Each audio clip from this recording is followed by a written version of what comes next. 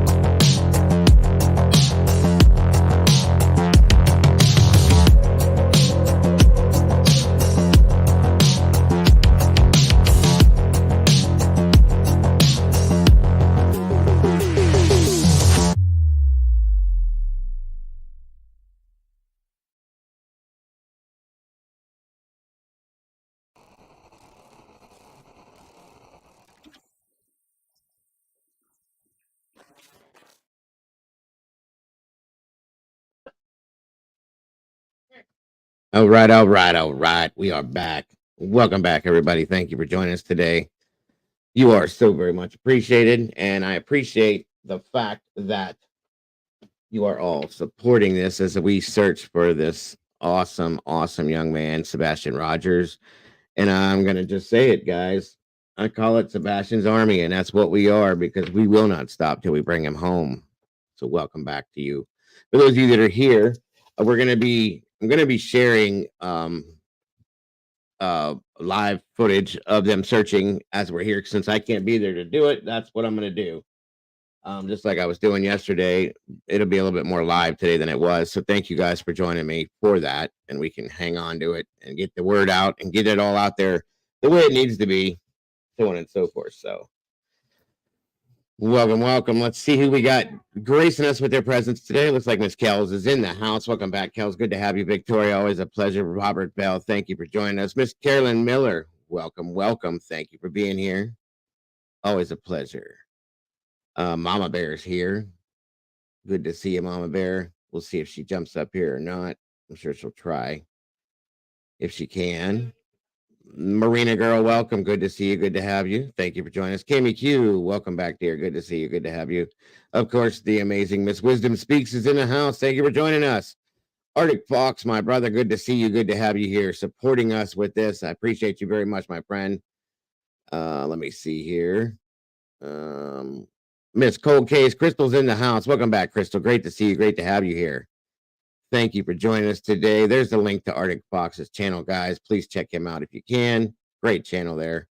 You cannot go wrong. Doodlebug is in the house. Welcome back, Doodle. Good to see you. And all my moderators, thank you for joining me today. So very much appreciated. Cannot do this without you, folks. Moonlit baby, welcome back to you. Great to see you. Ro is in the house. Welcome, welcome, welcome. Good to have you. Good to see you. Let's see. Tomboy Charm is in the house. Welcome back, Tomboy. Great to see you today. Thank you for joining us. Netcat, welcome back to you. Thank you for joining us. Good evening. Come on in, everybody. Grab a chair. Good golly, Miss Molly's in the house. Thank you so much for joining us today, Molly. God bless. Appreciate you so very much. Brady B, the OG never fails. There she is. Good to see you, Brady. Neil Homestead, welcome back, my friend. Great to see you. Great to have you. Mama Bear will be joining us here in a moment. Miss Polly Pepper from over the pond. Miss Pamela, thank you for joining us. Great to have you as well. Thank you all so much for joining us. Linda Samples, I'm new to the channel. I'm a Tennessee grandmother. Well, welcome, welcome, welcome, Linda. We appreciate you and welcome you with open arms.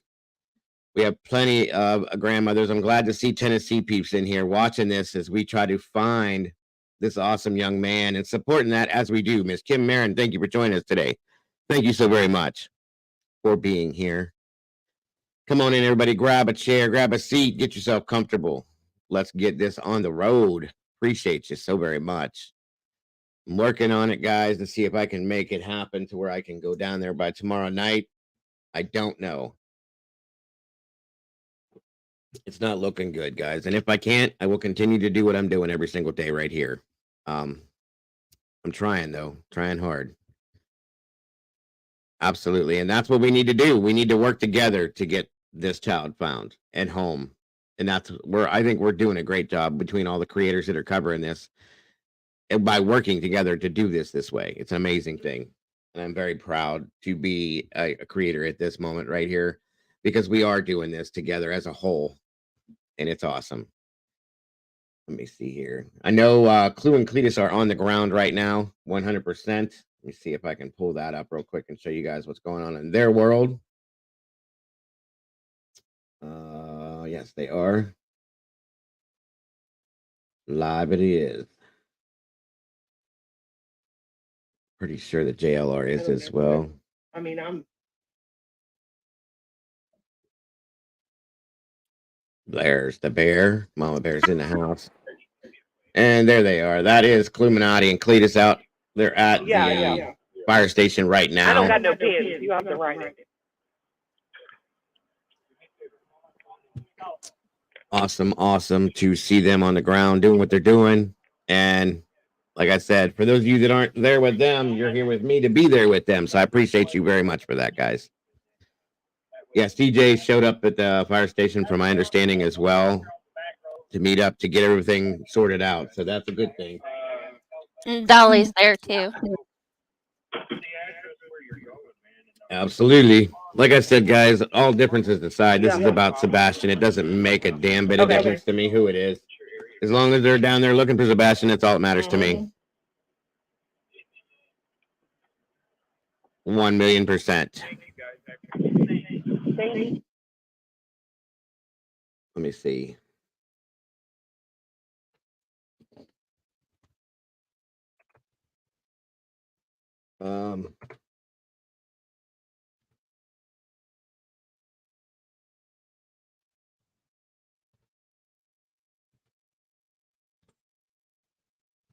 All right. That's up there now. Debbie Clark, welcome. Good afternoon. Good to see you. Thank you for joining us today. Dolly's at the house, huh? Okay, we'll have to look into that while he's there. Check up with JLR. We'll keep it going all the way around, guys. I will bounce all over the place to show you guys exactly what's going on, where and when. Of course, never fails. Damn spam call. 100% kills. There is no hate when it comes to this stuff, guys. We're here to help bring this child home. There is no hate. There's no angst. There's none of that. We're all here to do this together, and that's all there is to it. Period. So. Kim said no calls. They're not allowed today. No, you tell him, Kim. No calls today.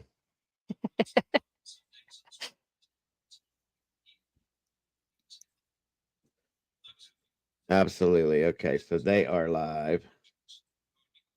They're sitting at the. This is what's considered the command command point, command station is the fire department there.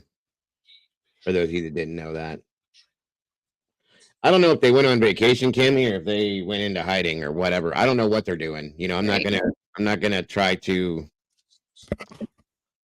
speculate at that because I don't care at this point. But I will say this much. This is not the right time to go on a vacation if that's what they did. Oh, for God's sake. Are you kidding me? No. Never fails. My phone didn't ring all morning. I don't know. All morning. Nothing. All right, folks. Let me see if I can get you guys some other looks here while they're waiting to do what they're doing.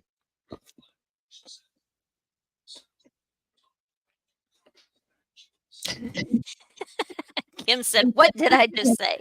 I know, Kim.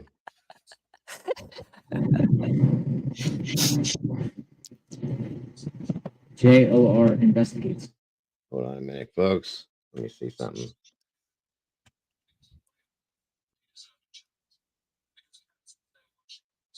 All right, Dolly's live. I'm guessing from the home. Yes, that's the last I heard. He was in front of their home and made a neighbor mad. Don't like the true crime going on, and they just don't like it. It is what it is. That's kind of what I heard too, Crystal. What's up, Jazz King? Good to see you. I'm not sure if that's true or not. I don't know, but that's my thought. It very well could be. So there's Dolly, guys. He's live at the Proudfoot home right now. I don't know what he's doing, but that's to show you that view. It's weird. You know, this kid, nobody came in this neighborhood and kidnapped a kid. That's for sure. So we're not really. I guarantee you. I'm not going to stick with that too long. I just wanted to show everybody what everybody's doing right now. For those of you that don't know, JLR was live. I do believe that he took a break for a minute. Like I said, I'm going to bounce all over the place to keep up with everybody. Let me see something here. I also wanted to show you guys this. Let's see here. How are you today, by the way, Mama Bear? I'm good. I'm on vacation. Absolutely. Happy vacation to you. Thank you. I didn't even get out of. Actually, my daughter came and woke me up at noon because apparently my husband was worried that I wasn't alive. Nice. She said, "Dad wanted me to come see if you were still alive." Go check and see if she's breathing. Right. I do believe the Cajun Navy is supposed to start their stuff today. I'm going to give you guys this news update real quick. What we have out here to be able to locate him will be a whole lot better. Frustration surfacing in the search for Sebastian Rogers as nearly a month has passed since the 15-year-old with autism went missing from his home in Sumner County. Today, Sebastian's biological father and a group of volunteers searched again near the Rockland Recreation Area in Hendersonville for any clue leading to Sebastian. This, as they say, private tracking dogs alerted to a particular spot this weekend that they say hasn't yet been checked out by law enforcement. County leaders responding, saying that the volunteers need to, quote, trust the process. As the Sumner County Sheriff's Office and TBI scaled back the ground search for Sebastian Rogers to focus more on the investigative This side was as of 3 hours ago, folks. Good morning, biological Selfie. Thank you for joining us today, dear. Continues to coordinate search parties in the weeks since. Law enforcement only has so many people. So it's us as a community, as well as a family, to be out there searching and to assist as much as we possibly can. This weekend, a focus on the Rockland Recreational Area, about 6 miles from Sebastian's home, where Sebastian's mother and stepfather, Katie and Chris Proudfoot, believe he walked off in the middle of the night. Investigators saying they found little, if any, trace of the teen. Sebastian's father telling me today that the initial search radius was about 5 miles and that he wants to scour as much area beyond that as possible. We just want to find Sebastian. That man over there is broken. He needs his son back. Nonprofit search group, the United Cajun Navy, already in town for the Riley Strait. Honest words. Joined in the search effort for Sebastian Saturday. Searchers telling me 2 of their tracking dogs appear to hit on a spot. When the dog had the hit, everybody got out of the area so law enforcement could come in and do their job. Did they do that? I don't know. I'm not sure. But I feel like it was something that should have been, if not, been checked into. No confirmation from the Sumner County Sheriff or TBI on whether they followed up on that lead, but a source with the United Cajun Navy says since the land is federal representatives would need to accompany law enforcement on any of their searches, and that could happen this week. Meantime, Sebastian's father and his team are given access inside this warehouse. Sebastian, son. Dad. But there are concerns among county officials over the search volunteers about safety, complaints over trespassing, and possibly compromising any kind of evidence or scene that might surface. Exactly, Today, County Salty. Commissioner Don Schmidt asking for volunteers to, quote, leave the search to professionals. That did not go over well with many online followers of Sebastian's case or volunteers actively trying to find him. I'm not going to stop. Well, TBI did release a statement, a lengthy statement just 2 days ago, saying investigators continue to follow up on any tips and leads they receive daily, nearly 250 of them so far, and review information as well Yes, for Brian. Sebastian's case. They said much of the work they're doing to track down Sebastian is not something that you will necessarily see in the public eye. Well, listen, guys, I respect law enforcement, but it's going to be hard for people, especially people that are close to Steph, to just say, okay, go ahead and let them do what they're doing. I get that. Okay. As long as they're not getting in the way of, say, Cajun Navy or law enforcement, I don't think it's a big deal. I don't. Now, like he said, like Jay said, when they found that dog hit on that spot, everybody left. And hopefully law enforcement went in and did what they're supposed to do. And, I don't know what came out of that. There's no news for that. If and that's all there is, that's a good point, Salty, too. They're not getting it. If you are searching and you find something, don't touch it. Just back away, call for who you need to call for and do your thing. You did your job. You're done. It's over with. Don't touch it. Don't cause any any problems to what could be a crime scene. That's just how that works. Yes, thank you, JC, very much, and thank you for joining us today. And I it's very possible that he could be Tomboy, and I pray to God that he is. I really do. I don't want this to end the way that a lot of people are feeling it does, and that it could. We know that it could. We have to be prepared for that too, okay? I don't want that to be the answer, but guys, with this period of time, it's been a long time. So, you know what I mean? It is what it is. Like that going down. You know what I mean? Now, I'm going And to it's weird. Hold on. bring Cluminati back up on here. This person said, our heart goes out to Seth and his family. But they didn't mention anything about, like, Chris or Katie. So it almost makes me kind of wonder what people in the neighborhood's impression of them two are. If that makes sense. Yeah, there was a post that I got sent to me, came off of a Facebook account. I don't know if this is real or not, and that's why I've been kind of debating on it, about somebody in the neighborhood talking about seeing different vehicles going in and out of the neighborhood that look to be law enforcement, watching the house, so on and so forth. Okay. And that the neighbors kind of got together and spoke about what the situation is in there, and, wanted to know what each other thought. Pretty much that's it, and it kind of goes towards the fact that some of the neighbors are a little disgusted, per se, that they think something could have happened in that home, but they don't know yet. And it's disgusting to them that it happened right under their nose. That's what that kind of led off to believe. So I don't know. I see you, Brian. Good to see you. Welcome, Ray. Good to have you. The echo, it was my fault, guys. There won't be an echo once I go back into this. I'm sorry.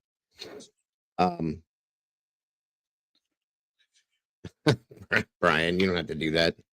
She would have said hi to you anyway. Either way. But again, I'm just grateful to see everybody doing this. As you can tell, Clue's boots on the ground. Her and fiance both. There's a lot of people out searching. CJ, from my understanding, is there as well. He just met them at the command center. JLR should be going live again here in a moment if he hasn't already. Okay, there's my answer. Thank you, Debbie Clark. That was weird. But anyway, this is the deal, guys, and this is what we're doing. And yeah, in my opinion, yes. And I believe that they have been salty. So if they did nothing wrong, it's no big damn deal. You know what I'm saying? If they did nothing wrong, it's no big deal at all. It is what it is. So somebody's watching you, and it is. So what? Now, if you did something wrong, there's a difference. Okay. So just saying.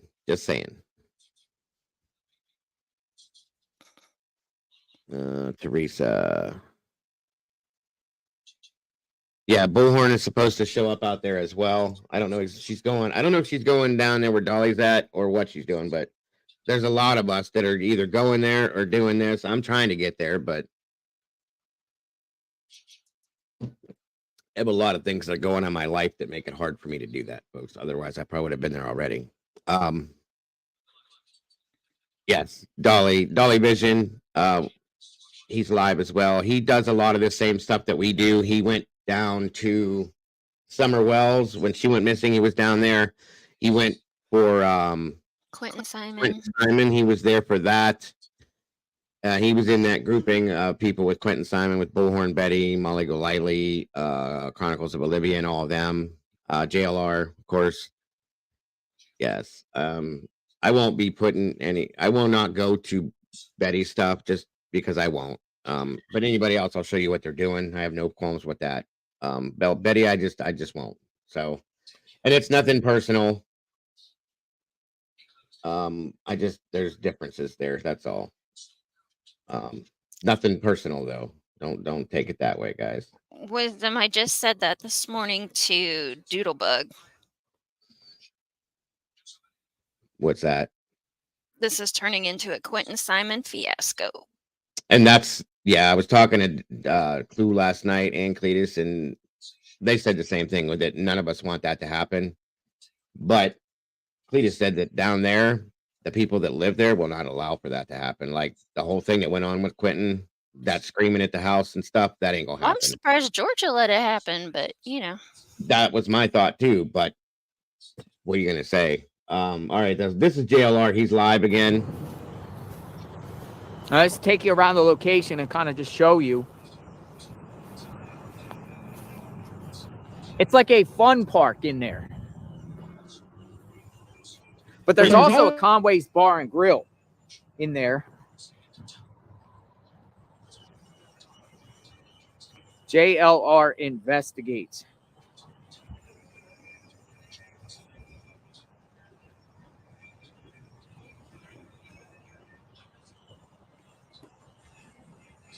Welcome, Teresa. Thank you for joining us. Good to see you all here. Thank you. Yes, copy.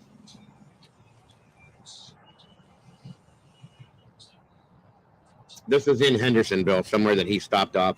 I don't know why he's showing it, but there's dumpsters. See those? it's at the bowling alley. Okay. It's like trains coming.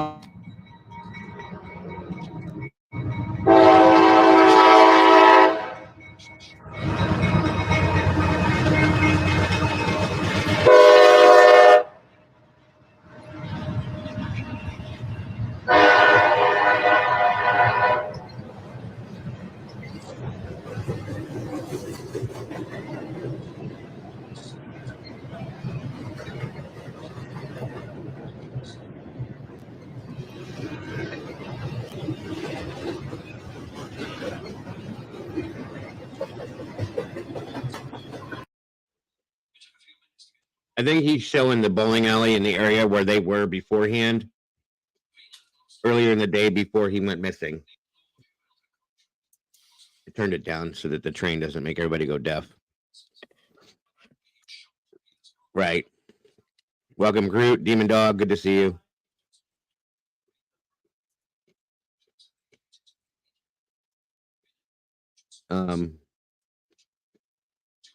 Yeah, the Landry's house too.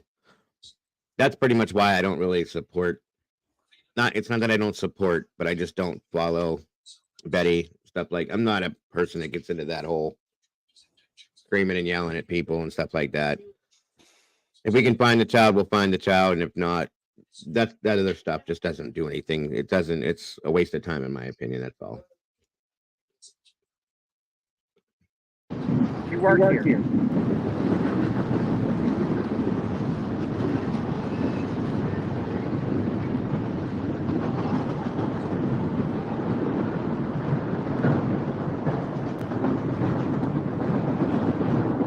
Thank you, Mom.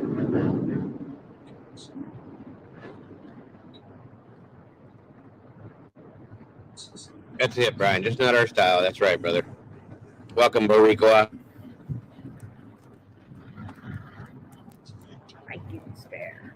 I'm not sure what time that interview is, but I will be bringing it to you. If I got to go live, it doesn't matter. I plan on that. So Some people wanted to know if Sebastian got hurt here bowling. And that is a logical question. Did something happen here?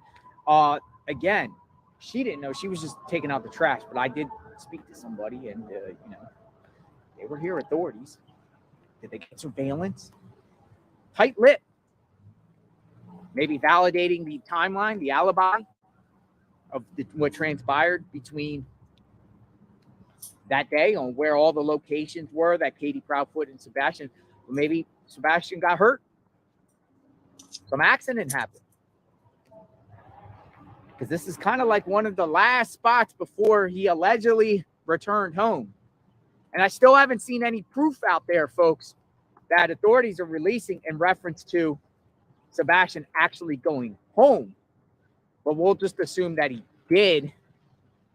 There's rumors out there about some surveillance that Katie and Sebastian were seen on. Strike and spare. It's called strike and spare. Right here.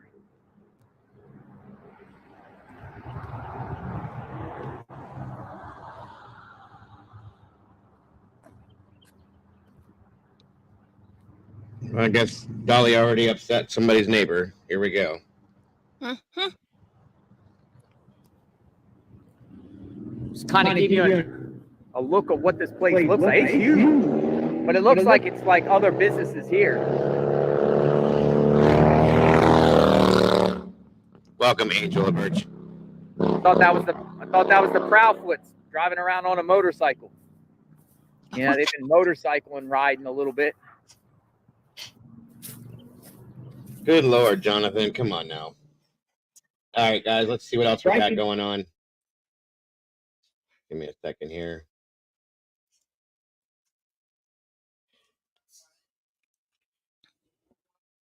Where'd it go? Thank you guys again for joining us for this today as we continuously try to find Mr. Sebastian Rogers and get him home. All right, here we go. We're back to Clue. Is there, Really? so they have a camper. Yeah. Was it there? Yeah. Yesterday? Has it been there the whole time since he went? No. We first saw it. He came. 7th or 8th. Yeah, he came back. So where did they go camping? No. He parks that at work. Yeah. He lives there. Yes. He lives in the camper. He works. Welcome, Comey-san. MIA, welcome, dear. Just in Mississippi, and at some point he went and picked it up and brought it. I don't know if she did or not. Sebastian was missing. He left to go get the camper. Yeah, And like now he it's gone. because It was sometime around. Did I hear that right? 3rd, and it wasn't wasn't there. Truck was when we went by on the 3rd, and then we went by a couple days later, and the camper was suddenly there, and it's like, when did he go? And he said on one interview that he had told PBI and everybody he needed to go get it. And Hey, Jody. cleared all that with them. And Welcome, Jody. Back and said he went and got it by himself. Are you serious? They didn't have anybody go there? I don't think so. He didn't allude to that, right? So He I don't wasn't know. under investigation. Right. I mean, you know what I mean? Like, yeah, I gotta go pick up my camper. Truth to be known, they know where he's at. He's close to that camper, wherever they're at. That's my opinion. You think so? You think so? So they know if they're getting close to him, so then they can dip somewhere else. I think they're gone with him. I think he's in the camper. You think he's Yeah. alive? They're in the camper. Well, you know You and what? me That both, actually Teresa. makes sense. Let me tell you why. Oh my god. They had it parked at their house, but they had it parked open on the sides, like you need room. Yeah. And if you just parked your camper, why wouldn't you just park it shut, Right. like it was extended out, right? Yeah, and we never saw lights on. You know, we went by at night. They never went in it. Cops never went in there. No, from what I heard. Well, he says they haven't done a forensic Well, but I think investigation. I thought I had heard he they said never that. done it, Blood. Not Yeah, no, that luminol, I do nothing. know, but I thought they had searched the camper, but maybe I'm wrong. I'm pretty sure they would have went in that camper. I honestly believe that. I'll figure this out. You would think. I can't imagine with them not. Respect what Seth asked for yesterday, like in that post, right? Then I mean, JC, that could be, that's something that's been talked about a couple times. Navy too. Mm-hmm. Which I agree, because they do have a point that you can destroy evidence, throw off the dog scent, etc. Right. I feel like they probably should have done more in that construction site, Yeah. but I also don't think that they would be crazy enough to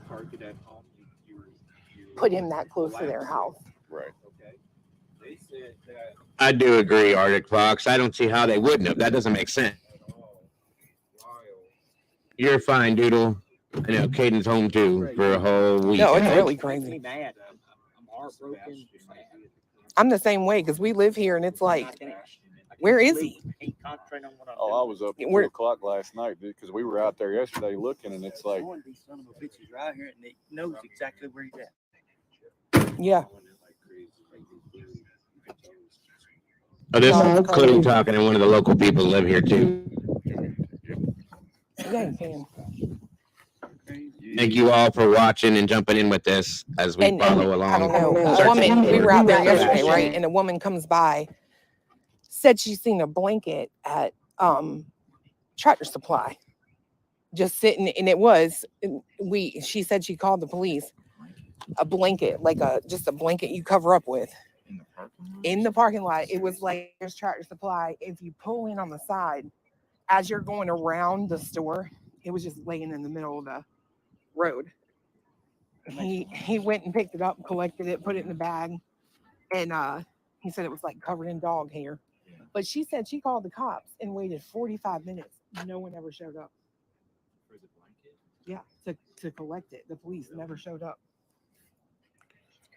Okay, so was TBI called to assist, or did TBI, or no, they have nothing to do with it, right? It's the Cajun Navy. Yes. So it's the same situation. But they are working with like Nashville. LE. They didn't call in the fucking TBI when they could have called them in.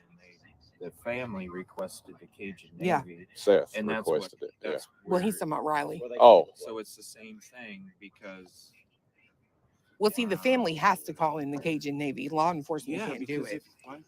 Like I can imagine, how many people live Uh, Oh, yeah. They, Like, what's your it's pretty. population? It's populated. Very populated. yeah. What's the number? This is known for the upscale. Yeah. Tennessee. Okay, because you've got a lot of beautiful homes. Oh, yeah, it's known for the upscale. The upscale, okay. And it's I don't grown know. a lot over the It has past grown. 20 years. It's grown a lot. Wish I had half of it money. Right. No, I don't. I'm happy just the way. Right. That's be thankful for what you got. I'm thankful. Yeah, that's right. Thanks, Well, Mama Bear. Vanderbilt is crazy. Just since we Yeah. got You're here, welcome. it's so many people. Yeah. Welcome. Listen. Do they have the resources that, with you're saying it's a populated area? Normally, the small populated areas don't have the resources. Sumner County, do they have the population to do that? No. They don't have the resources. So I don't think. Really? As a resident that's I lived kinda here your whole do. life and you know all of that, do you think TBI should have been called in with their resources to help? Well, they Absolutely. They were originally, yeah. TBI is involved. They've been here. Secret Service is here. Yeah, I mean, involved in it. Secret Service. Go figure that. I think that's to go through the video footage and cell phone records. It is, absolutely. Yeah, that TBI put that on their announcement. Well, there's that hole over there on that property. A dog hit something. Check it out. Yeah.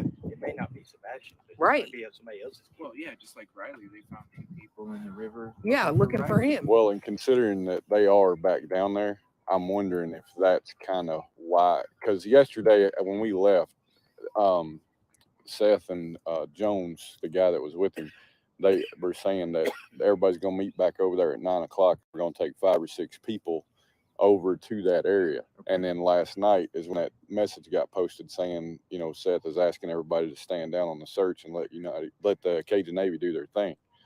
So I'm thinking since they are back over there, maybe they're going back and thoroughly searching that the right way so nothing gets messed up, you know.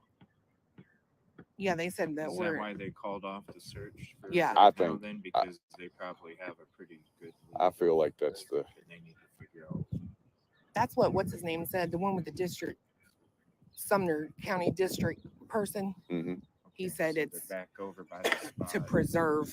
Yeah. More people that would love to join the search. 100%, Victoria. I agree. Get involved or Right. get in That's, touch. I mean, that's us. We live Right. here, and it's like we've been Yeah. since day one. We've been just like, what can we do? Right. Yeah. You know? We pass We- out flyers. Yeah. All Now, the way you to got Virginia. flyers? Do you have to pick them up or do you print them yourself? I don't We They got gave 'em, us. yeah. Seth gave us. Do Fly. you? Yeah. His dad gave us. Thank you. I appreciate it. Y'all got signs? I don't have a yard sign, but he does have flyers. Oh, yeah. Is there a place to pick some of them up? Or? We've Too late, Teresa. It's already it's a huge search. I'm trying to think that the lady that runs the Facebook group has handed some of them out too. Yeah, and they apparently had somebody. There was a message about somebody who had like 2,000 of them or something. I don't remember who it was though.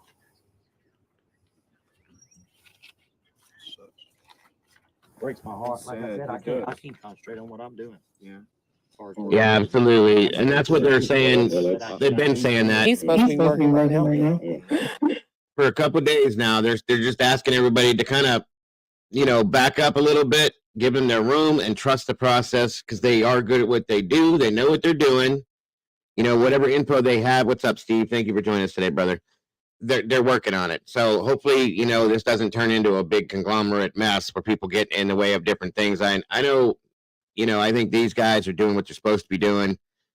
They're keeping a distance, and they said they were going to last night as well. So they're doing what they're doing, and everybody's doing their part. And I appreciate and absolutely appreciate, I should say, all of that. Arctic says, I've got flyers out all over Fort Smith, Arkansas. I got them all over Ohio, this area of Ohio, and I passed them out to some of my kids to take to their directions as well. So, yeah, and now they are officially asking, right? Absolutely. There was a couple statements I posted last night that showed that as well. And I agreed, Teresa. Agreed. I know. People don't know it. I thought she was just parking to eat lunch or something. Yeah, yeah. Well, that was one of the things we saw. I just Seth. saw YouTube them live. Yeah. Yeah. No, I know you're not salty. You're fine, Watch man. him come down this road. Look, y'all been parked over here for a few minutes. Right? Yeah. Yeah. Waiting on him. I was right over there. It's crazy. I don't even know whose channel it is. Whose channel? Well, You're on Evil CJ. Yeah, and hers is Cluminati. Pretty cool.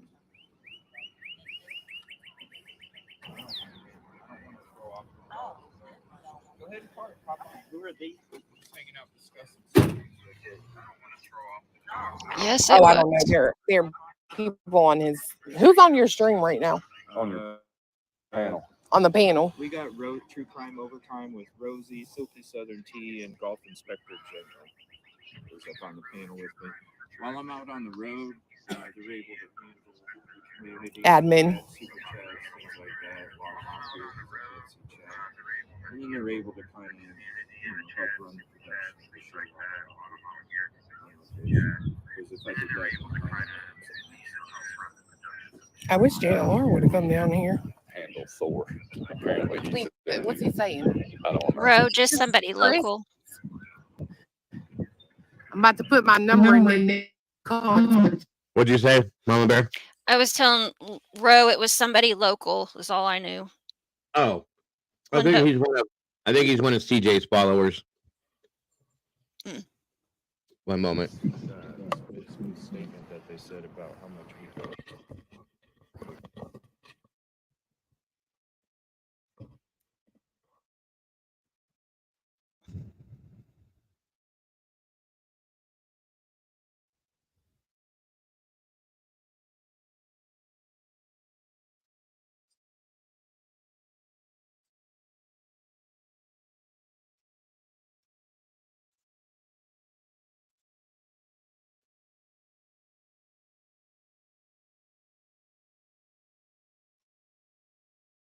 I don't think so, Molly. I did check that earlier. I don't think they've looked in that area, but there's a couple places that look like that.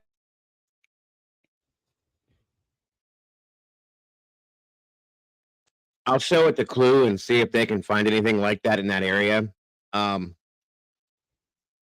guys, there's 108 of us in here. Please hit that like button on the way in so we can get this out in the algorithm. But yeah, I'll show that to Clue, Molly, and see if she sees anything in that realm, in that area that looks anything like that.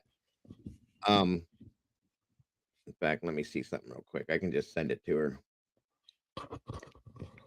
1 second here. Oh, wait a minute. Is it something new? I don't know. I think right now CJ's the only one live. Looks like JLR and Clue. Yeah, dropped. that's it so far. Thank you for that as well, Molly. I see that now too. Hold on, guys. I'm just trying to catch up on any emails I got. Wait a minute. Where is that at? Show my screen. Long Hollow Pike. No kidding. Holy shit, that's the same thing. That's weird.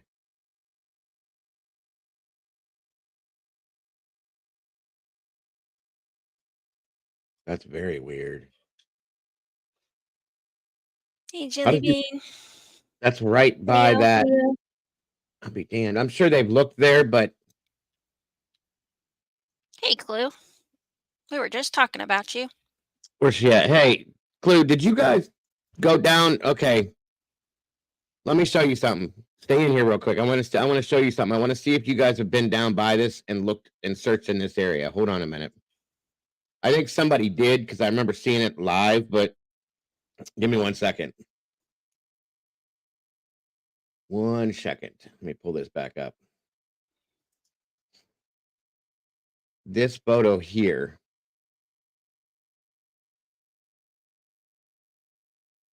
All right. 1 second. Okay. Do you see this Clue right here? It's like a barn, I think. It's right over by that. Oh Christ, I can't think of it. I mean, you live there. You know what this place is. I can't remember the name of it.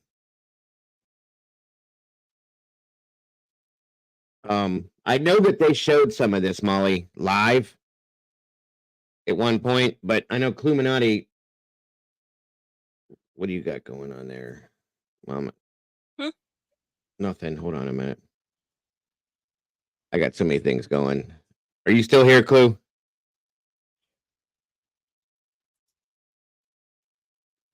She said, I see it, and there is a mannequin up in the window. Did anybody search in that barn? Do you know anything about that?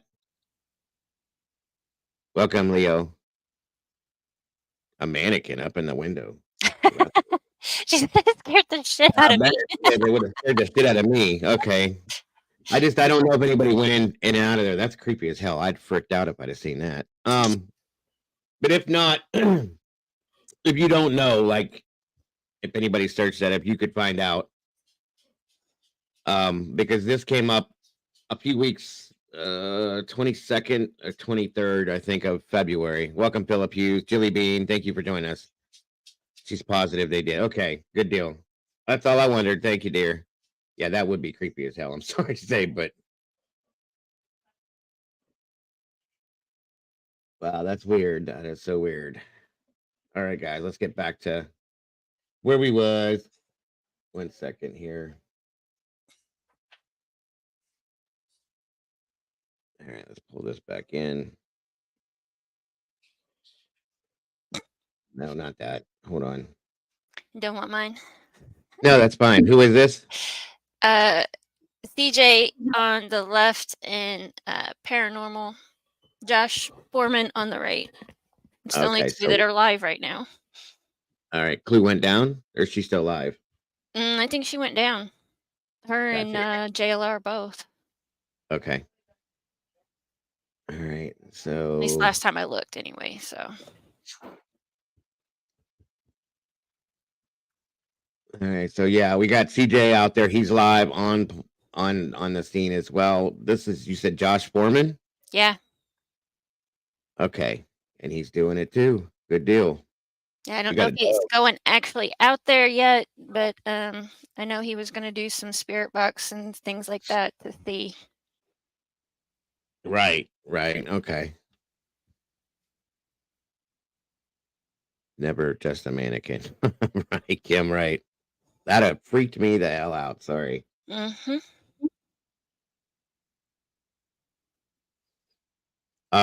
His name is Josh Foreman, Teresa. He's new to me. What? Kelly and Josh Foreman's new to you, Dago? yeah, I never heard of him, actually, honestly. Yes, you do the Foreman Brothers. Paranormal No. Nightmare. Oh, okay. Derp. Gotcha. Yeah, exactly. Derp. I'm like, Sorry. come on now. Didn't know. Let me see here. Is he actually live? Hold on. Yeah, I may just have it behind because I was clicking around. No, you're good. I'm just trying to keep up with everything. We got a lot going on today, which is fine with me. I'll catch up with it all. Wait a minute. No, I think Dolly went down too. Okay, hold on. There's two of us that are scanning through everything, so we should be able to keep up. Yeah. Well, JLR went down too. You're right. I don't know what So he's really, doing. and it looks like Josh is just kind of talking. He's not really searching. So I can take him down and we can just watch CJ for a while. Let me go check some other things out real quick too. Like I said, guys, I'll do the very best to keep you guys up to date and what's going on live as we're going. Now, if I go down there, I promise you, I ain't gonna be able to do this. I'll be in one place, and that'll be that. So I was gonna say you can't handle that terrain, dude. Oh, I can get up in there. I'll be all right. Hell, I might take maybe Caden that with me. day. The next day you'd be out. Oh for a yeah, week. one day I'll take Caden with me, and I'll just have he's off for a week. He can go a buck in there too. There you go. Yeah. So What is this? Where? Okay, so it looks like there's a Mombas Mayo that's live. Here, let me. I'll send you the link in the back chat. Yep. Told you I'll be bouncing all over the place, guys. We'll keep up with everything. Is there? Okay, hold on a minute. There you go. Got it, Molly. Thank you. What was that? I was talking to Molly.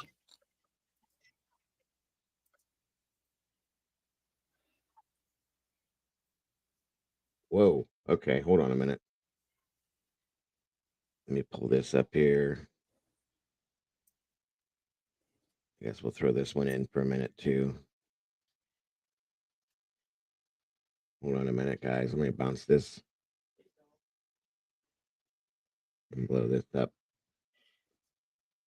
I'm about to go back to the front desk and ask for some tape. Hopefully they have some.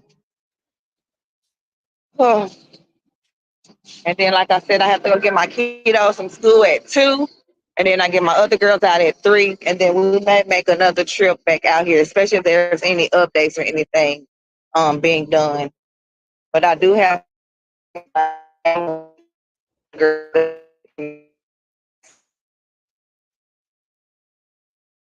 Hey, Nada and Deborah. Anybody else that's popped in lately? Welcome, guys. And I didn't see any flyers. I'm gonna put the door, and I'm gonna come back later when I get more made because I only have like 4 because they just gave.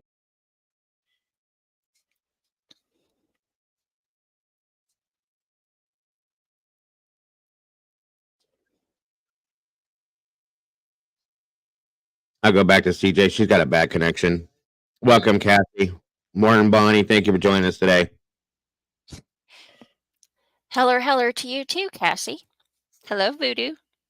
Bonnie M. What the hell? Turn the volume on, or turn your audio on for this, Mama Bear. Okay. CJ found a bag of bones? What? That's what it looked like, but I wasn't sure, so I didn't say anything. It's like somebody dumped all their shit out there. Oh, garbage. Yeah, I don't know what the fuck that is. What's back here? I just want to feel around a little bit. The rest of the bag, I don't need to open it. But I want to feel if there's, you know what I mean? All right, we're good with that.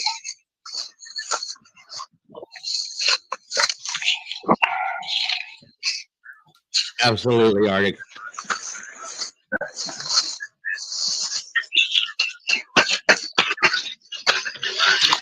Yeah, that feels like a book.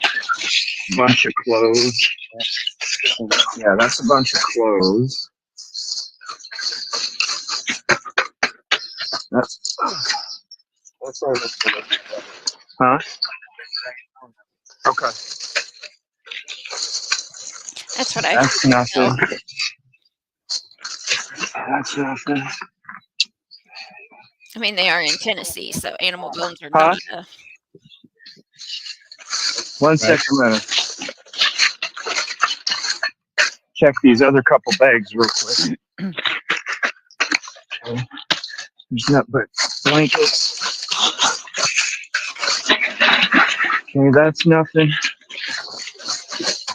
Okay, that's nothing. Did they check that suitcase? Let me, I'm gonna take some pictures too in case they need some. What Yeah, is that it with bone's- you and finding bones? That bone is brittle too. I don't know, Silky. Maybe I'm a bone collector or something. I keep finding this shit, you know? It looks like a hip or part of the pelvis, maybe. Let's see. Try to get different angles of it. From the top. And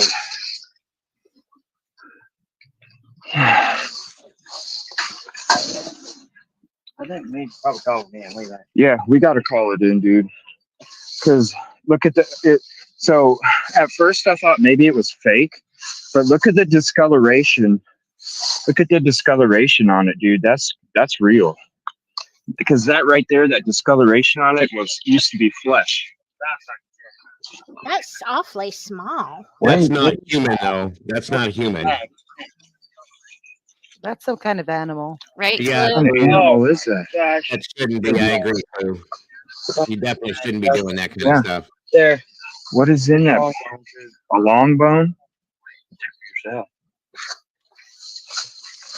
I mean, I think we should.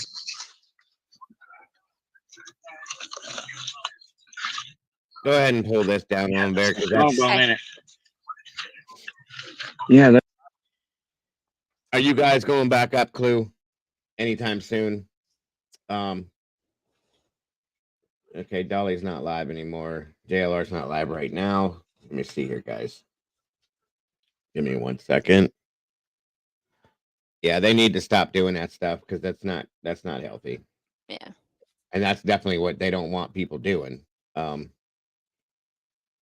me a second here. Yeah, Cassie, that was CJ. Be nice, Cassie, please. Yes. Please. Pretty please. All right, guys. All right, let me pop this. This might be old news, but I'm gonna replay this. I don't know. I didn't see this, but you guys may have. Clue said possibly later. Fiance has to work some today. Yeah, no problem. Weeks since 15-year-old Sumner Hello, County Sandman. Rogers was reported missing. Now, new efforts are underway to help find him. News 2's Nikki McGee has what we know as investigators approach the 1-month mark in the search. As the search for missing University of Missouri student Riley Strain comes to an end, another major Middle Tennessee mystery remains: the whereabouts of 15-year-old Sebastian Rogers.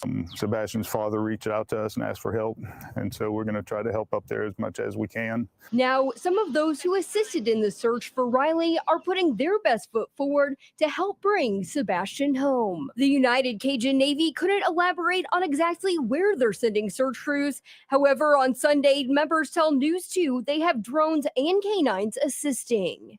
I just want to find my son. Just ahead of the weekend, Sebastian's father, Seth Rogers, told News 2 about his efforts, including passing out flyers in Nashville and following up on a tip in Henderson, Tennessee. All I know is that he has disappeared out of his mama's house, and it's my job to find him and bring him home. Also working towards that goal, EquiSearch Midwest, searching both the ground Remember what happened and last by time you said that, drone. Clue? Coordinator Twyla Cisco sharing this message from Sebastian's mother 2 Stop weeks saying ago. that. The pain of our son's absence is beyond words. We ask that everyone everywhere remain aware and continue to look for anything that can help us find Sebastian, and pray we bring him home. From a more than 2,000-mile ground search in the days after his disappearance to looking at a Kentucky landfill earlier this month, signs like these encourage the community not to give up hope. First and foremost, we'd like to see Sebastian found safe and sound. You know, that's, I think, everybody's hope, and that's always our hope. As the 5th week of searching for Sebastian begins, the United Cajun Navy Agreed, Bonnie. hopes Clue has fresh done a great supplies job. just might Worked her make butt off. the difference. We're just people helping people. We have a lot of different skill sets and a lot of different areas. And I think our biggest thing is our dedication. I'm not 100% sure, SRB, what time it is, but I will be bringing it to you guys for sure. I'll figure out the exact time, and I'll be going live with it. Doesn't matter when it is for me. So yeah, we will be covering that. Agreed. That's 100% Clue. There's a lot going on, which I knew there was going to be, because once everybody converges into this one area, they need to get it organized is what they need to do. But people do need to stop touching things. That's a fact. So guys, if anybody's out there that sees this or hears this and you're going to do that, just don't touch anything. If you see something, yell for somebody, take a picture, whatever you're going to do.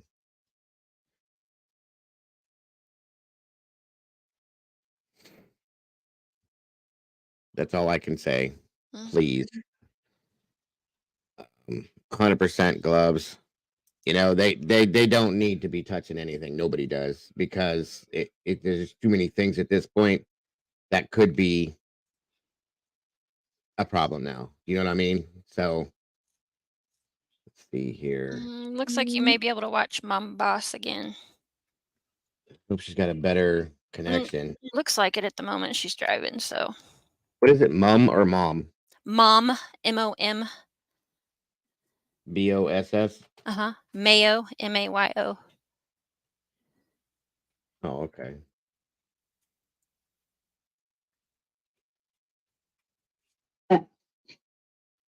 There we go. All right, so she's back on the road. Cool. Yeah, I wholeheartedly, what's up? And I wholeheartedly agree with you, Clue. That's not cool. Turn left. Not a good And idea. then, turn left. Turn left. And then turn It is always an option for him to come Turn to the left. striking spare. You know, autistic kids, you know, like they get a routine.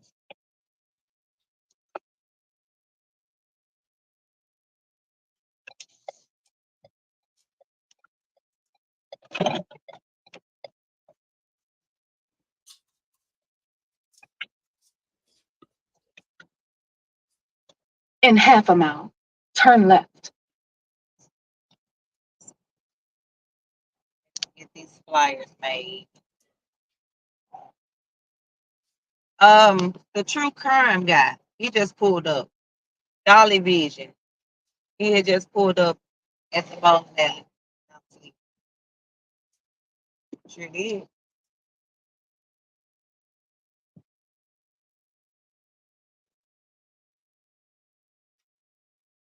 Why isn't Wade showing? In Exactly. 0.1 miles, Mm-hmm. turn left.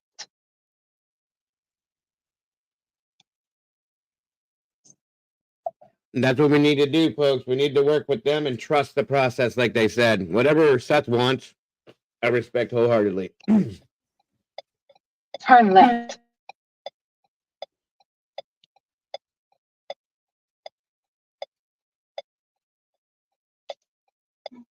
Exactly. I am too, Bear. And welcome.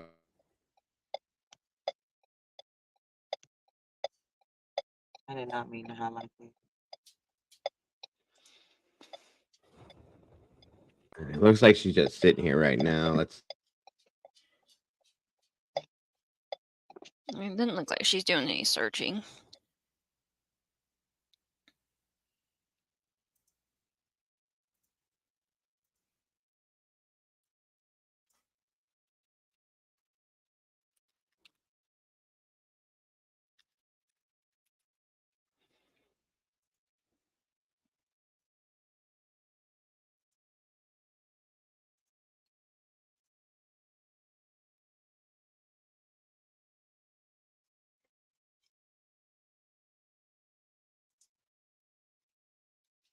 Maybe everybody's standing down like they're supposed to. Because I'm not seeing anybody.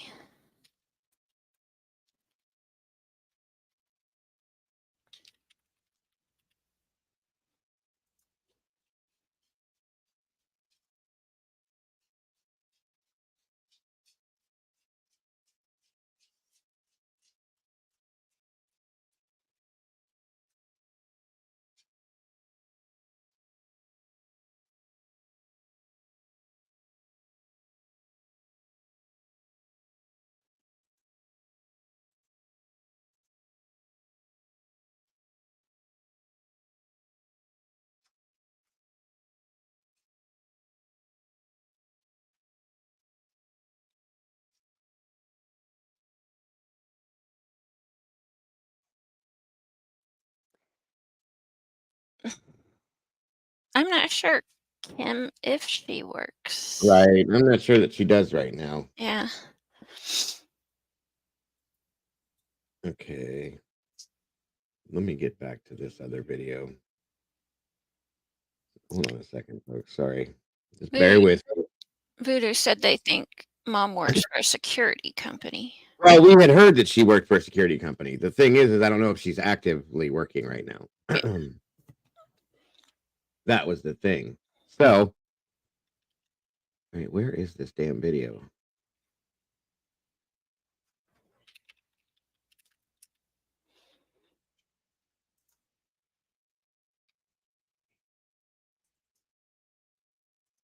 Did it come down?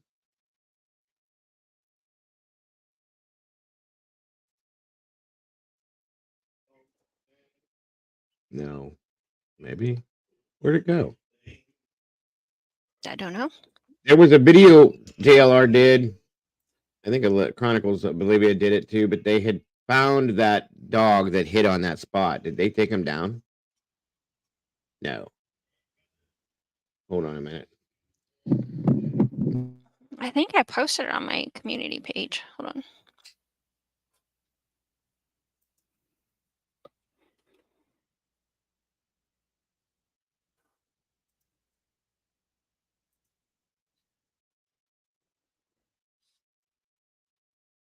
I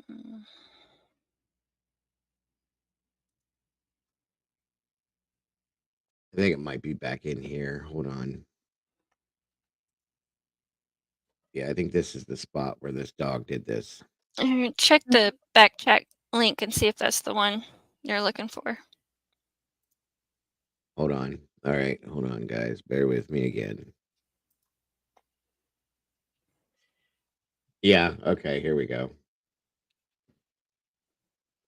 Thank you, Mama Bear. You're welcome. Yep, that's the one. Hold on, guys. I didn't know if you guys saw this, but I want you to saw this. You see this. Anyway, here we go. While searching for Sebastian Rogers, someone finds a tape with blood. A cadaver dog comes to check it out.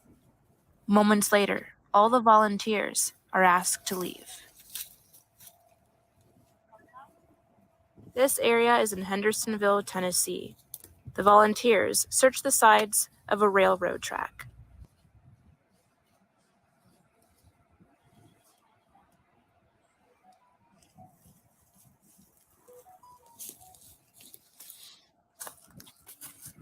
The dolphin over here that knows a lot about dolphins. So they're fighting. Go back. Going back to the parking lot. Something's going on here.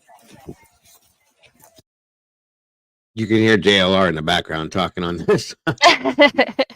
They brought this dog in, just so you guys know, and it went to a spot. Clue showed me last night the spot itself, like a close up of it, and it's definitely loose dirt. Looked like it had been dug recently. Okay, this was back in the wooded area, back where everybody was searching yesterday and the day before. I'll let this play. I was just giving you guys kind of like a play along with this.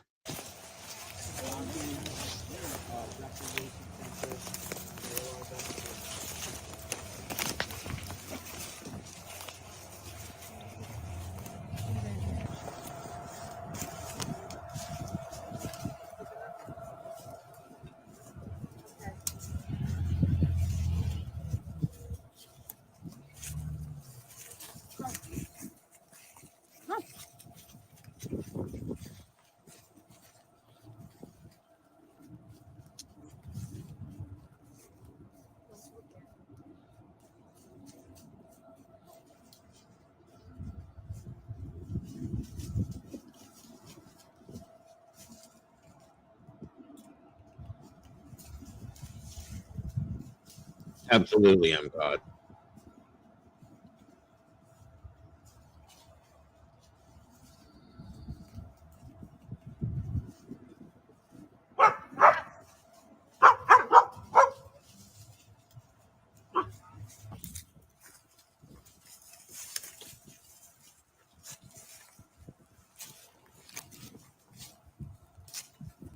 Welcome, Michael.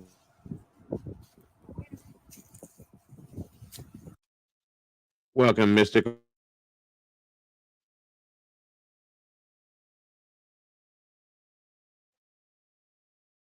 Okay, so what happened was when that dog started barking over that spot, okay, they asked everybody to leave. There was a guy from the Cajun Navy. He was standing back there off to the side. He had on that tactical vest.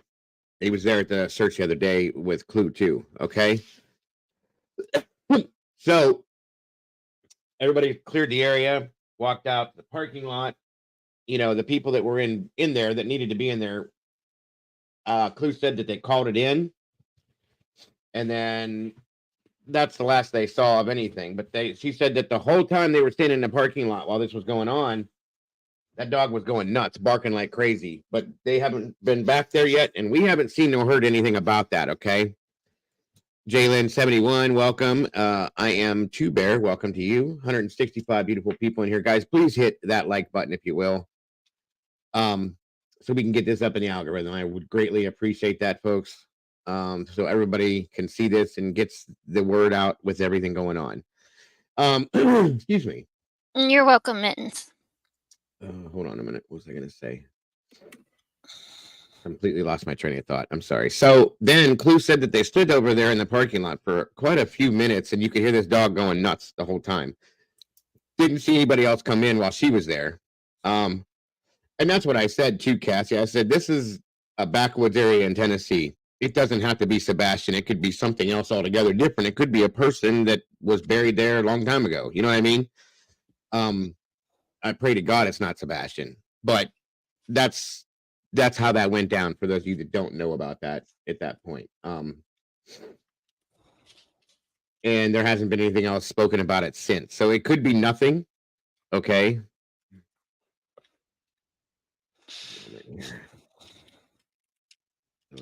Story. Okay. And that's kind of where we're at with that for right now. Like I said, I pray to God that it's not Sebastian. That is not how I want this to end. I'm just telling you guys, I don't at all. But again, we still have to be realistic and know that things do happen, and there's a very grand possibility this could end in this way. I don't want to, and I'm not trying to be, how can I say it? I'm not trying to be rude or bring anybody down, but we have to be realistic in some senses. So let me see something.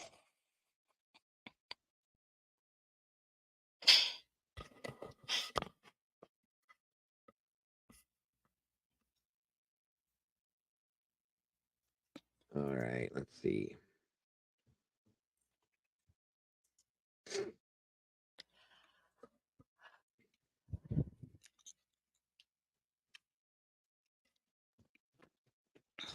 Back up.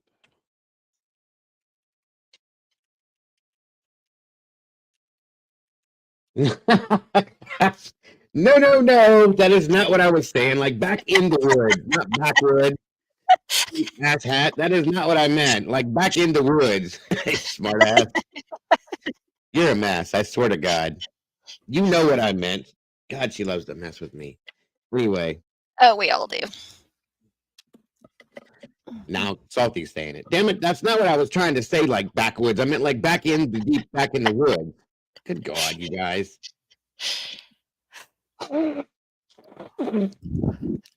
I swear to God. If it wasn't you two, you guys are gonna make me cry. Y'all gonna make me cry. Come on now. Come on. Don't make this little boy cry. Whatever. I could be considered backwoods too. I'm looked at as a redneck because of where I live. You're not backwoods. You're just backwards. Backwards. 100% backwards, yes. Both of you. Your ass backwards. I'll be backwards. It's all good. I can't believe they both came at me like that. Whatever. Whatever. Did I show this? No. Hold on. I don't think so. If I did, yell at me and let me know. But this is the news about Cajun Navy stuff real quick. I swear to God. Cletus, get your girl. It's been 3 weeks and no sign of The TBI is chasing leads in his disappearance, but they have few clues. Our Michael Warwick talked to a man trying to keep Sebastian's name front and center tonight. This area of Shackle Island looks very different than it did 3 weeks ago when Sebastian Rogers went missing, but the TBI pledges its work continues around the clock to find where he went. Do not lose hope. Do not let your mind steer you to the worst case scenario. As the days pile up since Sebastian Rogers was last seen, Sumner County Commissioner Don Schmidt, with a 15-year-old himself, No comment. is keeping the faith. Well, as a dad, and I can't imagine what his dad is going through right now. The pain. I said no comment. Oh, I see it now. Post disassembled, the TBI says most of its work finding Sebastian is happening out of public view. Rescue crews checked over 2,000 miles around Sebastian's home. To this point, the TBI That's right. There's no We're country out here too. Ain't that right, SRB? crime involved and have no sign of the autistic teen. All possibilities remain on the table. And now that days have turned into weeks, Don is pledging to post about Sebastian daily, even traveling to Clarksville last night for a prayer vigil. It's powerful. You know, there were groups of people that would gather around and pray for his safety, you know, of course, his safe return. It's great to see the community come together. I wish we had more of that. The TBI asks the public to refrain from sharing speculation and only report credible tips to law enforcement. What I like is, we can disagree on issues, and that happens, but one thing we can all agree on. Yes, is ma'am. child. We all love our kids. No one can dispute that. Don will keep doing his part, sharing this flyer of Sebastian and encouraging whoever out there knows something to say something, because the community is not giving up hope. Michael Warwick, WSMV4. Asking what happened to Sebastian Rogers, and this morning the search for the missing teen is intensifying. Joylyn Bukovac is live from TBI headquarters. So Joylyn, the Amber Alert that was issued weeks ago, it is still in effect this morning. That's right. It's been 1 month since Sebastian Rogers' family saw him at their home in Sumner County, and now the nonprofit organization that helped in the search with Riley Shray. Whoa, girl. What's up with your lips? As well, we're talking about the United Cajun Navy. Like she got busted in her mouth. They help with relief efforts for natural disasters. Sorry, I'm not trying to be mean. Cases like this one, they say their team has been out over the weekend with search dogs, and several other volunteers were searching on foot as well, including one Hendersonville mom who says she also has a son that's autistic, and she's hoping Sebastian is found soon. I can't sleep. I cannot focus. I'm having dreams about Sebastian. And the United Cajun Navy has not told us where they're searching or if they've found anyone yet, how long they're going to be there, and how many people are searching, but we will continue updating you as soon as we learn more. For now, reporting live in Nashville, I'm Joylyn Bukovac, WSMV4.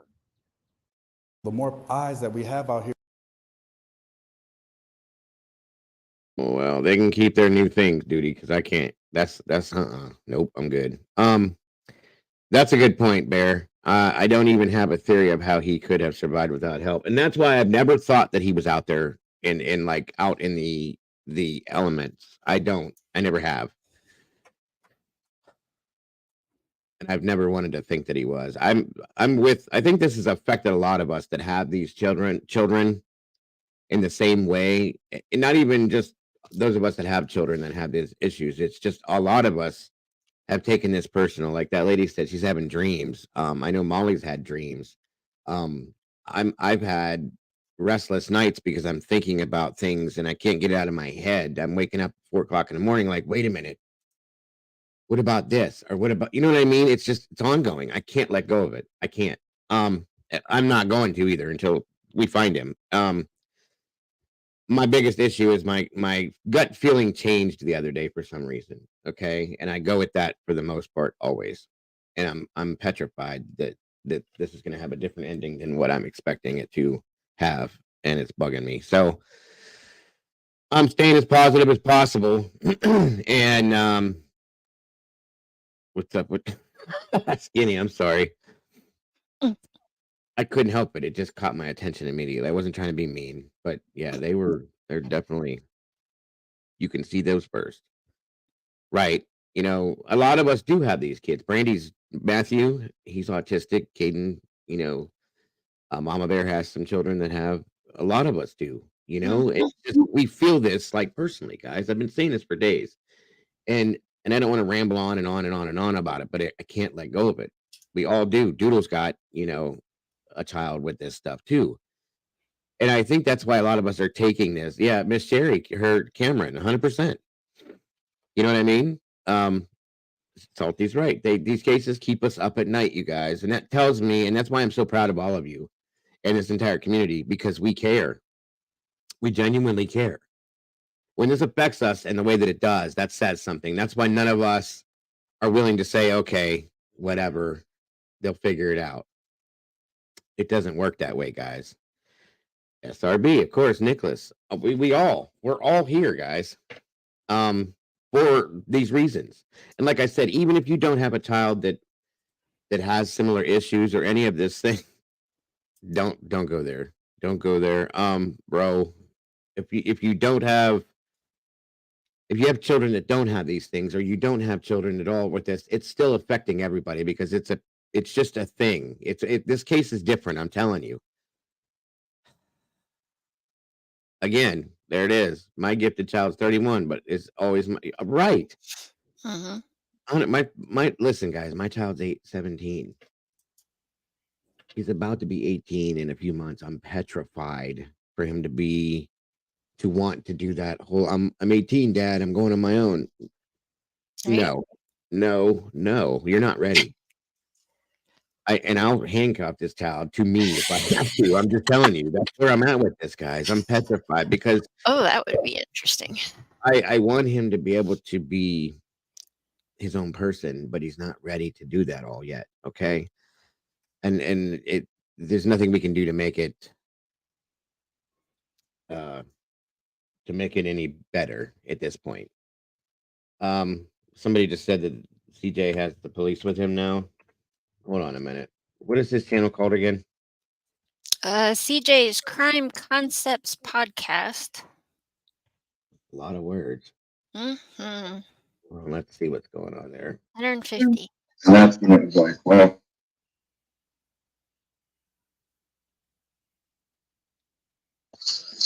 At first it looked fake, and then that's like there used to be some kind of flesh on there, and then that fell out. And it, because at first I felt this side right here, and I was like, huh, comforter. And then I'm like, that's weird. I felt this, and so I kind of yanked on it in the middle here, and then that's when it. What do you think? There's no way that this could be Sebastian, by the way, because these bones are too old. Okay, just so you guys know. I mean, we didn't like dig through it, but we felt around to see if anything felt, suspicious before we even.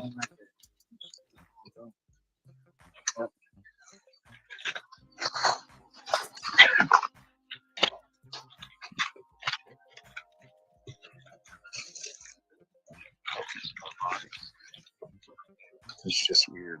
It wrapped in a blanket.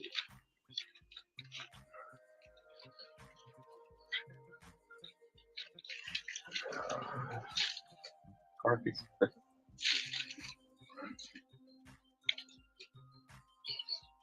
5168.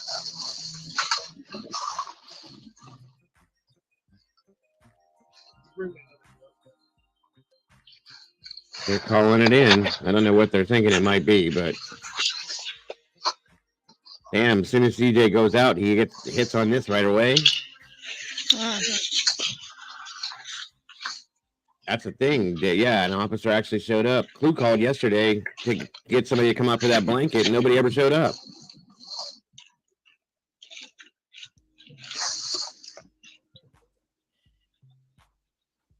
It's just really weird.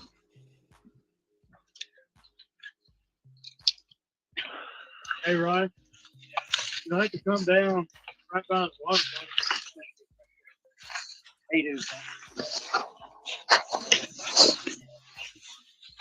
You good? Oh yeah, you got them hey dudes on. Yeah.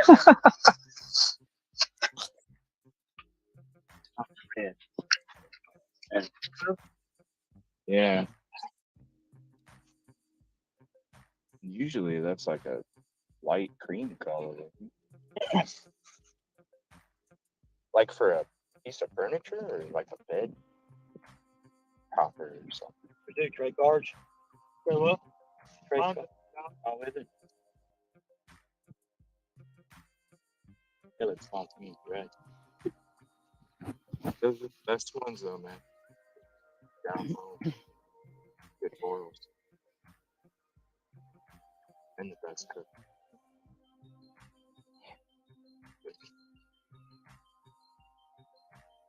CJ, can you hear me? And I miss good I'm cooking. glad CJ did the right Most thing. of my food is cooking now. Most of my food is fast food because I'm always on the damn road, Where are you from? Evansville, Indiana. Okay. I was helping out with the Riley case. The search stuff. And then I took a day break and came up here to help out here the rest of the day. Have whatever I have to do.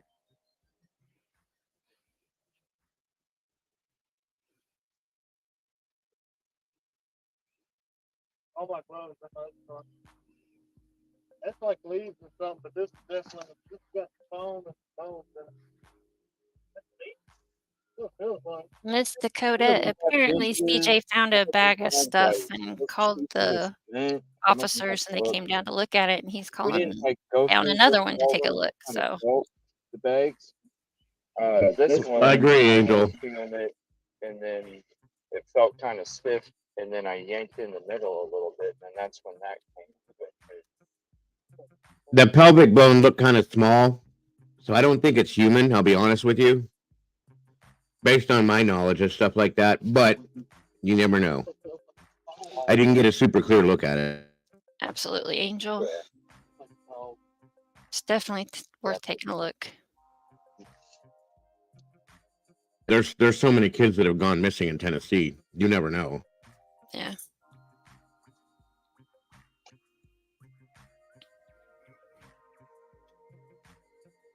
You're welcome, hon. CJ, is there any way we can turn off the music? Yes, CJ. CJ? I don't think he hears me. They used a pen, Salty. They didn't actually touch it with their hands. Oh, what is that? Just the bag. And they, If I cut this real quick, guys, that means there's something in the bag I don't want you guys seeing. that's a dog? Yep, look at the stove. Oh, yeah. What? They wrapped it in a blanket and threw it in a garbage bag.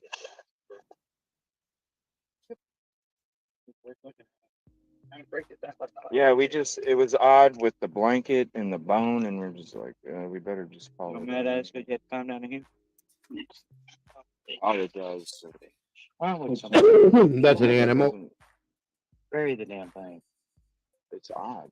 You wrap it in a blanket. Why would they do that too? Yeah. That's a dog, guys. I wonder if they're all got dogs in them. Thanks. Oh, I know what you're saying. What the hell is wrong with people? Oh, hell no.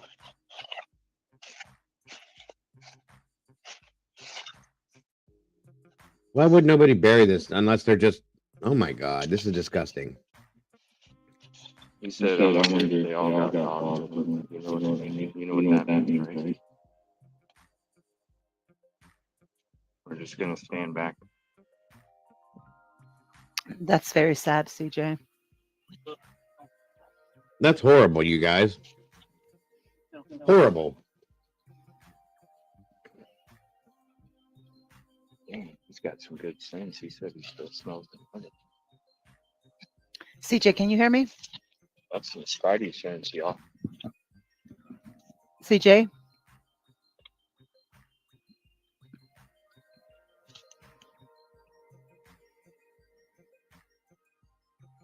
It means that there could be some kind of dog. I'm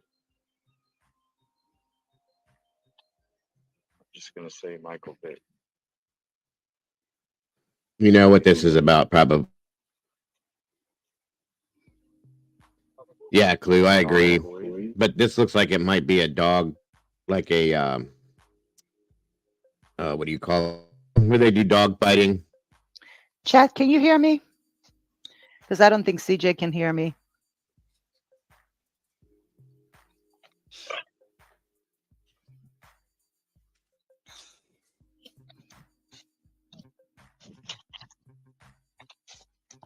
Yeah, but why don't they bury them, Clue? You know, putting them in bags and stuff like this. This is ignorant. Typically when they dog fighting, they do things like this. I don't know how to control the background music. I'm sorry, guys. Bonnie, I think animal vets only use cremation if the owner requests it, but I don't know for sure. I won't be able to do it. Right. I'll get my earbud when I'm able to get back to the car. You probably won't be able to hear it.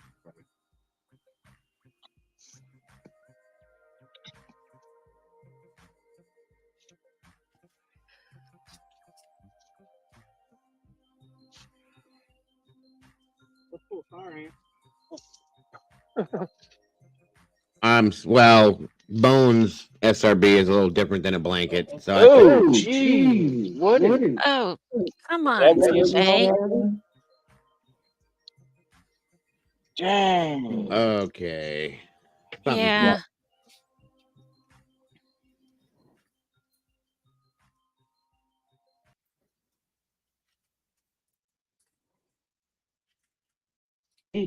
Sorry, guys. I don't want you guys to have to see this.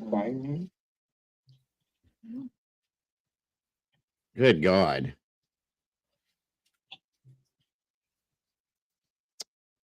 Like, do they eat flesh too? Jesus. Mm. Wow. Okay. That's no way. Close. All right. No way. Good God. Good luck with that, fellas. Yeah, other than that, I'd say that's all we saw. Yeah, it was more. That was like newer. Okay.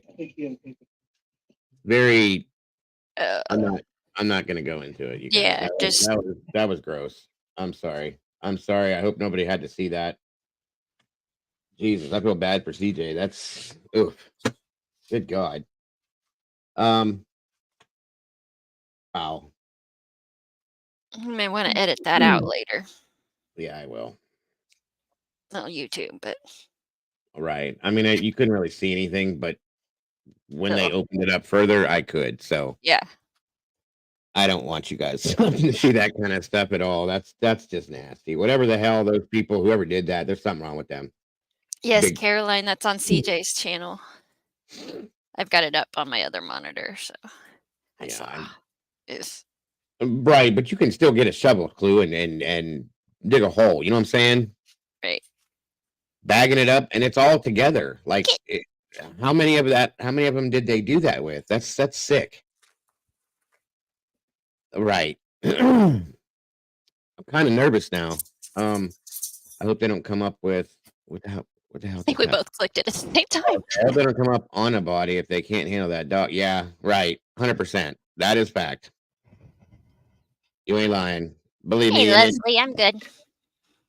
When it's out in anything out there like that for a while, you're gonna smell it before you come up on it. Oh, that's one thing I'm glad about with 100% you will. Sure thing. Dead animals everywhere. I got them all over my backyard too. A lot of people don't handle that well. Animal lovers especially, you know what I mean? They get like really Yeah, upset Clue. about that. Yeah. See something here. He's not happy with the Cajun Navy. Good luck, because when we leave this fucking property and we Yes, he is. Yeah. Okay, he is going off. Right. He ain't happy with the Cajun Navy at all. Nope. Damn, Dolly. I can't even hear him. I'm reading his lips and he's effing this and effing that. No, yeah, he's pissed about something.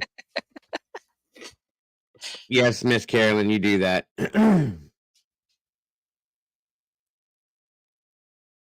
Uh-huh. Drake him. Good old Dolly. Never changes. Gotta love him. You either love him or you hate him, one way or the other. There's no in between with Dolly. What the hell? If you guys heard the story of the guy that just got arrested for eating a human leg after it was found after a train. What? No? No? I don't know if I want to either. Good God. Tell me this as I'm taking a bite of something. That's awesome. Yes. Yeah, he does. Dolly's real, though. He just comes out with whatever he thinks and feels. That's all. It was while he was walking down the road. What? Oh, wow. Mittens, because they won't let him search the way he wants to search, probably, is my assumption. Right. That's what it is. They want everybody to stand down, kind of let them do their job. They don't want people going in, touching things, messing with things, because I think, I'll be honest with you guys at this point, there was a bag of clothes covered in blood, not an animal. They moved now. Okay. Good deal. Thank you, Cunning. Welcome, by the way. I think they're kind of, in a sense, possibly looking for a crime scene at this point as well. And they don't want people touching things that could cause a problem for that. You know what I mean? Right. Right, CL, 100%.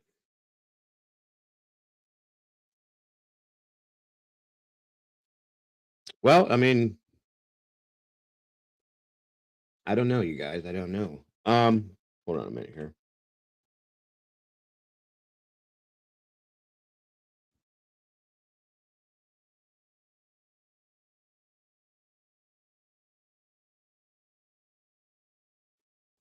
They're asking for volunteers, actually, right here. This morning, and This does it right here on this for anybody that wants to. Cajun Navy is, it says. Hold on, I'll play that for you. update to the search efforts for 15-year-old Sebastian Rogers, who was last seen in Hendersonville 1 month ago.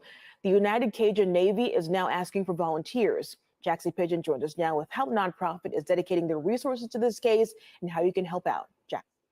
Well, Nikel, after seeing several people searching throughout Sumner County without any set plan, the United Cajun Navy is asking folks to hold off for a day while they gather a more unified and organized course of action.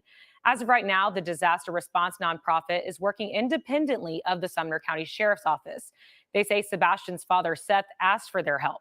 The group explains that while having extra sets of eyes is beneficial, some of the community searches were crossing onto private and federally restricted property without permission, causing safety concerns.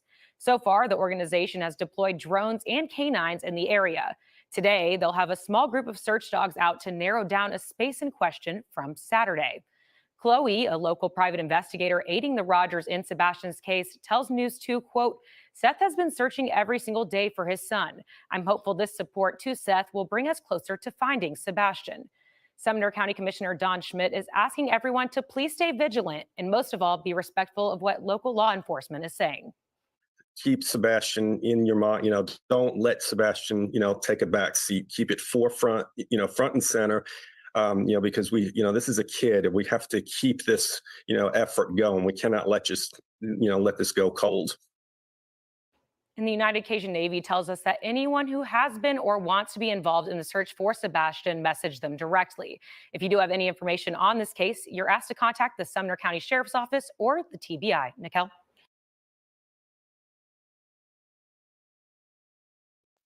All right. Mama Bear threw this at me here a minute ago. This is from 2 hours ago in regards to the Riley Strain scenario, guys. I don't know exactly what this is, but it's something new. Then they're talking about the 911 call. Just out of curiosity, I figured we should check this out since we follow this case too. Yeah, it looked interesting.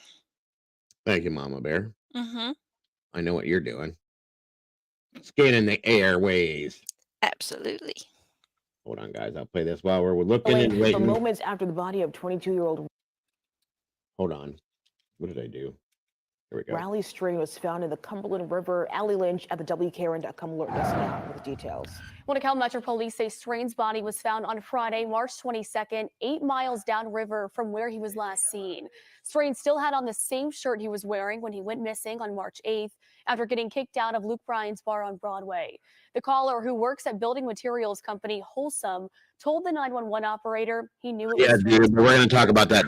My company works on the river. I have just found a dead body. I believe it to be Riley. Okay. And you said you guys found a dead body? Yes, ma'am, in the river.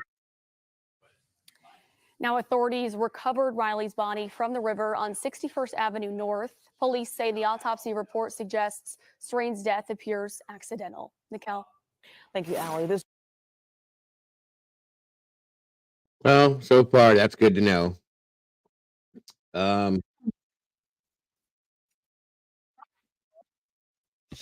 I sent you another link. It looks like maybe this person might be live. I don't know who they are. I've never heard of them. Allegedly. Their channel. Yeah. It looks like they might be live down there. Not sure. Right, this is live.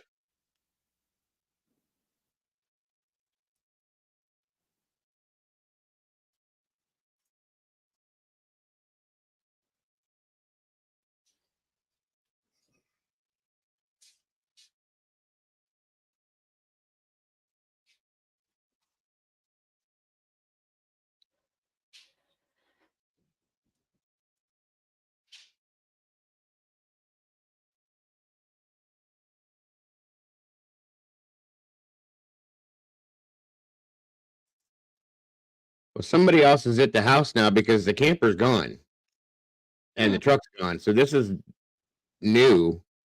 Whoever that car belongs to, I don't know. Have a good day, Vicky. Thanks for stopping by. Who's leaving?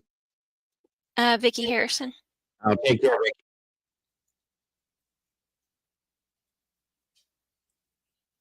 Stop it. Stop it. Stop it. Stop.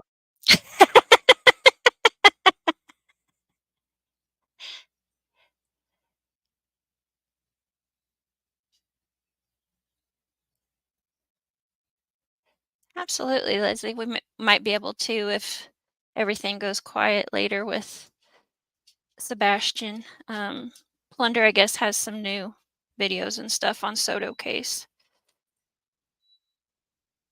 I don't want to cover that because I'm not familiar with her and I don't want her to get upset with me. But yeah, I do want to touch on that a little bit too, guys. The Soto situation, just to let you know, COD and stuff like that. Thank you, Doodle. Probably was the parents, which it's about time because I haven't seen nor heard. I know who they are. I do now know who her father is. I found that last night. Ask JLR. They chased him away. Probably. The father's name is Dave. Katie's father's name is Dave. Shit. I just had the last name. I lost it.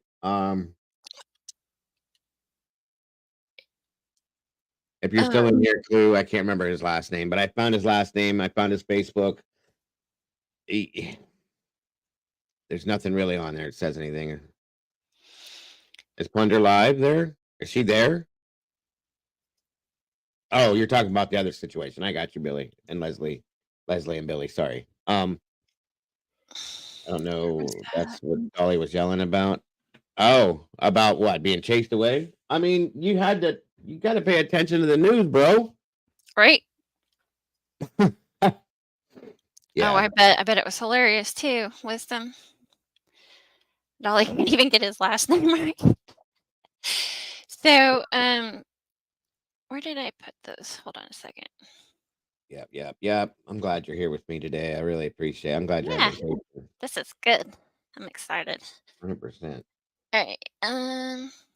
I can share my screen. Hold on a second. Because I don't know if everybody has seen these or not, so we can read them.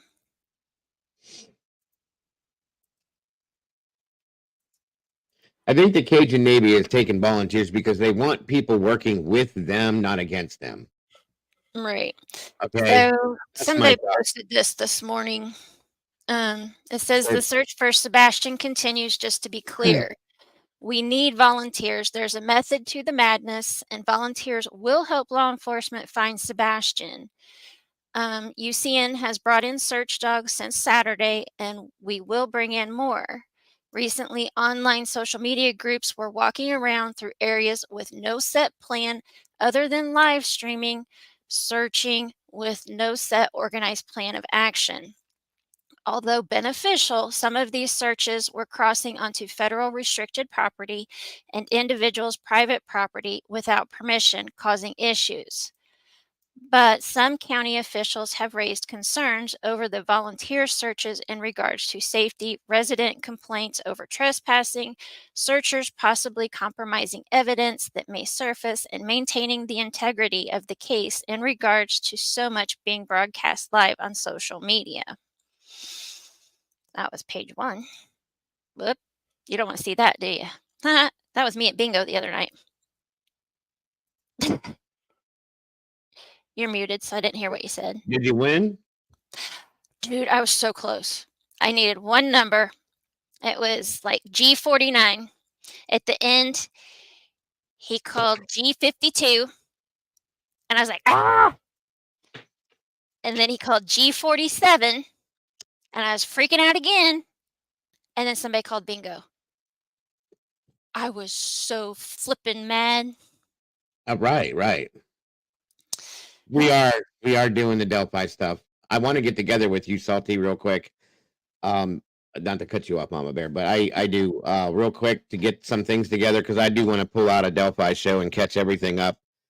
We got behind on a little bit with all this stuff going on with these missing children. I couldn't help myself, but we will get together soon, and I want to put something out wholeheartedly. So, boom, boom, boom, boom. And then the rest of this says, as a reminder to those people searching live, let's get together. Let's not live stream search efforts constantly. It's about finding Sebastian, not likes and shares. We are asking these groups to stand down for 24 hours to let us get an organized grid plan of action and proper permissions to search, including coordinating with the federal government to search federal properties. We are also asking anyone who has previously searched for Sebastian to send United Cajun Navy a message with results and/or advice and concerns. United Cajun Navy asks that anyone who was involved or wants to be involved in the search for Sebastian to send us a message, and let's organize and bring Sebastian home to his family. Some of the search areas on federal property is in an area that was heavily destroyed from recent tornadoes and wind damage. Those areas need to be thoroughly combed in an organized manner with proper permissions, leaving no stone unturned. Mm-hmm. Let's see. And I respect that. I do. It's 24 hours, guys. That's all they need. I mean, Yeah. I know that a lot of people are like, every day counts and every minute counts. I agree with that. But if they're going to do their job, which they do very good at it, give them the time to get themselves, positioned in right and get everything together. Just let it run its course, like they're saying. That's all. Mhm. That's the process. Because I know they're good. We've seen what they can do, guys. They're good at what they do. Just let them do their job. Right. Give these parents, Seth, a break. I know they're not going to stop looking, period. I get that. I don't expect them to stop looking in certain places, but wherever, good God. Come on, Joe. What the hell just happened here? The Cajun Navy, sorry. Wherever they're going to go, just stay out of their way. Go other places. As long as you're not touching things and you're not doing this and doing that. You're That's not you're not all they do. trespassing government property, federal property. Right. That's it. Let me see something here. So it says the last page says we need the social media world to do their thing and help us organize volunteers to come help. Give us 24 hours. A small group of search dogs will narrow down today an area in question from Saturday. We want y'all back for now. Let's regroup, get organized, share resources, and bring Sebastian home to his family. This search will not be easy, but it will be successful in the end. Trust the process. Trust the dang process.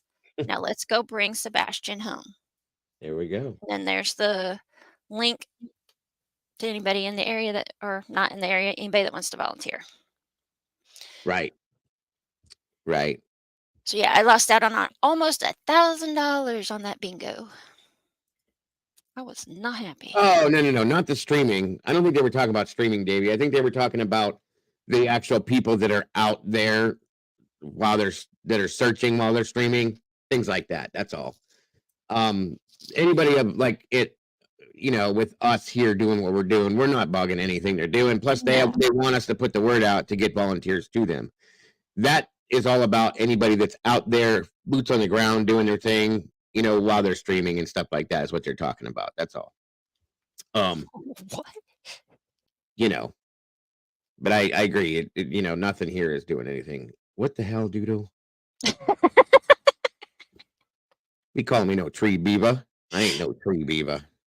Yeah, that's it right there. That's the big thing. Anybody that's in an area that could be, this is what I was trying to explain earlier, that's in an area that could be contingent to being a possible crime scene. If they're finding something, they don't want anybody in there like messing up the stomping around the ground.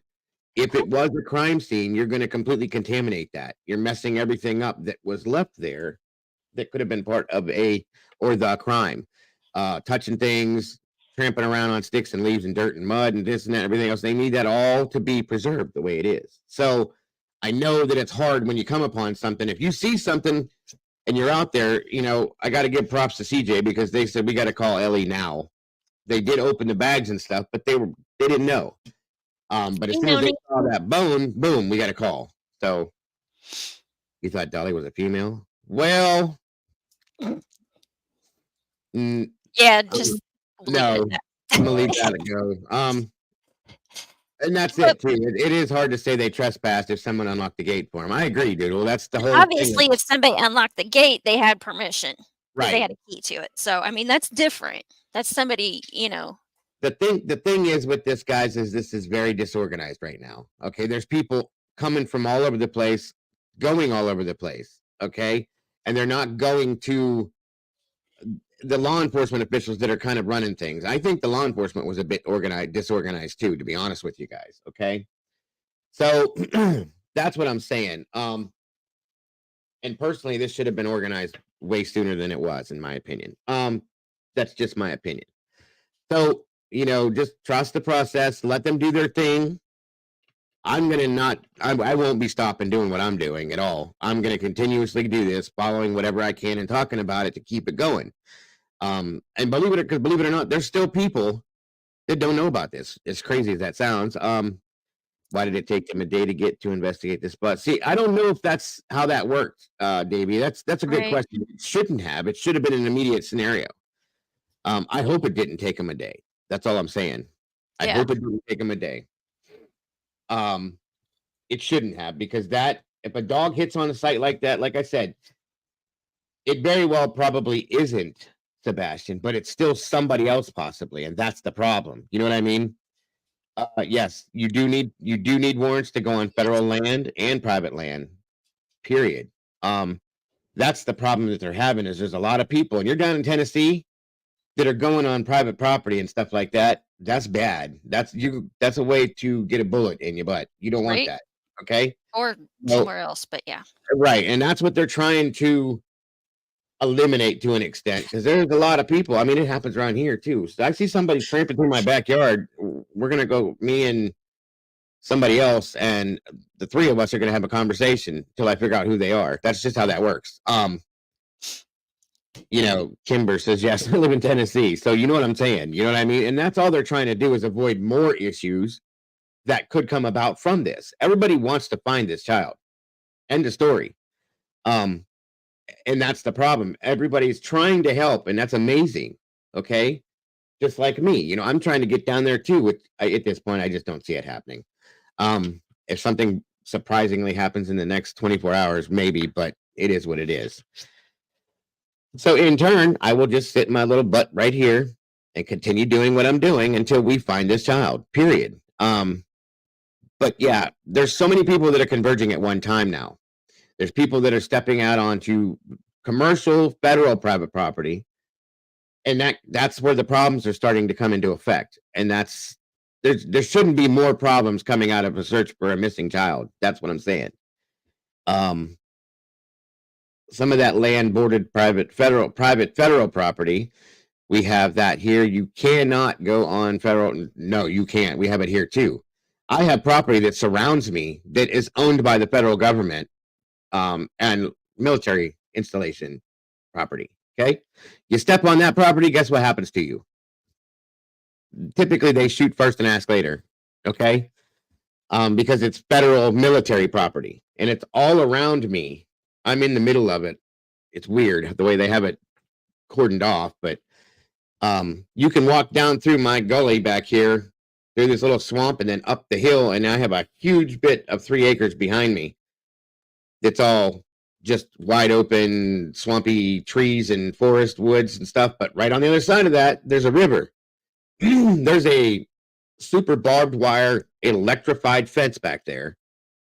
If you go near that fence, a guard's going to appear out of nowhere. They're all over this thing. It's just like the border, because they have a military installation that surrounds me. Okay. And you don't mess with that. Hunters don't. They've had people stop here asking if they can go hunting back there, and I'm like, I mean, you could try. I wouldn't advise it. So all this drama is just a roadblock to success. I mean, I hope this works out well. I really do. They just need to get it organized. That's all. And I don't think they had enough time to organize something like this. Cajun Navy is stopping people from live streaming now. Really? That's what Dolly's flipping out about. Kimber's 20 minutes from all this. Yeah. It's best just to stay back from it, I guess. We're at a month as of today, Davey. 4 full weeks. And I feel like this should have been all organized and put together two weeks ago, maybe more. Okay. Again, because it's a child. Welcome, truly amazing, Miss Shelley. Good to have you here. Yeah, and that's why the Navy said that they just needed 24 hours to organize, put everything together so they could do their thing. Right. Yeah, no, they're not. They're not at all. Unless they get special permission from the federal government. Yeah, you're absolutely right.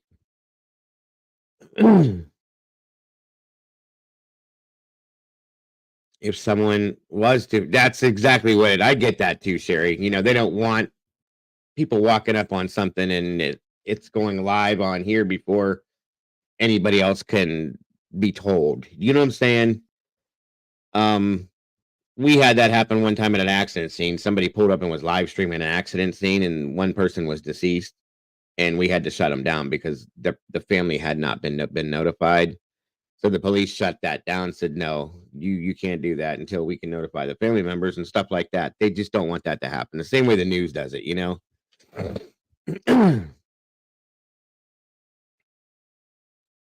I figured that was coming, Steve. I did. I figured it was coming. Roberts, Dolly's done that before. He's probably just talking too fast. Or thinking faster than he's talking faster than he's thinking. Why is there? Are you still here, Mama Bear? Why is there federal land? I have never heard of that. We have state land reserve. Oh, there's definitely federally protected land. Oh God, we got a lot of it out this way. No, I can agree to an extent with you, Kimber. Nobody will get mad at you in here.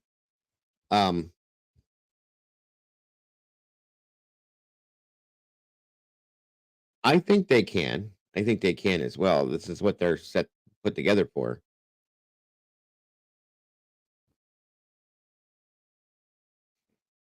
Right. Yeah, I don't see the big deal with it. You know, I think they can handle it. They know what they're doing. These guys are all ex-military, law enforcement, so on and so forth. So why does our government own land? Well, the mom and stepfather left with their camper, and I have no idea where they're at. Noel, unfortunately.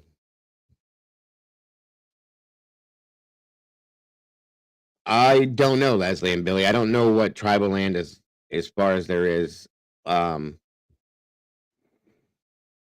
in this area. I don't know about that at all.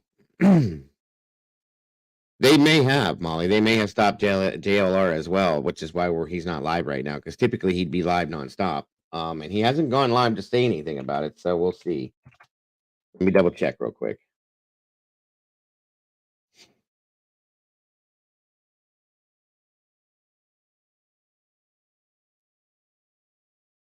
The last thing he said was when he was at that bowling alley. So I don't know. He may be filming, but he's not live with it right now. You know what I'm saying? They could have. People are saying they went camping. I don't know. That's not a fact that I know of. It was also said to me that Chris went back to work and that Katie just followed him to where he was going to be. Right. So I don't know where she films from, honestly, Willows, but I don't think they go there to do the show because she typically does things like we're doing right now, you know, through the internet. I don't think that they go and actually do a live show with the people there. But while we're waiting to see what's going on in that side of things, guys, I did want to give you guys a little heads up to catch up on a couple of the things real quick here that we still are covering. It's not going to hurt to look at it real quick while we're waiting to hear from other things real quick here. Where did it go? Yeah, one second here. Sorry, guys, hold on.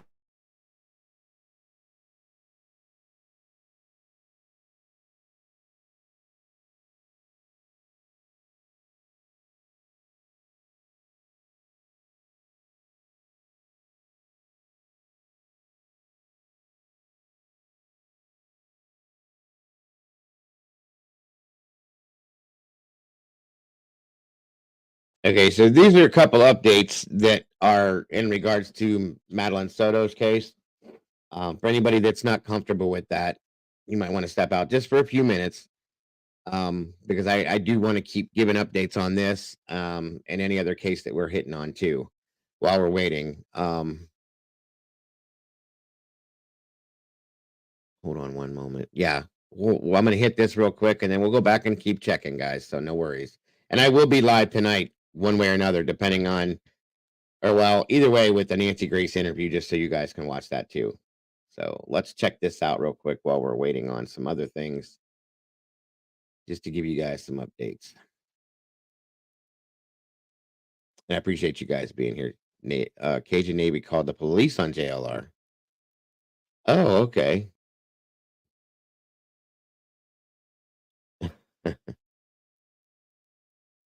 People getting arrested on CJ stream. What? Watching this, Dolly and police are with JLR. Hold on. Dolly's live? Wait a minute.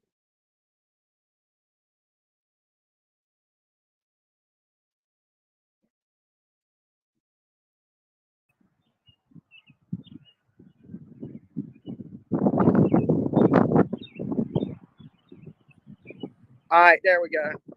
So they didn't lock up JLR, they let him go. And the Cajun Navy is right over here, but they're saying, hey, if you go over there, you're trespassing, okay? So I'm in the parking lot adjacent to it. We just got to watch the police. I guess they called the police on JLR and said he was causing a disturbance, but they didn't do nothing to JLR. It's just them being assholes, you know? They don't, there's like one, two, get a statement from JR. He just pulled off. He just left. He's right there. Now, I bet he drives over there because they're going to tell him it's not trespassing. I bet you that's what they told him. He's driving right that way, too. So, let's see where he goes. No, he turned. He didn't go over there. He drove by him, though. He drove absolutely by him. But he didn't quite go over there. He rode by, though. He drifted by. So, guys, see what I mean? Tell.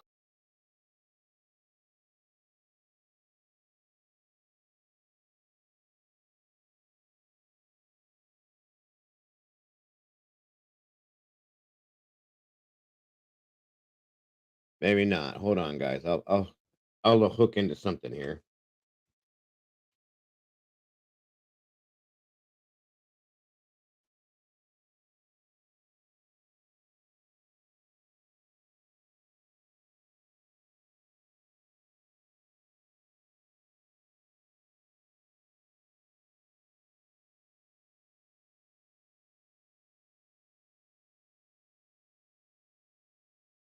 Yeah, CJ and Dolly both said that they let him go and he drove off, but I'm looking to see if he's going to go live and talk about it. I wonder what he was doing.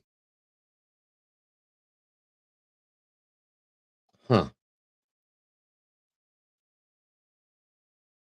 Yeah, they let him go already. No problem, Mama Bear. Yeah, they let him go and he drove off already. So I was just expecting after that interaction to see him go live and talk about it, but he didn't.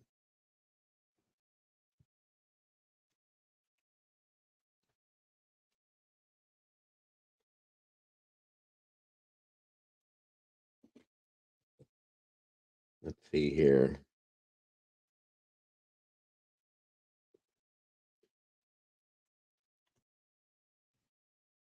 So much crap going on. It's ridiculous.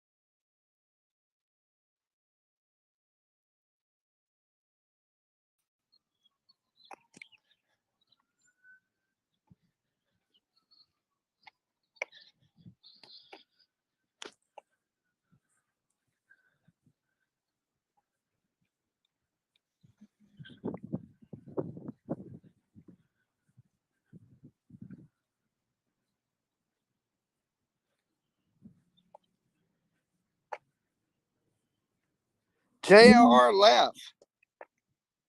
When the police let him go, he jumped in his car and he went that way. So I don't know what he's up to. Is this a fitness center? Swiss Works. Okay. So they 1, 2, 3, 4, 5. There's like 6 of them out there, you know. What is this business? You knew that was coming, Clue. Events and entertainment. What is in here?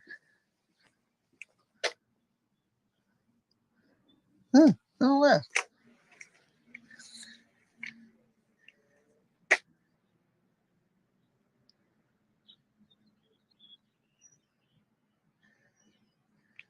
Okay.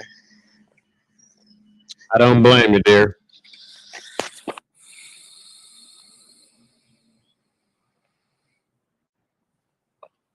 What's up, Joneson?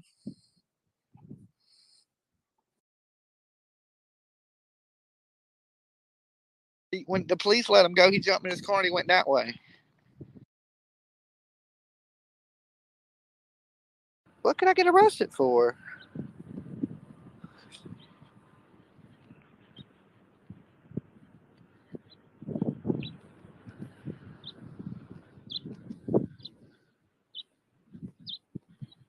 You are not blocked. Yeah, I'm not going nowhere.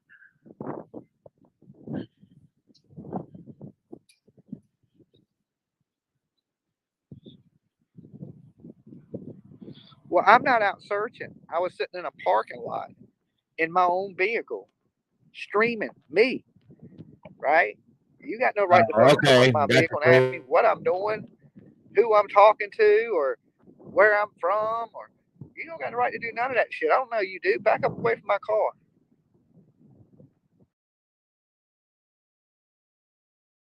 All right, so that's enough of that. I'm gonna go back to what I was gonna show you guys here real quick as we're waiting on some stuff. JLR did not go live, and he probably won't until he gets himself secured. So he's probably a little bit irritated right now too. I don't blame him. But we got to follow the laws, folks. Period. That was Dolly Skinny. Yes, it was. I'm not gonna put that out there. Let him do his thing. That's his business. But I do want to give you guys this update, some of these updates here, because this was some interesting stuff in regards to this case that we were covering with Maddie Soto. 1 second here.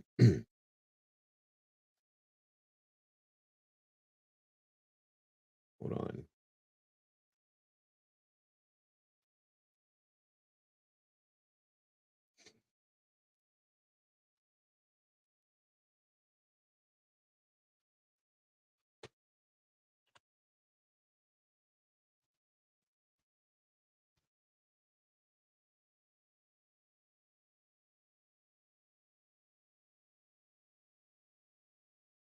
This is from 2 days ago. If I can get it to pop up here now.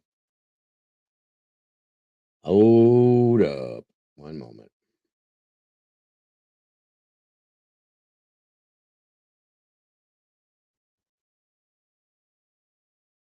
Now, where'd it go? I just had it pulled in here in queue, and now it moved. Excuse me.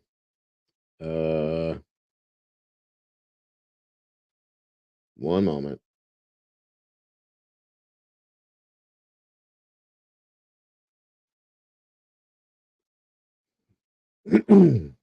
Wish to God there would have been some damn charges dropped.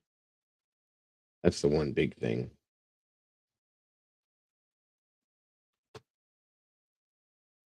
Mama Bear got a phone call. She'll be back shortly.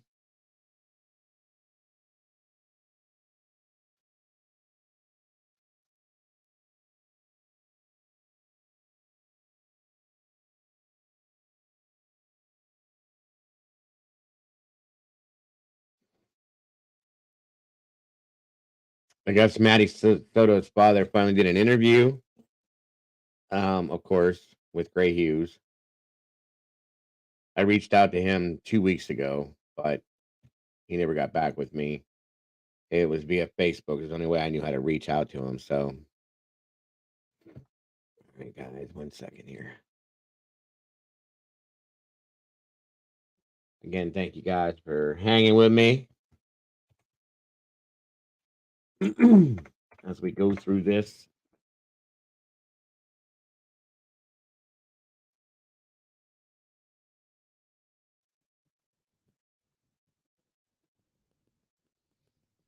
Oops. Hold on.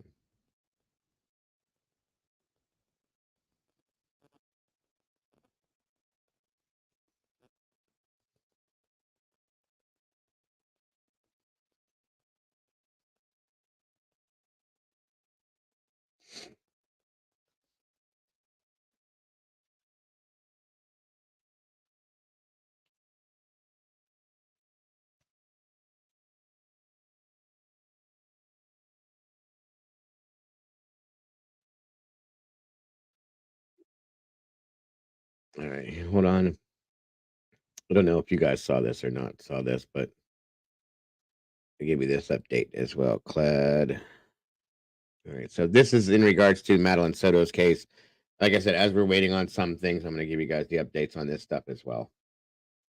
Was on Sunday, February 25th. The party was at a relative's house and she was surrounded by family. But one person who wasn't there was her mother, Jen Soto. She was working.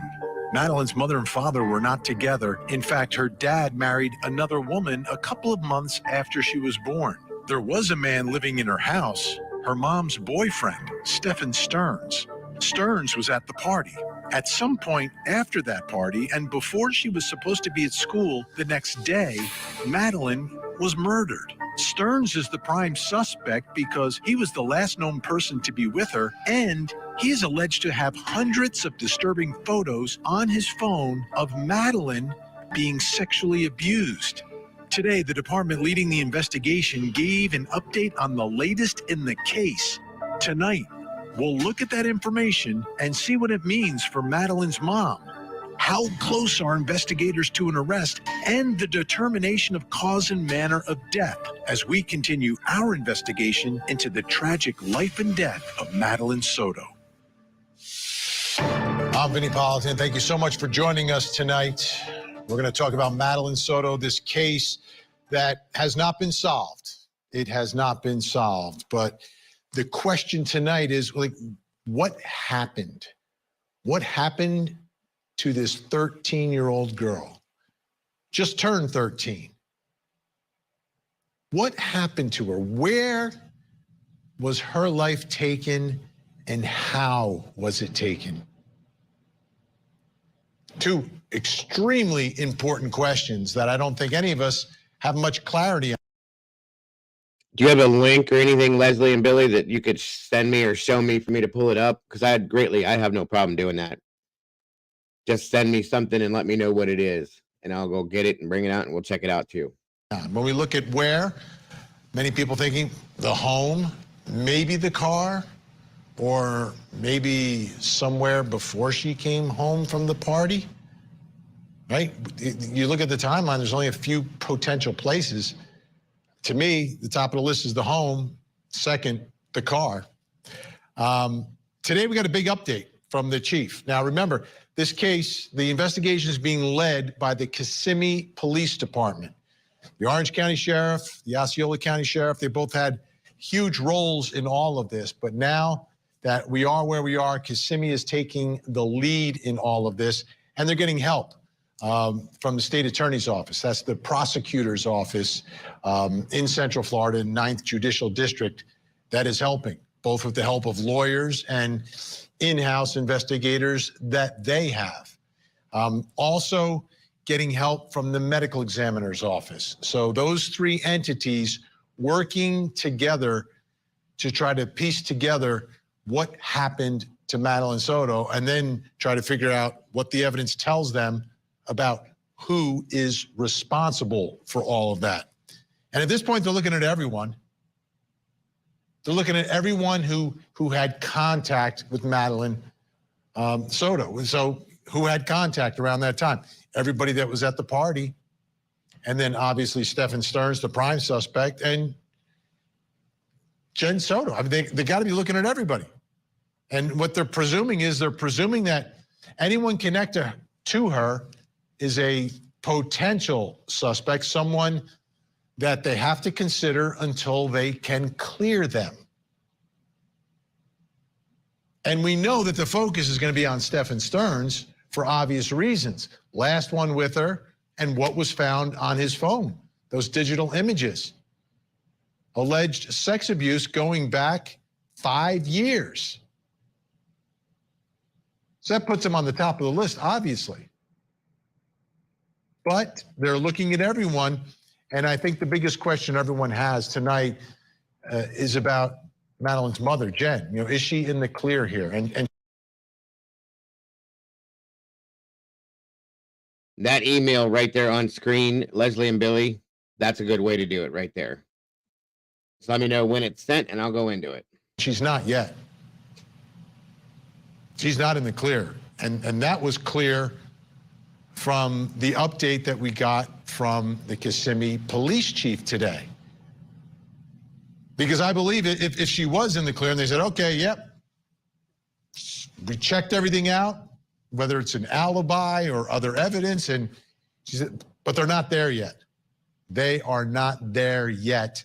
So Jen Soto is not there yet.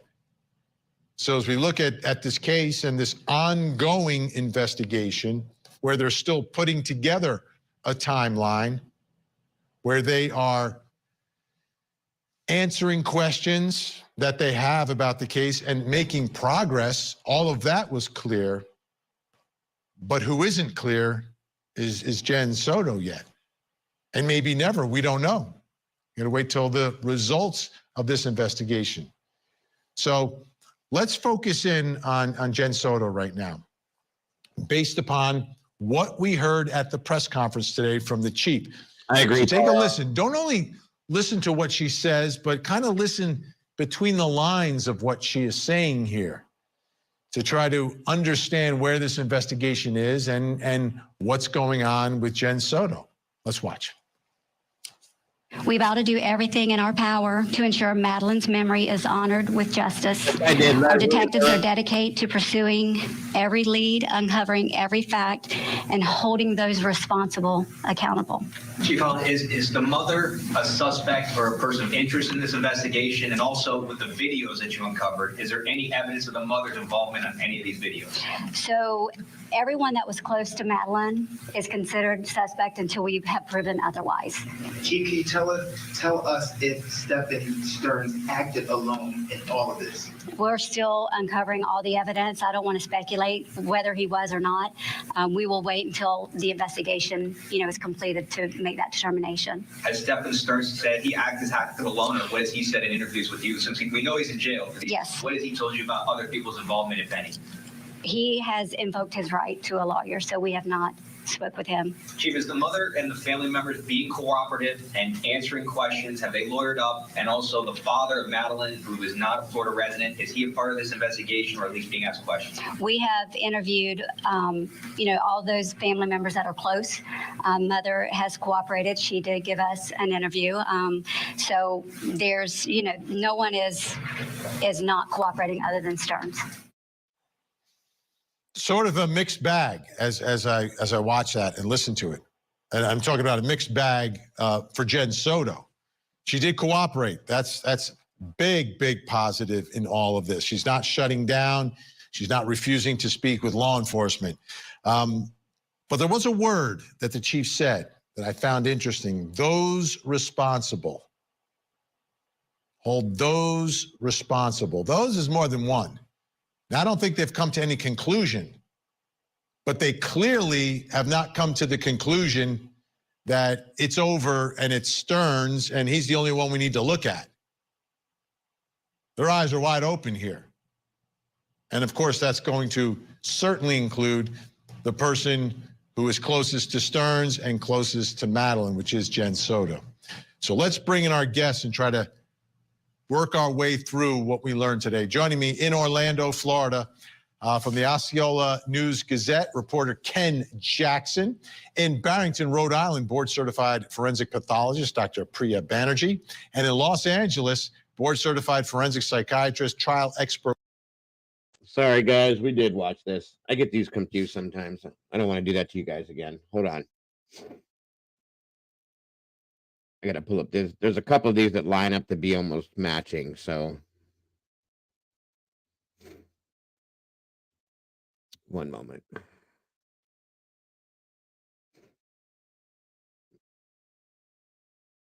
Oh, hold on. Forgot about this. I was going to show you guys this as well. I don't know if you guys are familiar with Peter Hyatt, but this was in regards to going back to Sebastian, his stepfather. Something he put out a few days back I thought was interesting. I never got to share it with you guys, so sorry about bouncing back and forth like that. Absolutely, Leslie, no problem. I will pull that up right after this. Excuse me. Oh, here we go. Welcome to this broadcast. Please let me know if you can hear me and see the screen, because I'm going to put a statement up in a moment. Just anyone let me know that. I'm talking about the case of missing 15-year-old Sebastian Rogers, who went missing nearly a month ago. And I'd like to capture a few points for you and just comment on some of the language. How was my audio? Anybody?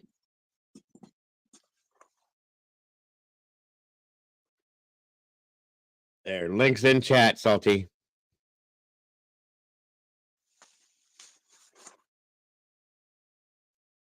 I think I'm getting there in terms of improving some of the quality of this, but okay, good. I'll start with the original interview that they did, and actually some of the behavioral analysis, and then some thoughts on the interview itself. So behavioral analysis, the first thing we look for when a child goes missing is for the parents to cry out for the child. Absolutely just cry out for the child, and to be what will appear to be at times distracted in interviews because they're spending all their effort and energy worried about what the child is experiencing at that moment. Just a pattern of innocent parents. And, regrettably, but beneficially in terms of analysis, in terms of understanding, there's been too many of these crimes to not have some form of data put together. And what we find is no different than if you were out shopping and your child wandered off, you'd start yelling and looking immediately. In this particular case, 15-year-old Sebastian is autistic. I don't think in any way it's mild. I think there were significant challenges for him. That is true, Big. In this case, he lived with his mother and his stepfather, who's ready to move to his father's. And in that initial interview, the media labeled it breaking their silence, which I thought was an accurate. It sounds good, Leslie and Billy. I appreciate it. And like I said, I'll be pulling other stuff up here right after this. Tag to give it. This is kind of a breakdown of what Chris Proudfoot, what he gathers from Chris Proudfoot here. This is Peter Hyatt, guys. And you ask yourself, well, why would anyone be silent when their child is missing? And I don't know of any circumstances where police have said be silent. I think the standards set long ago, polygraph me, get the media in front of me. I got to get my son or daughter's name out there, face out there, that sort of thing. We didn't see that. We didn't see that. We had to have the silence broken. And so that first interview, I concluded in terms of statement analysis that mother and stepfather were concealing information about the case and the time period of the information that's missing was just before he went missing, just before he, in their words, he left. And so that I knew immediately something was wrong with this case. But some other observations on the language. Mother and stepfather did not give an indication that they knew he was dead, at least in the language. With respect to others' opinions on that, I could be wrong on it, but I'll explain why a little bit, why that is. So there was nothing for about a week, no calling out, nothing.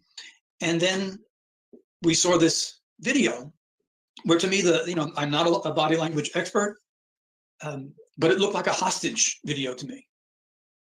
Blink twice and tell me you're okay or you need rescue, where he dominated and he was in control of the information.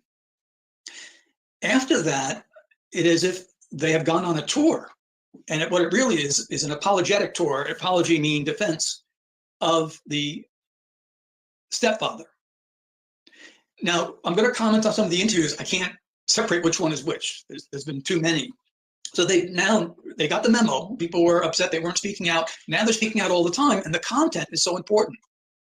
The content is this: Chris is a great guy.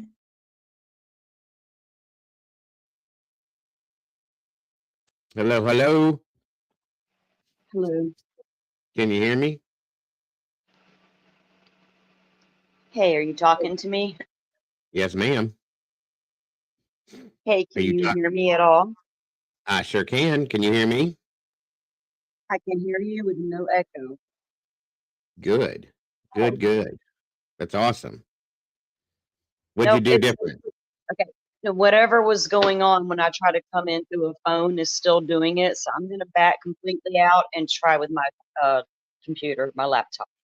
Okay, no problem. You need another link, or is that one still good? I'll just drop you another one so you don't have to look for it, okay?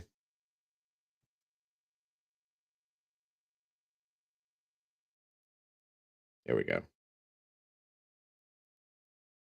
Yeah, we're trying to get it to where she can come up here with me and we can do this Delphi thing together because it'll be good. I promise you guys. And people should mind their own business. And a common theme for him is, you better respect me. In all that I've heard, other than at times an interviewer directly asking, I've not heard Chris speak of what his stepson is going through while missing. Chris perceives himself as a victim, and he's ready to fight.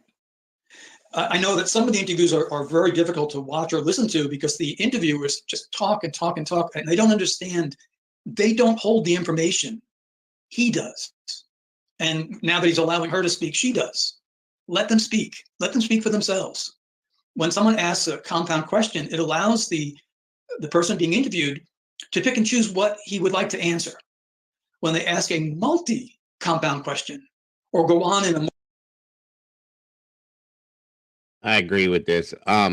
Whatever you got to do, Salty, I'll help you work through it when we can. If you want to keep trying different things, we'll see what happens.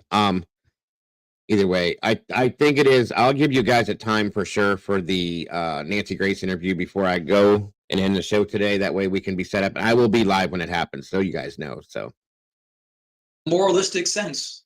Right? There's no reason to moralize in a case like this. A child is missing. We want the information. But when they ask a multi-compound question, very likely the subject of the interview, if he is showing deceit, which Chris is now, he's going to pick up on one of those things and use it for an answer because they're suggesting answers. So it's frustrating. They don't know that, they don't have training in that. Yes, Paula, I've had Dr. Gary on here a couple of times. I really enjoy him a lot too. Him and Peter and a couple others I'm pretty fond of. I think you guys have realized the behavior panels and stuff like that. There's certain people that I'm really expert wise. I kind of follow regularly. So, but I've shown Dr. Gary on here a few times. Welcome, Teresa. Thank you for joining us. But I will let you guys know as far as the time tonight for Nancy's show before I end today. And they'll go on about some personal experience and they think they're building rapport. Not with him. I said recently to someone, I've interviewed him 100 times. I haven't interviewed him. What I mean by that is I have hundreds of times interviewed controlled abusers. And almost always they're a step parent or a boyfriend. And his language gives us a lot. David, thank you So for this joining morning us. I was listening to yet another interview, and the usual frustration of some of it is tainted by the interviewer. What's up, Flo? Fast forward past the interviewer's monologue. It could be difficult to get any type of a pure answer. When he goes off for himself, then we get some. And this time, and you're seeing it more now, she's allowed to speak, and speak she does. So there's some things I want to talk about that, and some of the things they said that are I'm not sure, but like I said, I'll have it here for you guys to be able to watch if you can't find it, which you should be able to just pull it up and find it that way too. It's whatever works for you, but just so you know. revelatory. So I posted on X, which was Twitter, short commentary, a little bit of analysis, that sort of thing about my views of the case. In their initial interview, they were not just repetitive, which is sensitive, but they spoke reliably that he walked out the door. I'm not 100%, Paula, but you guys have asked the same question. I'm working on getting a time for you guys for it. I will let you know 100% before I end the stream what time the interview is with Nancy tonight. And I'll have it here too. I'll be live for that either way. So just so you guys know. And of course, some with training will question about why a door, and the door is very sensitive. As they're speaking now, they're still staying to that. And consider they may be telling the truth.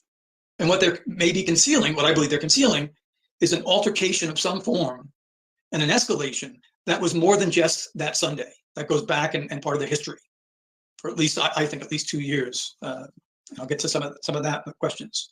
So one of the things I posted on X was that Child Protective Services should be fully engaged here in a full.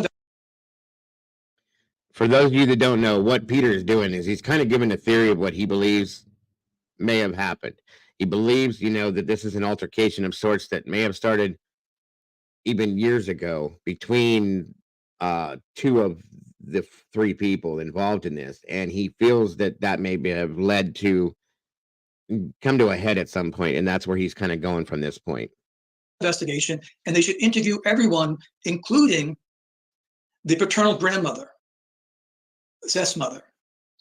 She has said she has information. She needs to be interviewed. She needs to be heard. She should have been interviewed by law enforcement, but no less, Child Protective Services know that. One of the things that happens with a missing child case, you say, well, why would Child Protective Services get involved in a missing child case? Because we don't know what caused the child to go missing. Now, let's say the child is a victim of kidnapping. Were the parents neglectful? That someone was able to get into the house? Well, how could they be neglectful if someone broke into their house? Perhaps they were intoxicated. These are things that have to be known. Also, patterns of behavior have to be known. So the interviews would be, with a missing child case, to find out if that child is found, should that child go back to this house again? Now, I covered quite a bit a while back on Summer Wells' case. And the drug involvement alone would invite all sorts of trouble onto that property. And then there was the language from the father that indicates sexual abuse. And it was a really bad case, and she's still technically missing. So we want to know, is the child in jeopardy if the child returns to this home? So we need to know what the home was like. We need to know the quality of the relationship between mother and child. We need to learn the history. That means, in this particular case, mother, stepfather, bio dad, grandparents, aunts, uncles, teachers, coaches, pediatrician, neighbors, anyone. And one of the questions asked, do you have concerns? And what you may learn is, yeah, we've had concerns. Or no, I don't let my No. You can talk as much as you want to, ma'am. Do your thing, please. Never, ever have to shut up. Please don't say that. You're welcome to speak, all of you, whenever you want to or whatever you want to say. You're fine.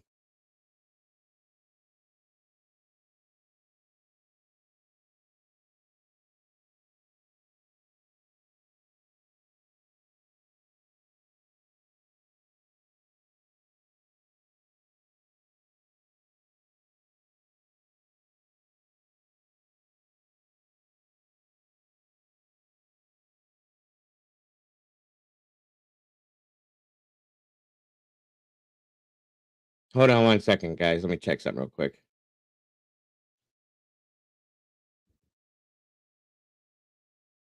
Boom.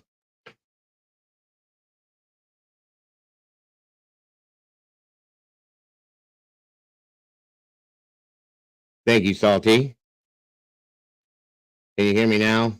Let's see here.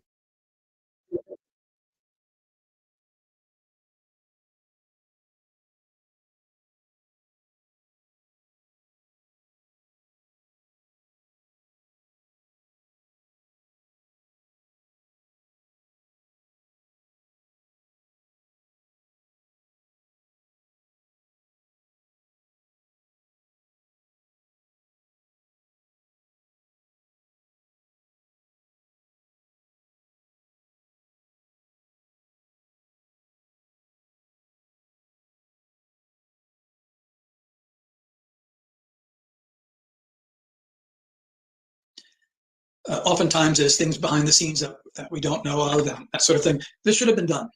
This should have been done. The history is so important. I had said recently, there's no way this guy doesn't have Child Protective Service. Can you guys hear this now, or is there still an issue with it? His history. No way. And then I learned this morning from listening to that interview that apparently he set up, or he insisted upon, he does have TPS history. And what he said was in 2 states, almost as if he's bragging about it. What he's doing is he's getting out in front of it. He'll answer the accusation before it hits him. And as people who are experienced, we'll see what it's all about. With being investigated for child abuse, understand the Child Protective Services can't speak publicly about it. So the parent or step-parent investigated can say anything they want, and they do. And the caseworker, the department that handles this, they can't speak to it anyway. So there's nothing they can say. It's all one-sided. They can give information with police, though, and should. So what does the stepfather's language reveal? And one of my associates, Jenny, did an excellent job in we call it a psycholinguistic profile, a profile based on the language. And I alluded to this when I said, I've interviewed him 100 times, meaning that there's a pattern that emerges. He has the classic language of an abuser. And what I mean by classic is that it's repetitive, it's patterned, and it's easy to spot. If someone's experiencing that, they're going to know right away. Yeah, there we go. And when he was talking this, well, for me it was this morning, but maybe it was last night when it was aired, he confirmed everything that Jenny wrote about. He confirmed it.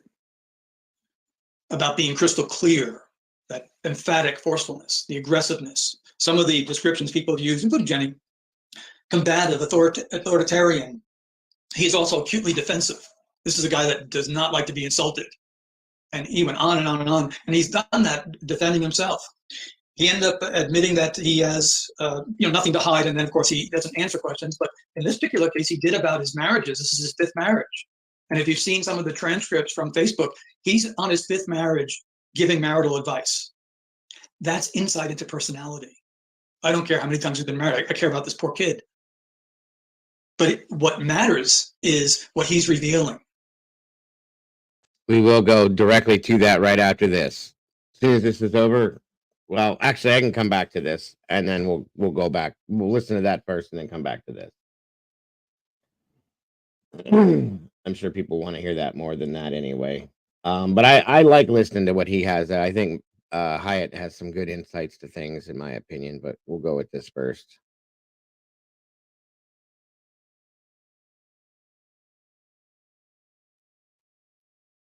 One second.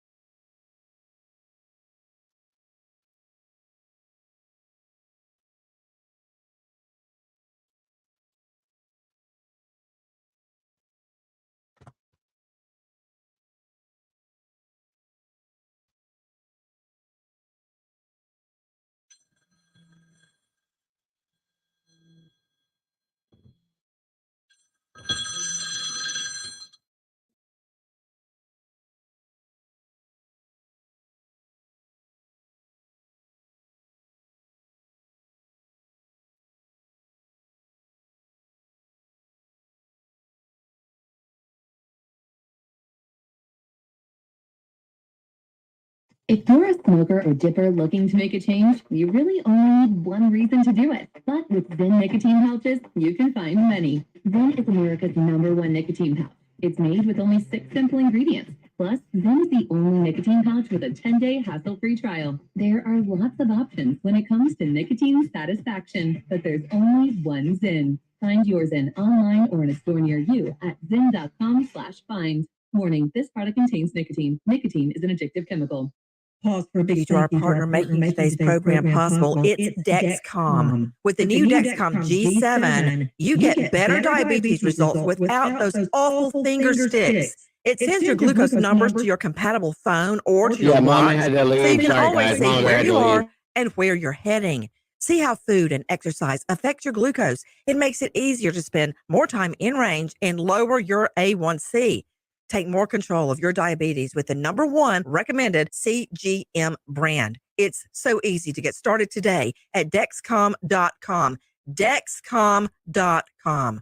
Dexcom data on file 2023. If your glucose alerts and readings from the G7 do not match symptoms or expectations, use a blood glucose meter to make diabetes treatment decisions. For a list of compatible devices, visit Dexcom.com/compatibility. Thanks, Dexcom, for being our partner.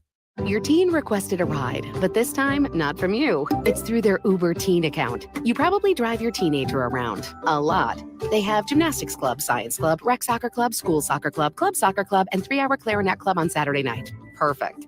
Now, with an Uber Teen account, you can be there even when you can't. It's an Uber account that allows your teen to request a ride under your supervision. They ride with a this would highly be a rated teen. driver, and with live trip tracking, you can follow along the whole ride. Thank you. Add your teen to your Uber account today. See app for details.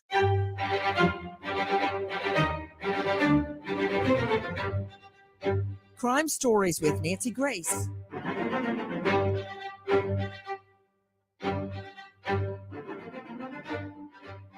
February 26th, Monday morning, 6 a.m. From everything we can tell, that is the moment that Sebastian's mom and stepdad realize he's gone. For just one moment, imagine that. You go in your child's room where you find your child every single school day morning and you wake them up, but at 6 a.m., he's not there. Can you imagine what must have gone through their minds? First of all, I want you to hear what his bio mom, Katie Proudfoot, says. Listen. Sebastian Rogers' mother, Katie Proudfoot, spoke with WSMV and explained exactly what happened the morning she found her son missing. When I woke him up for school, he wasn't there. I took a second and walked through the house looking for him in case he'd gotten up and was trying to get breakfast or something, because he did that sometimes.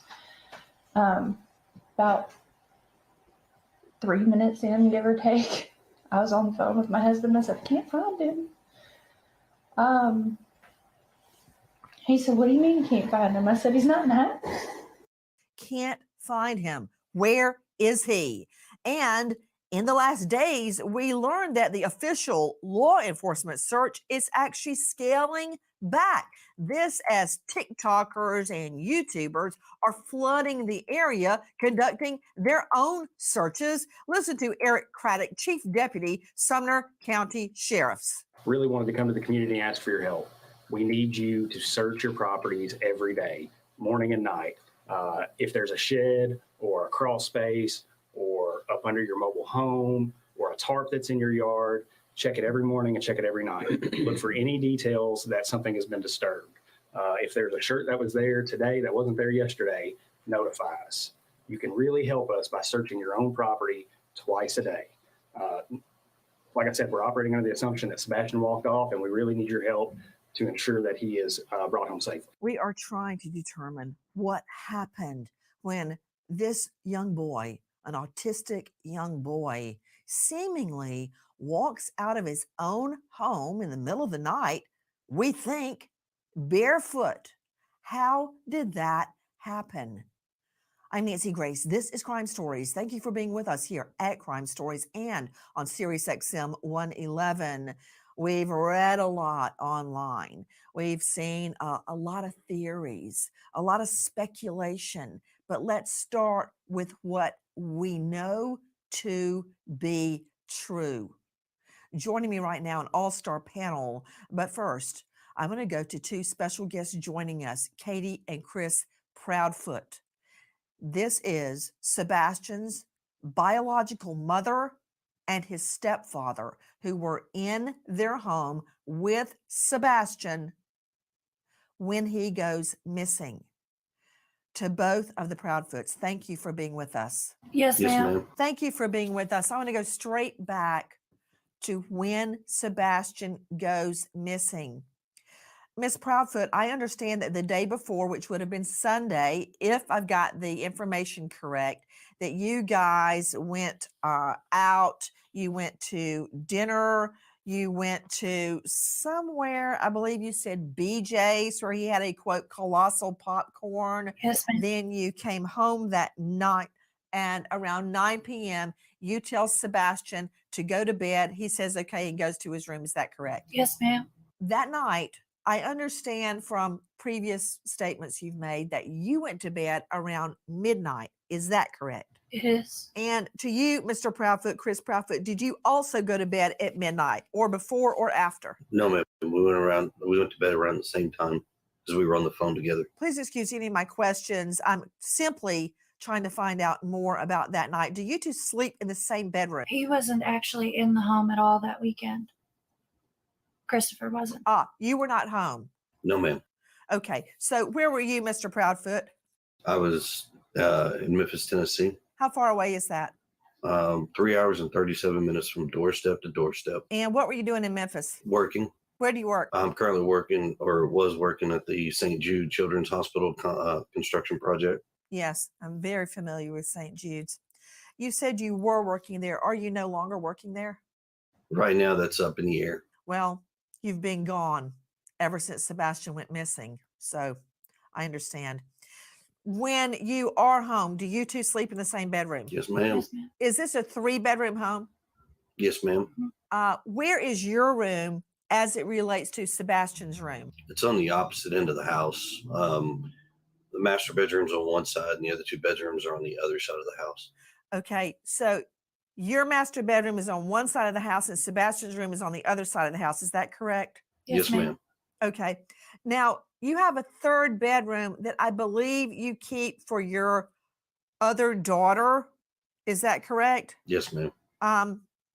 Is that Faith? Is your other daughter named Faith? Yes, ma'am. Okay. So where is Faith's bedroom as it relates to Sebastian's bedroom? It's in the back side of the house. Sebastian's bedroom's in the front side of the house. Okay. So his bedroom is away from Faith's bedroom and away from your master bedroom. Is that correct? Yes, ma'am. Is Sebastian's room on a top floor or a ground level? We have a ranch style house. It's a 1.5 story. So everything's flat, and then you have the bonus room above the garage. Okay. So his is on ground floor, right? Yes, ma'am. Yes, ma'am. Okay. That morning, was there any sign of a break-in through a window, a front door, a back door, a sliding glass door, anything at all? No, ma'am. Okay. No sign of forced entry. Was anything taken from the home at all? Not that we could find anything. We couldn't find anything missing. I want to circle back to Sebastian's shoes regarding if anything was missing. Do you have a burglar alarm? No, ma'am. Do you have a Ring doorbell cam? No, ma'am.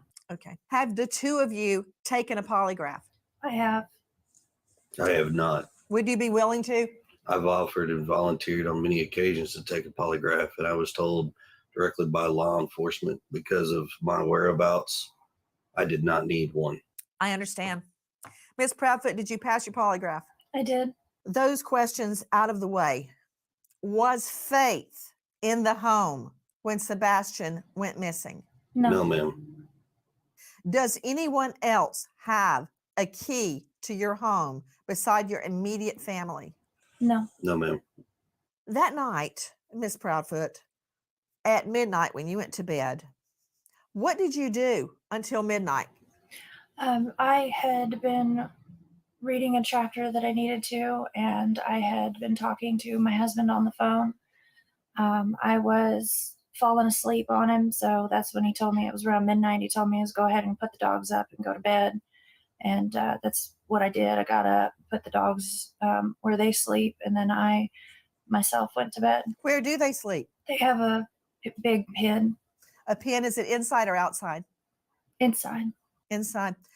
That reminds me of another question. Do you guys have a motion sensor light or lights on the outside of your house?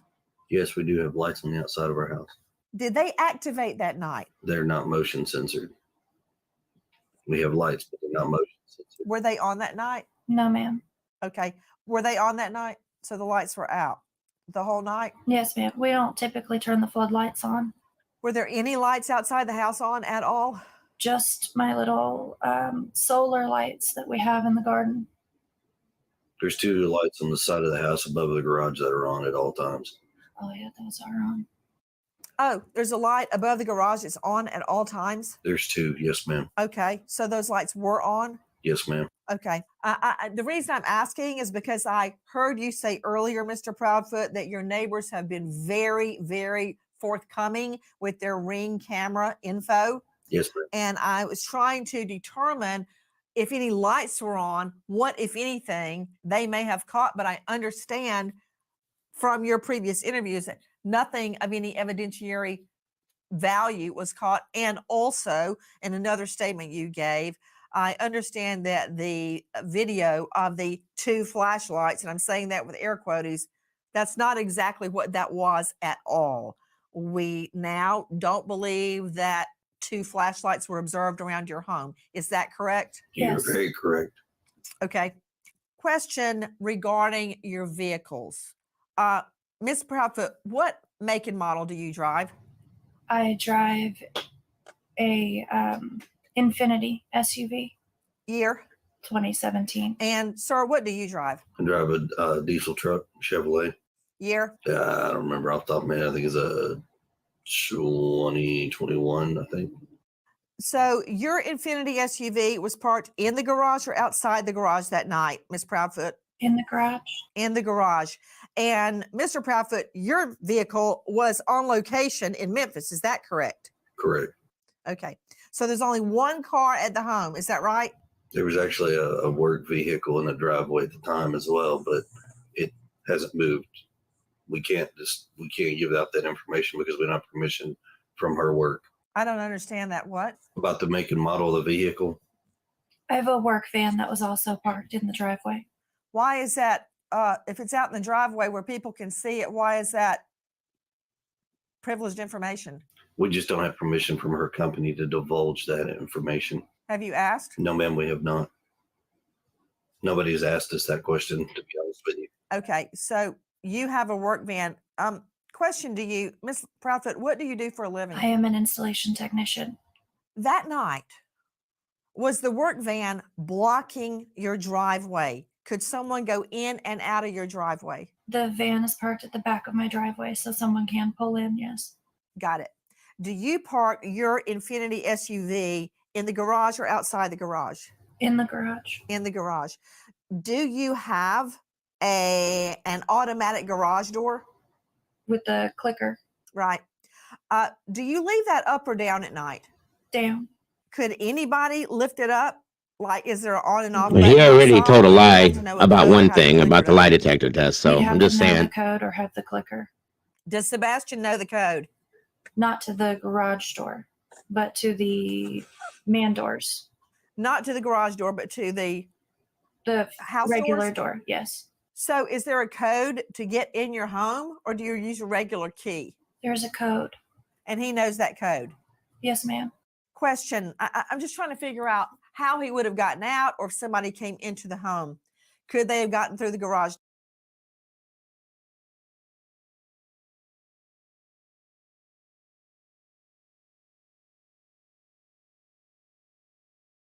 Oh, I definitely am. Just wanted you guys to know. I paused it for a quick second, but I caught that early on because he said twice in 2 other interviews that they both took the polygraph and both passed. Just saying. Door? No, unless they know the code or had the clicker, which they did not. Do you lock your doors at night? Yes, ma'am. Could he have left on his own through those doors? He could, yes, ma'am. But I heard in another interview where Mr. Proudfoot said he was not a, quote, wanderer. He didn't wander around. He had never left the home before on his own. Is that right? Correct. We haven't had issues with him running or taking off in the past. Okay, let me ask you a couple of questions regarding the doors. Do you have any home surveillance, anything at all that would have given us an idea or a clue if the door had been opened or not, or a window? Not directly from our house. Well, then from where? That's what we were hoping, that neighborhood Ring cameras and may have picked something up.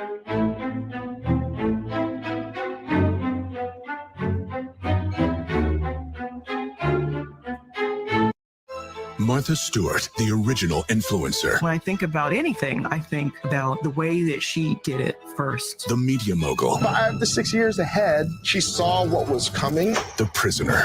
The rise, the fall, and the reinvention of an American icon. Once Martha paved the road, everybody else pretty much copied her. A CNN original series, The Many Lives of Martha Stewart, now streaming on Max. Sorry, guys, I can't get the interview or the Carey, commercial. documentary editor at Deadline, and welcome to Talk.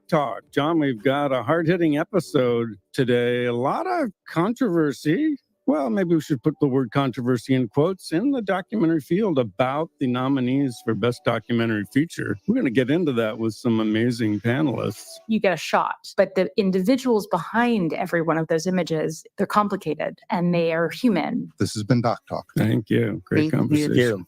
Hey, Sarah, I love that spring break vlog you posted on Zigazoo. OMG, you watched it? Yeah, it was edited so well. I think you're so talented. Social media interactions are only positive when you use Zigazoo. Zigazoo is the world's largest and safest social media network for kids. Your kids can upload their content and see what their friends are up to. With Zigazoo, they can create videos, enter to win prizes, and try out the latest dances and trends. There's no commenting, no text messaging, and everything is 100% human moderated. Plus, all community members are real, verified kids just like yours. There are no bots, trolls, or AI. Because Zigazoo is about one thing and one thing only, and that is fun. Try out Zigazoo this spring break and let your kids share your vacation vlogs and best edits with their friends safely. Download the Zigazoo app today. That's Zigazoo.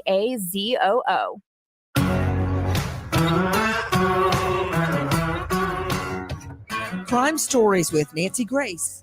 I want to go back to that night. You said you were up till midnight. You were reading something. What were you reading? A chapter for school. A chapter for school. Are you in school?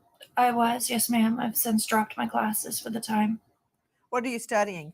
Business administration. Where do you go to school? DeVry. So that night you go to bed at midnight after you've been talking to Mr. Profit on the phone. You put the dogs away in a cage, a crate inside the home, and you go to bed. Did you check on Sebastian at that time? I did not. Okay. Do you normally? Not typically. Since he's gotten older, I've not been checking on him as frequently throughout the night because normally he's good to go in his room once he goes to bed. Earlier you had stated you heard a noise in his room before you went to bed. What time was that? Around 10 o'clock. 10 p.m. What did it sound like? Just a thud. A thud. You stated that you said, look, I don't care what you're doing in there. Go to bed. Is that right? I was on the couch, which is near his room, and I said, Bubba, did you fall out of the bed? And he said, no, ma'am. And I said, well, whatever you're doing in there, knock it off and go to sleep.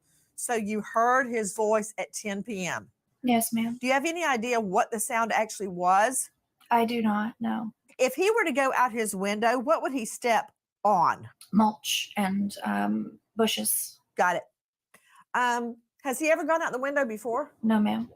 Is his room on the front of the house or the back of the house? Front. Front. Do any of your neighbors' ring cams point toward your house? Could they pick that up? They do, but it's so dark that they can only see after it gets so dark at night, they can only see certain things. I thought there were the two lights on the opposite side of the house. Okay. Can we talk about Sebastian's shoes? Why are you convinced Sebastian left without shoes on? Or are you? Well, the reason that came about is because all of his shoes are accounted for inside the house still. Are you positive? I'm positive. How do you know what clothes he was wearing? The clothes that we described are the ones I saw him in when he went to bed. That morning, you woke up at 6 o'clock. Is that the normal time you wake up? Yes, ma'am. Are you a heavy sleeper? Off and on. Do you take any medication at night that would make you sleep? No, ma'am. But you heard nothing. I did not know. So we know he is alive and well at 10 p.m. At 6 a.m. He's gone. You say he's never left before. Is that right? Correct. He's never run off before. And could I confirm, where was his bio dad at the time he went missing? I believe he was at work in Nashville. Had there been any family argument or altercation prior to him going missing? No, ma'am. And Mr. Proudfoot, when did you leave town? Early February. So you had been gone for days before he went missing. Is that correct? Correct, ma'am. Had you visited home since you left? You said from when I initially left? Yes. Yes, ma'am. I came home February 26th, the morning I was told that he was missing. From the time that you left for the job in Memphis to February 26th, did you visit the home? Yes, ma'am. When? I was home. I can't give exact dates. Law enforcement has told me not to provide exact dates, but I had been home multiple times prior to February. And then I left early February and then didn't come back till February 26th, the morning he was missing. So you were not home from the time you left early February till Feb 26. Is that right? Correct, ma'am. Where were you living in Memphis? I have an RV trailer that I stay in at an RV park. RV park. Okay. Following back up on that morning, you search the home, Ms. Proudfoot. Then you get in your vehicle and you start searching. Yes. Did Sebastian know how to drive? No, ma'am. Was your car in the same location when you woke up that morning as it was the night before? Yes, ma'am. Has your car been searched by police? Multiple times. Yes, ma'am. Have scent dogs looked at your car? Yes, ma'am. So your car's in the same place. You get in the car, you start looking in the neighborhood for him. Is that right? Yes, ma'am. Then you call Mr. Proudfoot, right? I believe I was already on the phone with him at that point. Okay. Question: who called 911? I did. You did. Yes, ma'am. What time? Without looking at a call log, I can't give you the exact time, but on or about 6:20. And had you guys been talking on the phone before 6 a.m. or did you initially call Mr. Proudfoot at the time you realized Sebastian was gone? I called him when I realized Sebastian was gone.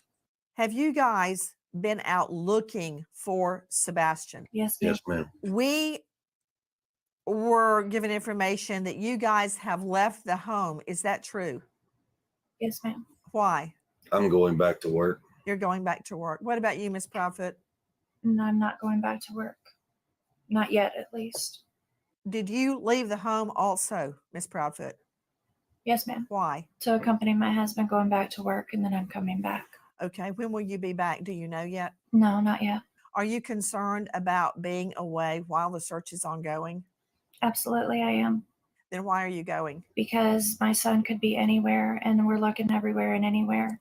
I've got a question for you. Yes, ma'am. I want to find out about Mr. Proudfoot hitting Sebastian with a belt. That was actually several years ago, and it was to Mr. Proudfoot, to Mr. Proudfoot, to Mr. Proudfoot. Yes, ma'am. Mr. Proudfoot, what happened? Oh, I'm sorry. I misunderstood. I thought you were asking Katie. Sebastian had gotten in trouble. He got caught lying. And I had asked him, I said, hey, you got to have a punishment for this. He says, yes, sir. And I said, okay. So I gave him a swat with a belt on his buttocks on the outside of his clothes, one swat. What did he lie about? Honestly, I don't remember at the time, but it was probably something dealing with school because that's majority where his issues lie. Did he have other issues at school? Some behavioral stuff, but nothing too crazy. What kind of behavioral stuff? He has a hard time. He's like awkwardly socially like blending in with students. So it's a little, he's trying to figure out how to do it, but respecting people's space. He gets a little too close. And then kids don't really accept that too much. So it kind of causes an issue. But he'll not stop and he continues on. So then it causes an issue, and instead of being honest about it, he'll lie like, "No, I didn't." Okay, Sebastian. Or lying about doing work. Was that the first time? Was that the first time you had ever hit him with a belt? Yes, ma'am. The one and only time, actually. When was this? Years ago, ma'am. Any idea how many? 3, 10, 1? It probably at least 3 years ago. I don't understand how that turned into a CPS or Child Protective Services complaint. How were they alerted that you hit him with a belt? That did not turn into a CPS service call. There were other CPS reports, right? Were they regarding your other child? There is one in regards to my daughter that I know of out in New Mexico with my ex-wife and myself. What happened? At the time, my ex-wife had fled to New Mexico with my daughter. We're going through a custody and a divorce case at that time. And at the time, when I'd call and try to check in on my daughter, I could never reach my ex-wife at that time. So a welfare check was requested. Law enforcement told me to call CPS if I had concerns. So I called CPS. Law enforcement did make a welfare call, and that was it. Then how does that turn into a CPS complaint against you? I have no idea, ma'am. There's a lot of misinformation out there right now in regards to my New Mexico case that actually has no relevance to the Sebastian case. Then was there even a CPS complaint against you? Not that I am aware of. And my attorney and myself are well educated on my case, and there's nothing that we know of. Was there a TRO taken out against you regarding Yes, ma'am. your daughter? Not a TRO, but a TPO. A temporary protective order. Why was that taken out? So in regards to that case, my ex-wife had a TPO put against her in Tennessee at the time. When we went to court, that got dissolved. I was ordered to hand my daughter back over to my ex-wife at the time. She gets in a truck. She fleds to New Mexico. 2 days later, she files one in retaliation. Is it still in place? No, ma'am. That was dropped within, I think, 2 weeks of it being put in place. I've got a question about the belt incident. You're telling me that was the only time that you ever hit Sebastian with a belt. Yes, ma'am. And you're also telling me that did not make it to CPS? No, ma'am. That did not. Question. Yes, ma'am. Regarding Faith's furniture. Yes, ma'am. A few days after Sebastian goes missing, did you replace furniture in Faith's room? No, ma'am. I have not replaced any furniture in my daughter's room. Is there any new furniture in the home? Yes, ma'am. There's a bed that was given to me, and it's currently in my garage. Has anything been taken out of the home? No, ma'am. I was curious about a statement that Miss Proudfoot made earlier that canine dogs hit on the barn around the home and near a retention pond. Did that happen? I'm not sure about the barn, but the retention pond, yes. Because law enforcement says the dogs did not hit. There's been But Miss Proudfoot says they did hit around the retention pond. So there's been a lot of miscommunication in regards to what is and what is not. To help clear that up, law enforcement has actually spoken directly with me, showed me a few things. What I can tell you is from day one, there was 5 dogs that started the scent for the search. And then after that, from the next 8 days out from that, there have been dogs from all over the country that have come in and done searches and had scent hits in various locations. But I would say a certain percentage of them tend to go toward the same spot, which would have been a retention pond. So the law enforcement dogs did not hit on the retention pond. Is that what you're saying? No, I'm saying they did. There was at least 3 that I know for a fact that did hit on the retention pond. And the pond has been drained, correct? And there was nothing there. Yes, ma'am. They have walked it, drained it, and there's nothing. The retention pond was only knee deep anyways. On one occasion, Mr. Proudfoot, you stated that you and Mrs. Proudfoot have been, quote, vetted and cleared of foul play. That was stated on Chronicles of Olivia. Is that true? What do you mean by that? So after working with law enforcement of all agencies, they have actually told us that there is no foul play, no nefarious issues. We've been cleared of all wrongdoing. We are working extremely cooperative with all law enforcement agencies. At any point in time that they've called, come to the house, anything. Was Sebastian angry or upset before he disappeared?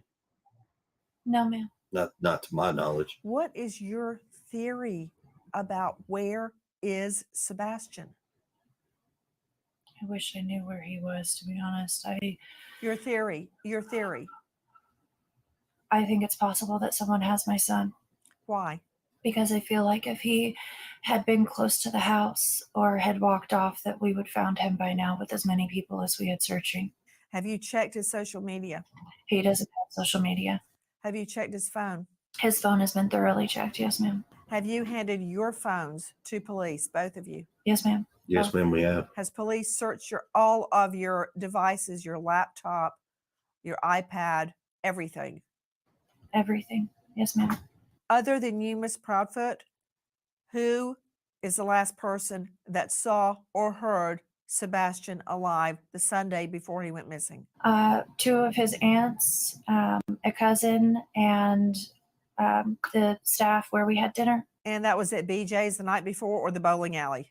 So BJ's, and then we went to the bowling alley, and then after the bowling alley, we went to dinner before coming home. I want to follow up again on the dogs hitting. Earlier, Ms. Proudfoot had stated the dogs hit around the house, the barn, and at the retention pond. Is that correct? I don't know about the barn, but I do know that they did track to the pond, yes. Did the dogs also hit around the house? Yes, ma'am. On the outside of the house? Yes, ma'am. Were they scent dogs or cadaver dogs? They brought in both cadaver and tracking dogs. Which dog hit, a cadaver dog or a scent dog? Scent dog. It's all been scent dogs that have hit. The cadaver dogs have not hit on anything that we know of. What do you believe Sebastian was wearing when he disappeared? And would that have been what he slept in? Yes. So the clothes, the black sweatpants with the white stripes and the long sleeve black shirt, that is what he went to bed in. And the reason that I believe he was still wearing those clothes is because when we searched, I did not find those clothes in the house. So I have to assume that that's what he was still wearing. I'm sorry, I couldn't hear you. Did you say that's what he wore when he went to bed? Yes, ma'am. Joining us right now, in addition to Katie Proudfoot and Chris Proudfoot, the bio mom and stepdad of Sebastian, an all-star panel. First to Brian Trasher joining us, Vice President of the Cajun Navy, who has joined the search. Brian, thank you for being with us. Who asked you to join the search? Well, we had deployed a team up to Nashville, Tennessee last week in response to the missing college student, Riley Strain. We stayed up there until he was found. While we were in the area, we had a lot of people reaching out to us on social media saying that there was a young boy who had been missing for several weeks that was only about 20 miles away from where we were. So we talked to a few people, got some information, and decided to deploy part of our team that was already up there to Sumter County to investigate and see what we could do to help out. You went on your own. Were you asked to join? We were asked to join. I'm not sure specifically who some of our people talk to, but we get requests all the time, and we'll reach out. We'll try to get either a family member or a close friend of the family, just so we know we're talking to people connected to the family. And somebody had reached out and asked us to join since we already had assets so close to Sumter County. Tell me what you have been doing, Brian Trasher. Everyone with me, the VP of the Cajun Navy, who has joined in the search. Brian, tell me what you guys have been doing. So we've had our own canine team who is already participating in the search for Riley Strain up there searching around. We've talked with the lead investigator with Tennessee Bureau of Investigation, Agent Simmons. We've talked a lot with him and trying to coordinate efforts, because we always try to coordinate with law enforcement and make sure we're not getting in the way, duplicating efforts, or or putting out any conflicting information. You know what, Mr. Trasher, let me just cut the chase here. Isn't it true that this weekend, pursuant to your search, that cadaver dogs hit in an area that had been closed off because of a prior hurricane, and it is on federal property? Bones and other items were found at that time. I found that very odd, as it would relate to Sebastian. Even if it was Sebastian, his body would not have been skeletonized at this time. Can you tell me now that what was found over the weekend is not connected to Sebastian? Yes, no? No. Not connected to Sebastian. That's correct. That hit was not connected to Sebastian. Joining me also, in addition to Brian Trasher, who has been leading the Cajun Navy in its search for Sebastian. Hold on, Brian. Other than those hits, have there been any other dog hits in and around the home or elsewhere? Not from our K-9 team. I'm very concerned, Brian, as you can imagine, because LA law enforcement has stated there were no K-9 hits outside the home, which I find very, very disturbing. Because if he had gone outside, particularly barefoot, there would definitely have been a scent trail. Now, we're hearing from the Proudfoots that there was a hit around that retention pond. How far is that pond from your home, Mr. Proudfoot? Less than probably half a mile if you walk the whole path. Is it through wooded area? Would he have had to walk through the woods to get there? No, ma'am. You can actually walk either the main road or the subdivision. So the construction site is a subdivision, new addition that's being built, and they have a road that's going to be tied into our subdivision. So you could actually walk up that way, or you could walk to the main road and walk into. Did Sebastian ever sleepwalk? No, ma'am. So he would have had to leave the house undetected by Katie and walk all the way to that retention pond. Did the dogs follow the trail a half a mile? Yes, ma'am. They followed the trail all the way to that retention pond? Yes, ma'am. Yes, ma'am. That's very curious, as they are saying the dogs didn't pick anything up. Back to you, Brian Trasher. Did you guys search anywhere other than that federal property where the false positive was? Yes, no? No. Joining me is Courtney Lasky, high-profile behavior analyst, autism expert, chief clinical officer with Little Starts Therapy. Courtney, thank you for being with us. At this juncture, we know Sebastian to be most likely with people he doesn't know, if in fact he is still alive. How would that affect a young boy with autism? It would affect him greatly. Based on the diagnosis of autism, we know that they typically have deficits with communication, social skills, and they display some rigid and repetitive behaviors. If in fact he is with someone else who does not know him well, that would be entirely out of his routine. He could be engaging in behaviors that he hasn't engaged in before. He could be looking for an escape. He could be looking to get out of those aversive situations. We know that not every autistic individual will wander, but those who do wander, 36%, it's to get out of an aversive situation. It's to get away from something that's overwhelming or overstimulating to them. Ms. Proudfoot, does he know your phone number? Can he call you if he could get access to a phone? We have gone over my phone number. I don't know that in a high stress time he would remember it, but yes, I have taught him my phone number. Okay. Was he ever allowed to go visit friends' homes? He didn't get invited, but had he been, yes, we have had play dates in the past. Would he go there on foot? No, ma'am.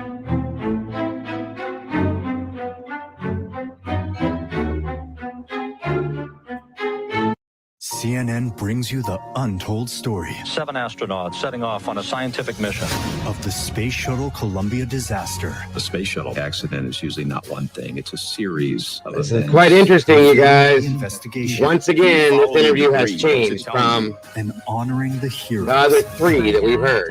Doing what he loved. The new CNN original series, Space Shuttle Columbia, the final flight. I don't use Sunday, April 7th at 9 on Spotify. often anyway. Welcome to the Scene to Scene podcast. I am your host, Valerie Compton. Sorry, guys, Today, for the I am chatting commercials. with Ji Young Yu. Ji Young stars as co-lead in The cause of death for Madeline Soto. I learn a little bit was, from every character that I play. I think strangulation usually I play a and, character and it causes enough introspection that I learn something about blunt force myself. trauma. I My honestly apologies, can't gush folks. enough about Freaky Tales. I'm so excited to share it with more people. If you like what you hear, be sure to So, review, like, and subscribe. Sadly, to the Scene to Scene podcast. I can't even imagine Zigazoo that. has made me zigzag. What I mean by that is I swore I would never let my kids on social media, but now I'm setting them It's okay, loose on Cassie. I know, Zigazoo. honey. Don't worry Before about it. I found Zigazoo, I believed all social media was inappropriate for kids. But I feel great about my kids being Yeah, on I know, Zigazoo. Willow. It's Videos are moderated by actual hard to people talk about. before being added to the feed. I Zigazoo agree is a with you, space for Pamela. I hope kids they to are too, post or videos listening at they've least, because this created is. and to share them with How other many kids just times like have we them. heard this shit And since change, there are you no guys? comments or messaging, You know what I mean? you don't have to worry about mean comments on your Going all the way kids' back to the videos. beginning of it. And you need parental consent before joining Zigazoo. Bottom Now line, we're it's a hearing that space he didn't take a prioritizes polygraph. data safety for kids. He said twice but that he don't take did. my word for No, it. he didn't. Zigazoo I don't is understand what's kid-safe, going COMPAS on. Welcome back, certified. Ardent Fox. So Good to see you, weigh buddy. everything Zigazoo has to offer. Maybe you'll zigzag No worries, too. brother. Zigazoo, a social network for kids. Download the Zigazoo app today. Yeah, if you have it saved, Cass, you could always send it back and we can play through it again. If we need to break it down. You know what I mean? Crime Stories with Nancy I don't know if you Grace. have it without commercials or Joining not, me but now is Lauren Conlon, investigative journalist, host of the Outlier I agree, podcast, Paula. host of Corruption, What Happened to Grant Solomon, and you can find her at laurenconlon.com. Lauren, thank you so much for being with us. What can you tell me about that stretch of road, if anything, between Sebastian's home and that retention pond? Well, look, Nancy, I mean, I think like everything else about this case, it is very confusing because the public hasn't heard much from the police. We haven't heard much from the Proudfoots, obviously, when it comes to that, or Seth Rogers. And now I'm learning a lot here as I hear Chris Proudfoot say, okay, we can't speak about this because of law enforcement. And now with the Cajun Navy coming in, I think a lot of us are very excited that they are going to basically canvass this road. And they are actually telling civilians to hang back. Nobody needs to search this anymore. You need to stop. You need to stop helping and let us work with law enforcement and take over. Now, I called the Sumner County Sheriff's Office yesterday because of all the misinformation going around. And I got to be honest with you, they didn't even know what was going on with this road, with the recreation search. They were either very elusive or they were very confused. But either way, it's very concerning because the people, as well as myself, I don't live in Tennessee. I cover a lot of Tennessee. We are very concerned for Sebastian. We are very concerned. And Okay, so let me just stop you right there, Ms. Conlon. Ms. Conlon, everyone is concerned, but let me remind everyone that law enforcement is under no duty at all to tell us or anybody else, including the Proudfoots, anything. They are not representing the Proudfoots. They are representing justice, and they will do what they have to do. The fact that they're not giving us a blow by blow is their business. Does it mean they're stymied? I don't know. Does it mean they know more than we think they do? I don't know the answer to that. But just because they're not releasing an ongoing investigative file is not a concern to me. At this juncture, I am collecting facts in the best way I know how. Now, regarding that route from the Proudfoot home to the retention pond, is it your understanding, Lauren Conlon, that there were no hits by scent or cadaver dogs along that route? correct, Nancy. It is my understanding there were no hits from the dogs. It is very confusing. It's confusing. Mhm. You know, sometimes, Lauren, when we try to put together a puzzle, but we're missing a few pieces and we don't know what piece we're missing, you can't put the puzzle together. We're missing things from this puzzle. And right now, I'm on a fact-finding mission. I am pointing the finger at no one because I want to find Sebastian. Absolutely. I want to go to Dr. Jory Crossan joining me.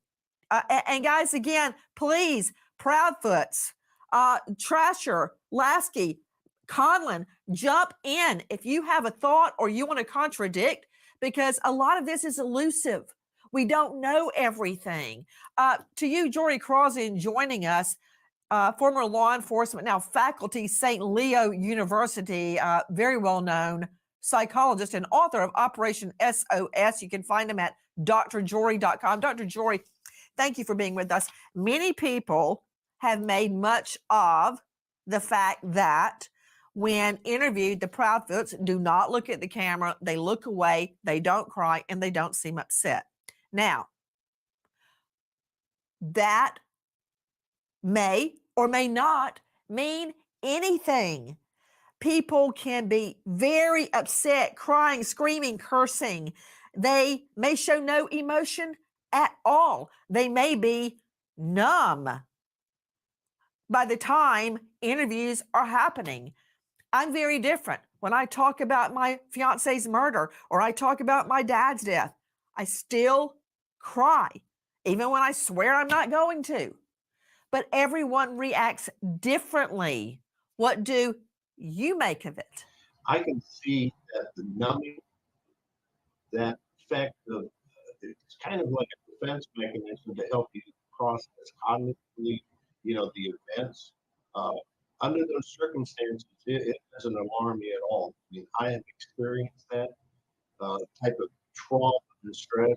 I've seen it in other people that I have actually interviewed as a law enforcement officer and a psychologist. So, hold on just a second to Jory Crossan. Dr. Jory, you're cutting out on me.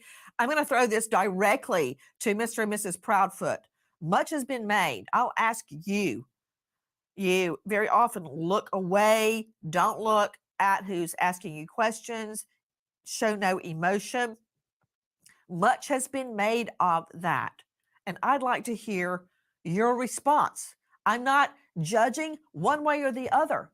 I'd like to hear your response. So the fact of not looking at the camera all the time is because a picture of my son is sitting beside me, and I'm looking at him. As far as the crying thing, I have been crying off and on nonstop for a month.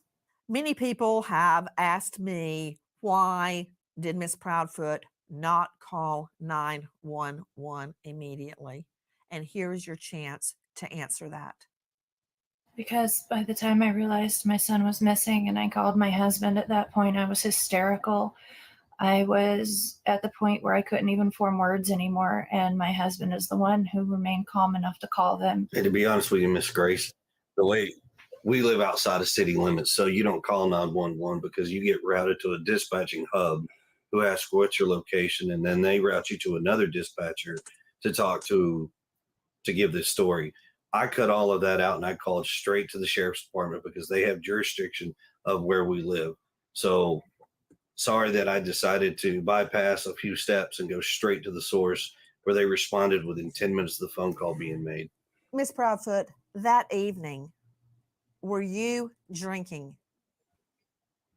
No, ma'am. Had you used any type of drug at all, even OTC, over the counter? No, ma'am. And you had no argument with Sebastian that night? No, ma'am. You stated you put the dogs away into a crate before you went to bed. Is the crate located near the exit, near a door? No, ma'am. Would the dogs have barked if there had been an intruder or if Sebastian had left? The dogs don't typically bark at me and Sebastian because they're used to us. Even if we get up, we come around, they don't typically bark. Strangers, they do tend to bark, at least for a minute or two to get attention. But no, ma'am, they don't typically bark at Sebastian and myself or Christopher when he's home. What kind of dogs are they? Morkies. Question, where is their crate located? In the area near my sunroom. Over by the kitchen. In your son's, okay, hold on. No, son. Is it outside your son's room? No, ma'am, not Sebastian's room. Son, yeah, yes, ma'am. The sunroom. And that's not near the door? No, ma'am. Not near the front door. It's near my back door, but not any of the other doors. Yes, from what I've seen, the layout of the home, it is near the back door, and they would have heard someone coming in and out that back door, correct? Yes, ma'am. Yes, ma'am. No barking. Do you have a chime or anything on your doors that would alert you to the door opening? No, ma'am. Miss Grace, could I jump in for something? Yes, please. And I want to follow up with a question regarding Miss Proudfoot's polygraph. But please, Lauren, jump in. Everybody on the panel, now is the time to ask the Proudfoots any question that may shed light on what has happened to Sebastian. We are not in a judging arena. We are in a fact-finding arena. We can then assimilate the facts and make deductions. Please jump in. Lauren Conlon is joining me. You can find her at Lauren Emily Conlon. Go ahead. Yes, thank you. And now this might be for Brian as well. Yesterday, when the dogs hit and everybody's going crazy, YouTubers, internet, TikTokers, and we figure out it's not Sebastian and police are not involved, the TBI is not involved. Did you call the Proudfoots and let them know that this was not Sebastian? Did you tell them ahead of time that you were searching these areas? Did they know what you were doing, or was this specifically just through Seth Rogers? Yeah, so Seth Rogers is Sebastian's biological father, correct? Yes. Yeah, so Yes. he was there, and as Ms. Grace alluded to earlier, it would not have been typical or possibly even probable that he could have skeletonized after only a few weeks. So I'm not sure about the Proudfoots, but his father definitely did know. I also wanted to echo what Miss Nancy said earlier about the police. One of the reasons we got called in, there was a lot of social media personalities reaching out to us, kind of complaining that they didn't feel like the police were doing enough. But really, it's just what Miss Nancy said. It's that they're not under obligation to give daily or every other day updates. They are doing an investigation. We have been in very close contact with TBI, and I can tell everybody with 100% certainty they are on top of it. They are not letting their foot off the gas at all on the search for Sebastian or trying to find out what happened to him. The YouTubers and TikTokers that do live stream probably do the most fun. We appreciate the attention that they bring to things, but when you do a live stream, you don't have any control over what gets seen by potentially the entire world. So we would, we can't tell people what not to do. They have free speech. It's their own accounts they're using. Not helpful to do live streams during searches like that. If you want to do it, do a video that you can potentially edit later, so that we cut down on the amount of misinformation. That's why social media is not necessarily a house. We go in and do search and rescue. You have to trust the process, like we do. We trust law enforcement is going to have this wrapped up probably very soon. Brian, however, I want to make sure that you are not encouraging citizen sleuths to stop looking, because no. I've had many cases where we put out the warning and they actually spot a missing person. I mean, I only have to point to Gabby Petito, whose remains were found in dispersed camping way out west by a citizen who had heard about the case. So, yeah, sometimes their information is wrong, but there is no way in HELL that I would ask them to stop. We're not. And No, we don't. I know that's not where you're headed. No, we don't want them to stop. Matter of fact, it was two citizen sleuths that found Riley Strain's bank card out by the bank of the Cumberland River in Nashville. So, like I said, they do provide a service. My only suggestion was maybe not doing live stream, maybe just video, and then you can edit and post later. Just a suggestion. Hey guys, I don't want to see anything edited. I want to see the whole thing. No edits, no airbrushing, the real deal. But that's just me. I want to go back to Katie Proudfoot. This is Sebastian's biological mother, Miss Proudfoot. What questions were you asked during your polygraph? I was asked if I knew where my son was. I was asked if I hurt him. I was asked if I had hurt someone, among a few other questions.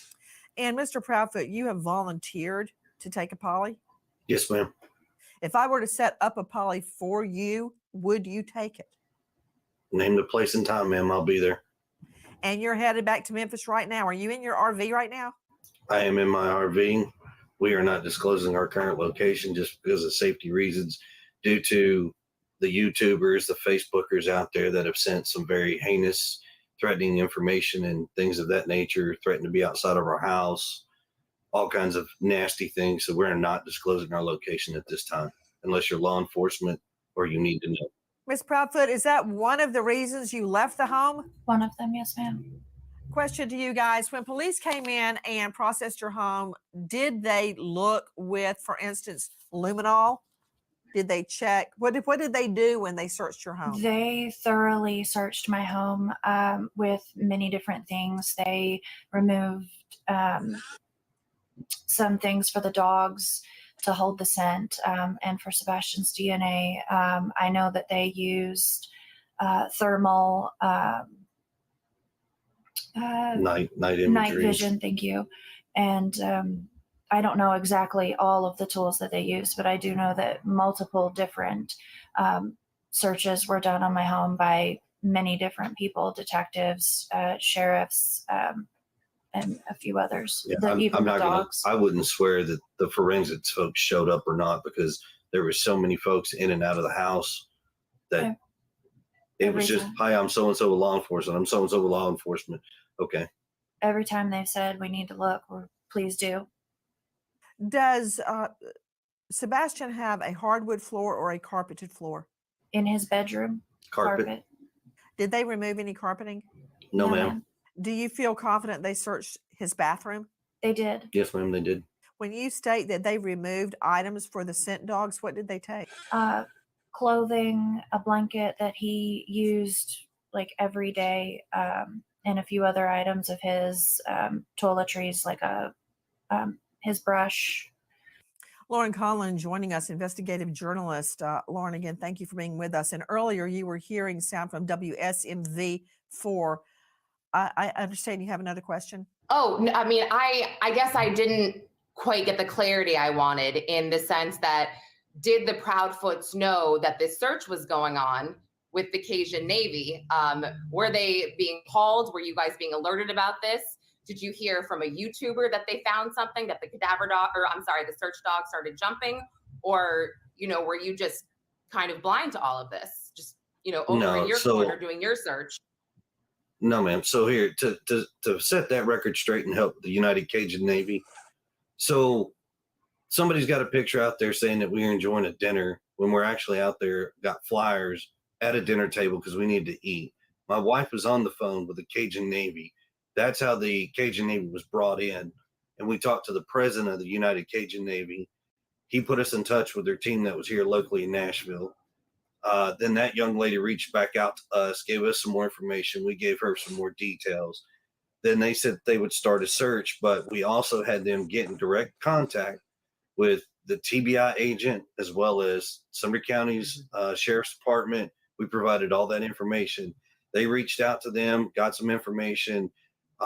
They pushed outside of the areas that had been searched already, conducted a search. Somehow or another, they linked up with the bio father, who supposedly got a tip from somewhere. Whether or not it was credible or not, we don't know.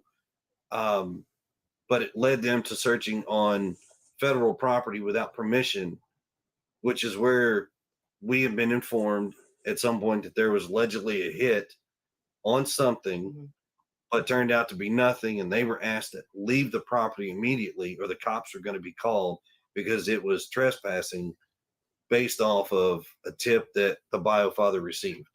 Yeah, to Brian Trasher, VP of Cajun Navy, let's clear it up. Isn't it true this is on federal property that had been closed off? It was a hurricane site earlier. Tornado. It was also, yes, Tornado, thank you.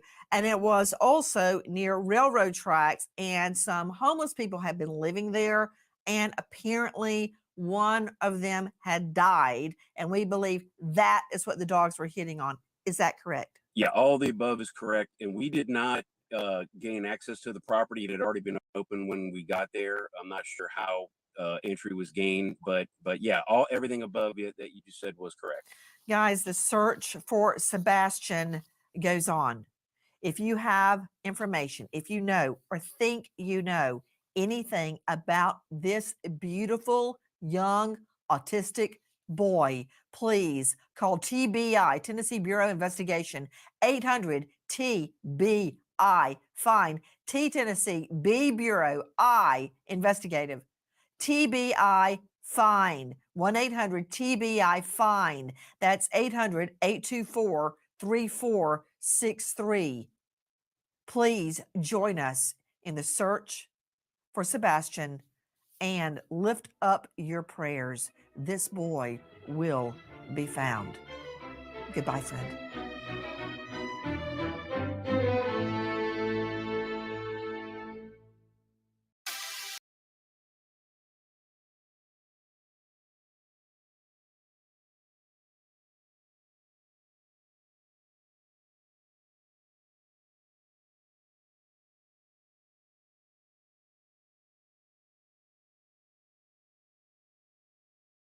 All right, guys.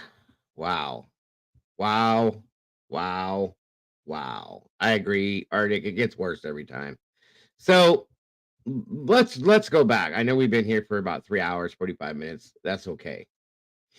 I want to talk about this for a few minutes because I got 3 pages of notes on this because starting off at the very beginning, I don't think you were in here, Arctic. Nancy, listen, I'm not a fan of hers, but she slayed this interview. This was awesome. This was an awesome interview. She didn't give them the chance for the bull S, any of this crap, okay? And I agree, Mittens. If they are innocent, I do feel bad for them, but they're coming off.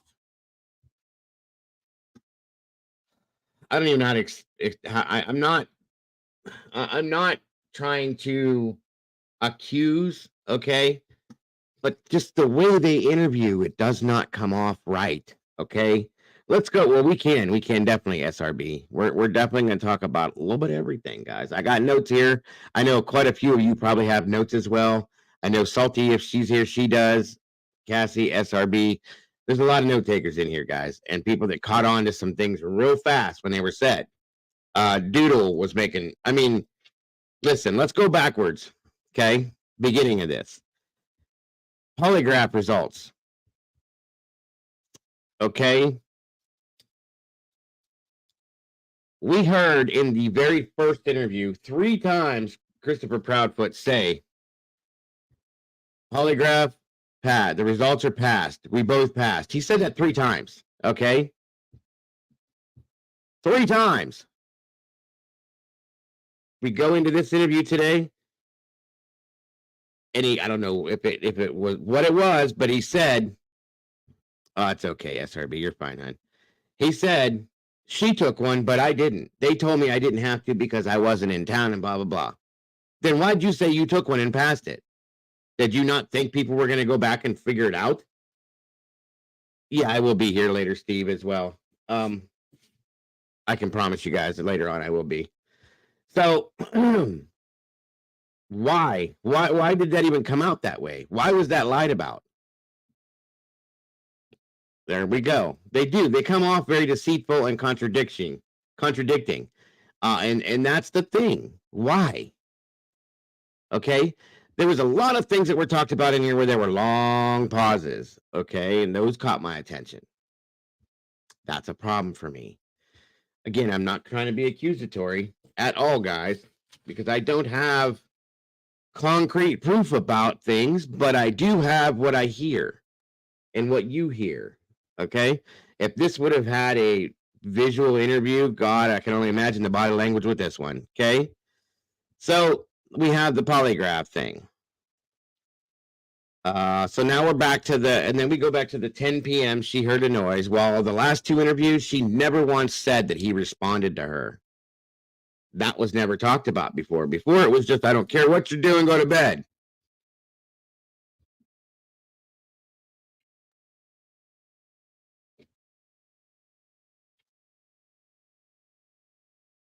You know what I mean? What do we got here? Siri says, but you called Trevor a liar when he called you on the polygraph. Me or them? Because you must be talking about them. Probably about Trevor from Treb Time. Yeah, I didn't hear that, but still. No, you're fine, Leslie, and we love you as well. Now, let's go back to the next thing. Thank you, Cassie. Now, I don't know if he forgets this, whatever it was, but it's an important part of this, okay? Who called the police? He said, I did. We've heard 3 other times that it was a 3-way call with all 3 of them. What's that all about? Okay. Then, moving on, we also have when she was asked if she took any medication, which is a question I wanted to ask a couple weeks back, okay? When she was asked about that, she paused. When Nancy asked, do you take any medication to sleep at night or anything, she paused. Okay, well, whatever. I don't know why you would have to think to remember that, but then they asked, Nancy asked her, this one was a little strange, and it could just be how she's talking. I don't know, but listen, he says, if there was a super loud noise that had her speak to him and he responded, then why wouldn't she check on him before going to bed? Thank you. Were you that preoccupied with something? Were you that busy doing something? You can't get up to check on your own child. What were you preoccupied with that kept your attention that importantly? Just saying. Then, moving on, there was more pauses. There was a really long pause when Nancy said, did you have any alcohol to drink or any kind of drugs or even anything over the counter? No, ma'am. That was a long pause, guys, okay? You really had to think about that, okay? Nancy asked her, so where was your husband when all this went down? And she said, I believe he was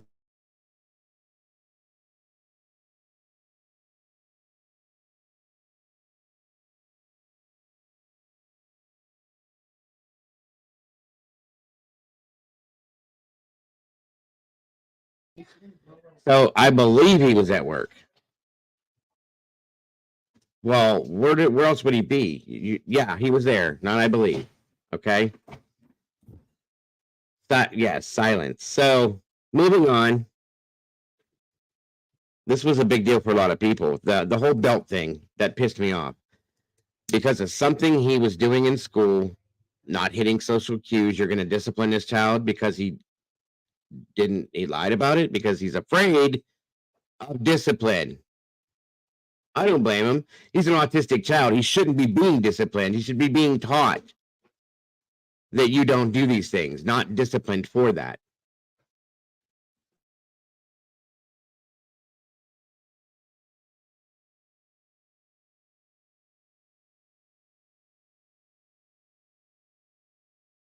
So that's that. Yeah, you don't absolutely do not punish any child for that at all. And I have an issue with that. Ray Charles could see through there. Yes. Mushroom says, hold on a minute.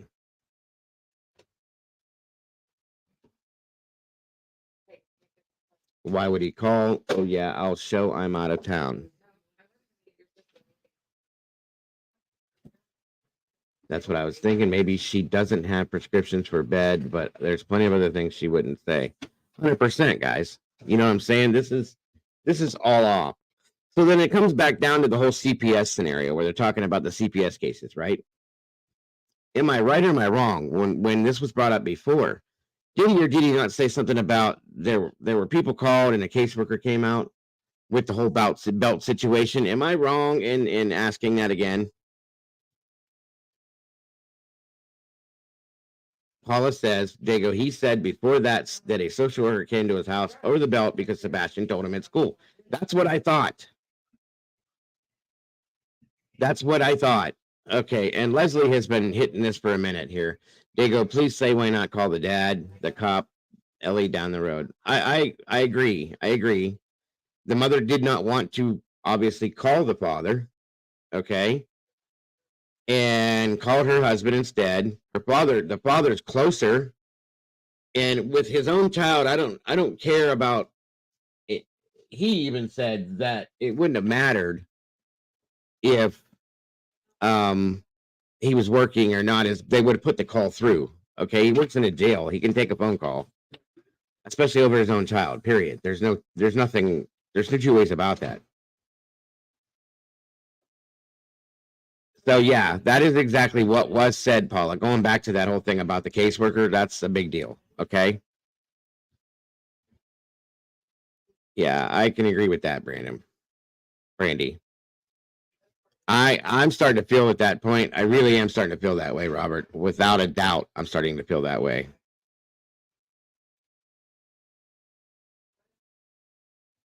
Yeah, that's a good point. The Ruby Frank bullshit. Yeah, guys. There's a lot of crazy shit. Yeah, this story is like Swiss cheese. This interview was the most holy as far as stories changing and the holes all through it. Yes, it is, Kara, and welcome, dear. And Arctic agrees. That's what Chris said wholeheartedly. Puff Muffin, welcome. Okay. Let's see. Yes, absolutely, Leslie. No problem, dear. He essentially said that the social worker took Sebastian aside and reprimanded him for telling. Seriously? They don't do that. They don't do that. Sorry. I cannot tell you. I can tell you the social worker would never take a child to the side and reprimand them for telling on their parents, for disciplining them. That's bullshit. These children are taught to do that in school. Not to mention an autistic child that should not be being disciplined to begin with.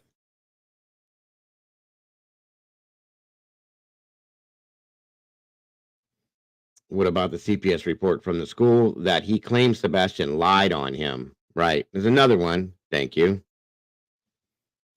If you're telling the truth, your story doesn't change. These people need better script writers. Amen to that, brother. Amen to that. Something's off, guys. This is big time. And it's really hard for me to hold my tongue to not accuse at this point. Okay. I'm sorry, but I'm just saying. At this point, it's very hard for me to hold my tongue to not accuse. Damn. Tell the damn truth. That's all I'm saying. If you did something, say something. If you know something, say something. If you don't, then fine. Stop skip jumping and hopping all over the place and just come out with it forthright. This makes me so sick to my stomach. I don't get it. I don't get it.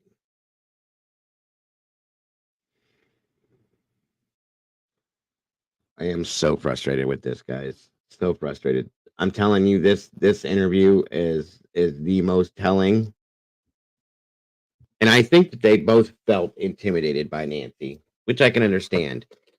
They were both yes, ma'am, no, ma'am. There was no bullshitting around. I mean, she doesn't put up with that either. So, that's important. But damn, at least be honest. You know what I mean? Please, at least be honest. And you wonder why people are attacking you per se, or just, being rude to you for whatever reasons.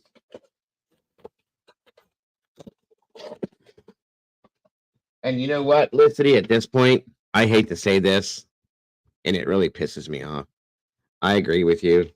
I feel like she does know. And that's not cool. I'm sorry. That child did not ask to be born. He had parents that cared for him, especially a father. He definitely has a father that cared about him. If you didn't, then you should have just gave him to his father and done it when they tried to do it before. 100%, Debbie. She had a conversation with Seth as well.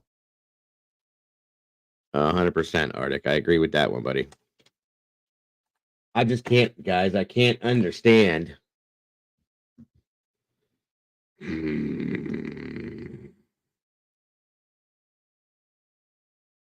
Yeah, I agree. Now, this whole thing before, in the very beginning, Nancy said you left early in February, right? Yes. And then said he came home on the 26th. Then she asks him a question that I think every one of us understood but him, where she said, "Did you come home any times before the 26th?" Yeah. Wait, what? But then he says, "No." That was dumb. That was complete stupidity right there. I'm sorry. Yeah, I was there in January, this and that. No, we're not talking about January. We're talking about from the beginning of February till the 26th. Did you come home anywhere in between there? See, that tells me that he was being untruthful because he missed that up. He screwed that whole thing up and mixed it all up. That's what makes people believe you're being untruthful. And that's the thing, too, right there. Law enforcement knows exactly where he was and when. Don't ever doubt that, folks. Don't ever doubt that, because they do. I'll be honest with you guys at this point. I think law enforcement has their ideals as to what's going on or what has gone on. And I think they're, and I'm not saying to who, but I think that they are giving whoever they need to enough rope to hang themselves at this point. And that's where the whole trust the process comes into effect. And I think that we need to respect that and allow them to do what they're doing, because I think they know a hell of a lot more than we think they do, and more than they've let on to us too. That's the problem. There isn't. And in a case like this, you need physical evidence, folks. That's the whole problem. Damn, this case is killing me. So then we're talking about the TPO, temporary protection order, whatever you want to call that. 100% Salty. They do. I agree with you. I know they do too. They're just letting whoever they're looking at hang themselves with their own rope. That's all they're doing.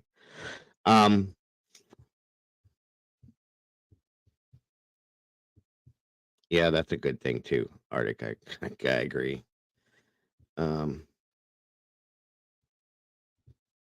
Right, Leslie. I get it. I do. Probably exactly, AG.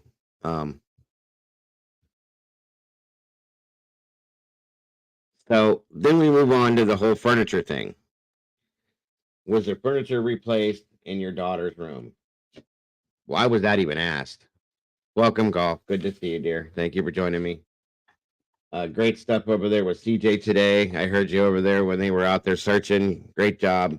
Much appreciated for your help in all of this searching. So there was that question. Okay. Where did that question even come from? So somebody must have saw or heard something. So there's a bed that was replaced, that was put in his garage, or going to be replaced, that's sitting in his garage. So somebody must have thought something happened. It definitely will, Robert, at some point. It always does. When, I don't know, but it will. Exactly, Salty. Where the hell did that come from, guys? I had not heard anything about that. Now all of a sudden we're talking about a bed that was moved and replaced. And what is going on? What are you doing, Milo? What are you doing? What are you doing? Be a good boy. Be a good boy. Anyway, that was an issue for me. And there was a pause along with that as well. Was anything taken out of the home? There was a pause. Where is the bed that was removed? Thank you. Because when somebody asked if anything was taken out of the home, he paused for a decent amount of time. Then he answered no. You sure? Then we got this issue about 3 dogs hitting at the retention pond and something about a barn, blah, blah, blah. We don't know about that. I never once heard anything about these dogs following the scent for a half a mile to this retention pond from the house. Did anybody hear anything about that at all? Ever? Because I sure as hell didn't. So Katie's saying that there was hits on the pond and that they don't know about the barn and blah, blah, blah.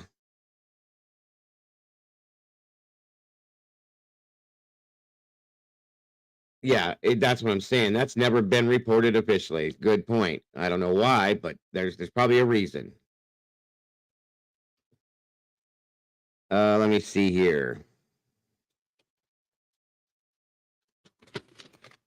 I don't know who that one lady was, but she seemed to be an advocate for them because they weren't informed about the hit that the dog had in the spot that meant nothing.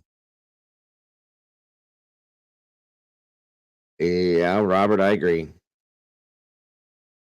That's all we've ever heard, any of us, I think, Arctic, was that they picked up a scent at the construction site and then they lost it at the same spot.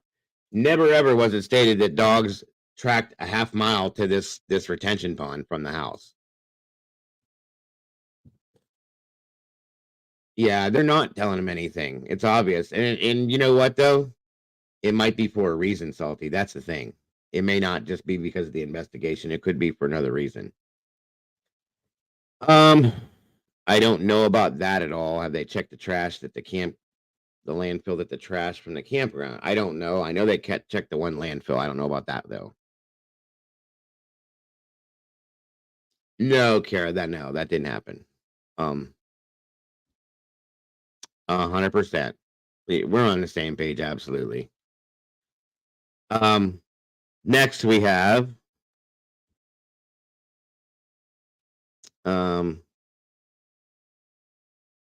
like multiple stories back and forth. Dogs did hit. No, they didn't hit. Did the dogs hit? No, they didn't hit. Did they? Yes, they did.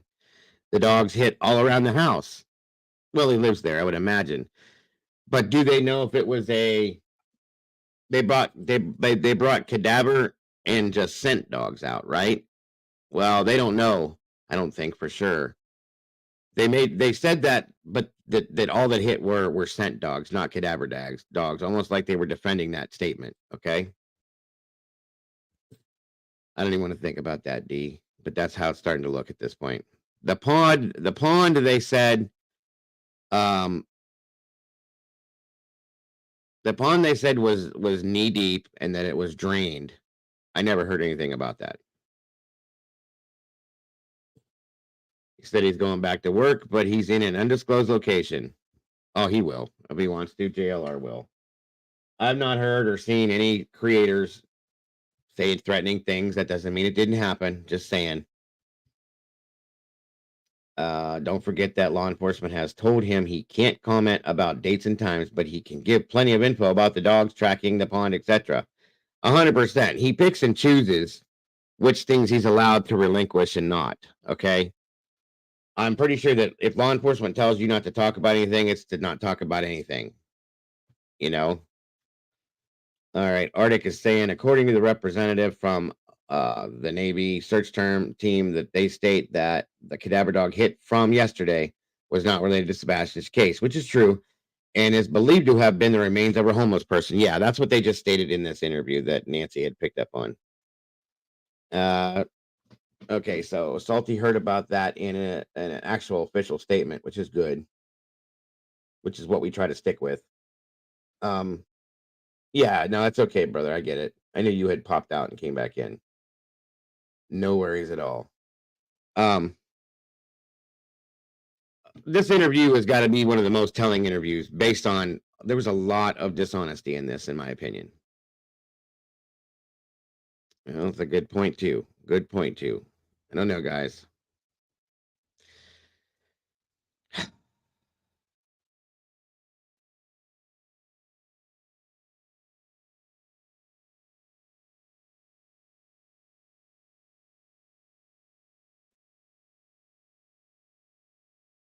I just don't know or anywhere.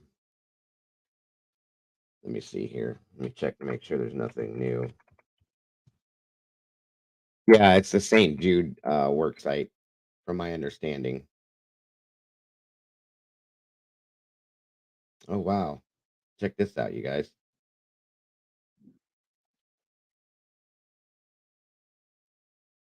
Well, this ain't no lie. This is not good. I mean, it's good, but it's not good. It's a little off subject, but it's not off subject for what I've been screaming about for weeks now. And I have another thing I'll be coming up with here soon too about this kind of stuff. 1 second here.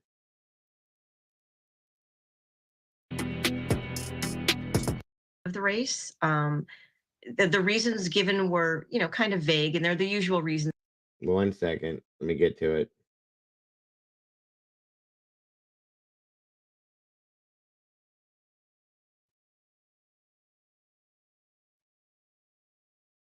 Wait a minute. Wait a minute. Wait a minute. Wait a minute.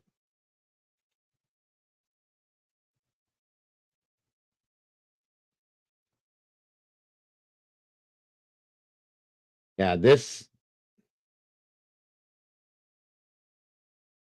We're trying to gather more and more information about it here on Live Now from Fox, as Diddy's home in Los Angeles has been raided by Homeland Security. Of course, we're learning more information. I do want to take you back out here before we get out to our Fox 11 team in their coverage, because some of this video is very dramatic and we don't know a ton of information right now about this here on Live Now from Fox. Of course, breaking news of this, as you can see, potentially law enforcement officials and other officials just outside of a gate, this on a street near the Beverly Hills area. Of course, we're following it very closely on Live Now from Fox. And of course, we're watching this. We know exactly what we were seeing at the time. So this is just a little bit ago, as you can see a crowbar to get through this gate initially as well, the long guns and a multitude of people. As you'll see, they'll zoom out a little bit just to see the amount of force they are using to get inside this home. And of course, the complex in which this home sits is a very expansive one for the American rapper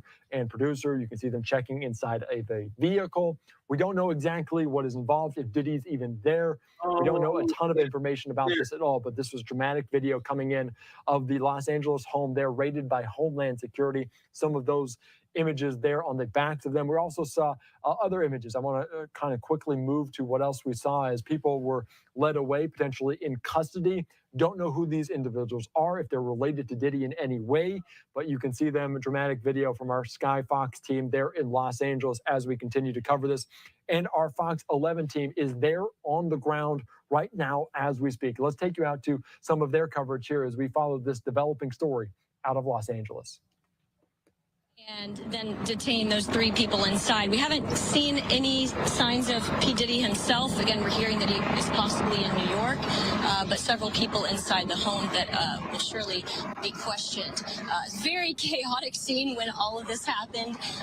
Lots of neighbors wondering what's going on. You guys. And we'll keep you updated, but it's definitely going to be quite a scene here for the remainder of the day. Yeah, when you see this number of law enforcement agencies coming together, making this type of raid to such a big, high-profile mansion like this, in a neighborhood like this as well, this is very thought out, methodical, planned out for days. So they base this on a number of information gathering that they've received and evidence or what they're looking for. So clearly, this is not something they do lightly. They really go through the process of making sure that everything is ready before they conduct a raid like this. So yeah, it's a lot of planning for all these multiple agencies to come together to actually now conduct a type of raid like this, as you're seeing right now with this street also shut down for. The house belongs to P. Diddy or Puff Daddy or whatever Diddy you guys want to call him. He changes his name every other day. That's who owns the house, Salty.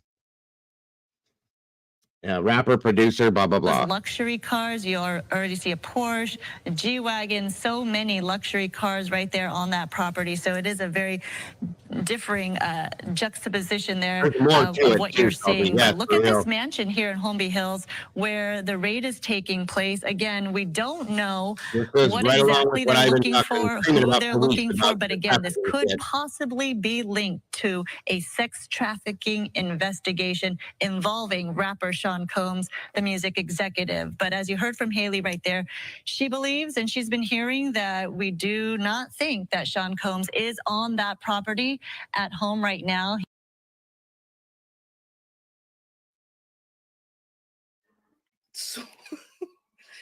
Swallowed. Y'all know I ran so fast. I took my butt out because it was getting on my nerves. I was like, bitch, I ain't got time to put it back in. You know, in the middle of scratching the shit out of me, I was like, I ain't got time to put this shit back. Just saying. I'm just saying, you know. We got to get on here. A story we're following, and of course, we're trying to gather more and more information about it here on Live Now from Fox, as Diddy's home in Los Angeles has been raided by. And off the top at 5:30, we continue to follow breaking news out of Star Island. Several law enforcement agencies are raiding the home of hip-hop mogul P. Diddy. And tonight, we are learning it may be tied to alarming allegations. Let's get right out to CBS News Miami's Larry Seward. It was stated before that Usher was actually victim to this stuff. So I don't know how that's going to work out. Joins us live from the scene with what we know so far. So, Larry, what can you tell us at this point? Authorities not confirming very much beyond the fact that this is part of an ongoing investigation started by Homeland Security investigations in the state of New York. Behind me, that is the entrance to Star Island. You can see the Miami Beach police car there at the entrance. If you look to your right, you can see this is where the Homeland Security investigations are set up with their command posts. We've seen not only HS.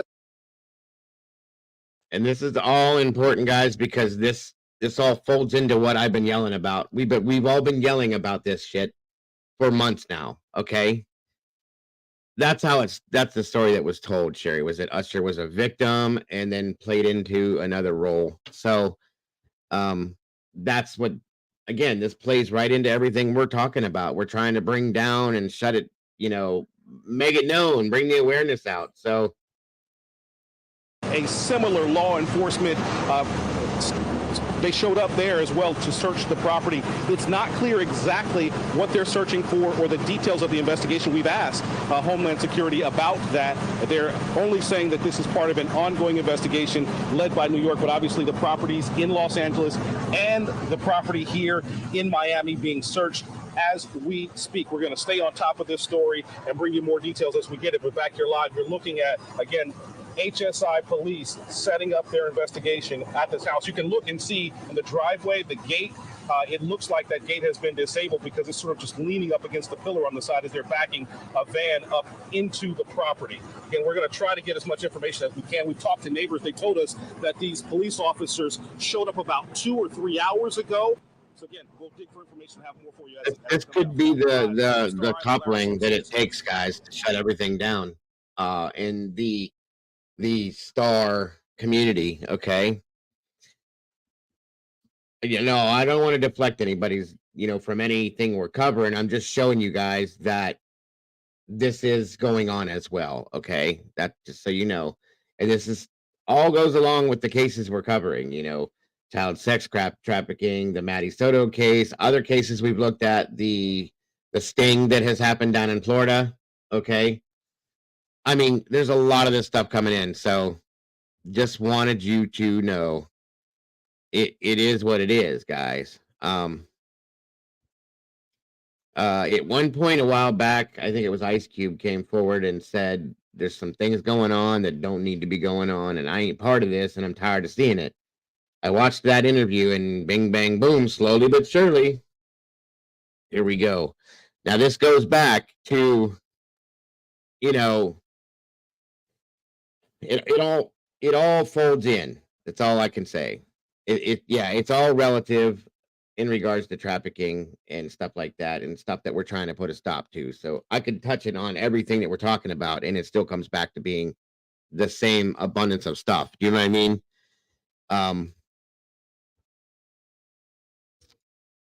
And that's kind of how that looks, Noni. Exactly. That's exactly how that went. Ice Cube got blackballed because he spoke out and spoke against some of these things and said, I won't be handled. I won't be a gatekeeper, any of that kind of stuff.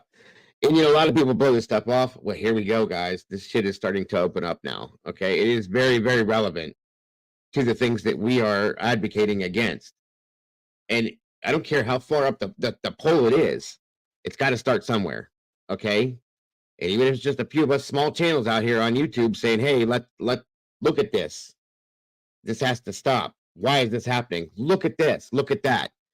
It's going to come down somehow or another. You got to bring it down from the top or the bottom. It doesn't matter. That's true too. Very good point, Arctic. That, you know what, Kim? Because they can. The money that they have allows them to do whatever they want.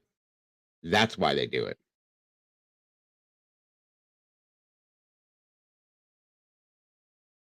Yeah, good way to put it. Absolutely. Sorry, guys. So I'm glad to see that that happened, and hopefully it oh, there's multiple properties. Okay, so they raided more than one home. Hold on a minute. This is new. This just popped up. 1 second.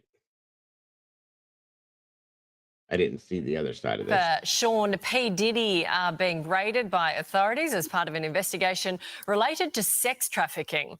Arrests have been made, with a number of men taken away in handcuffs. Choppers could be seen flying over his Los Angeles home and his house in Miami on the other side of the country. It's not known if the rapper himself was present at either home.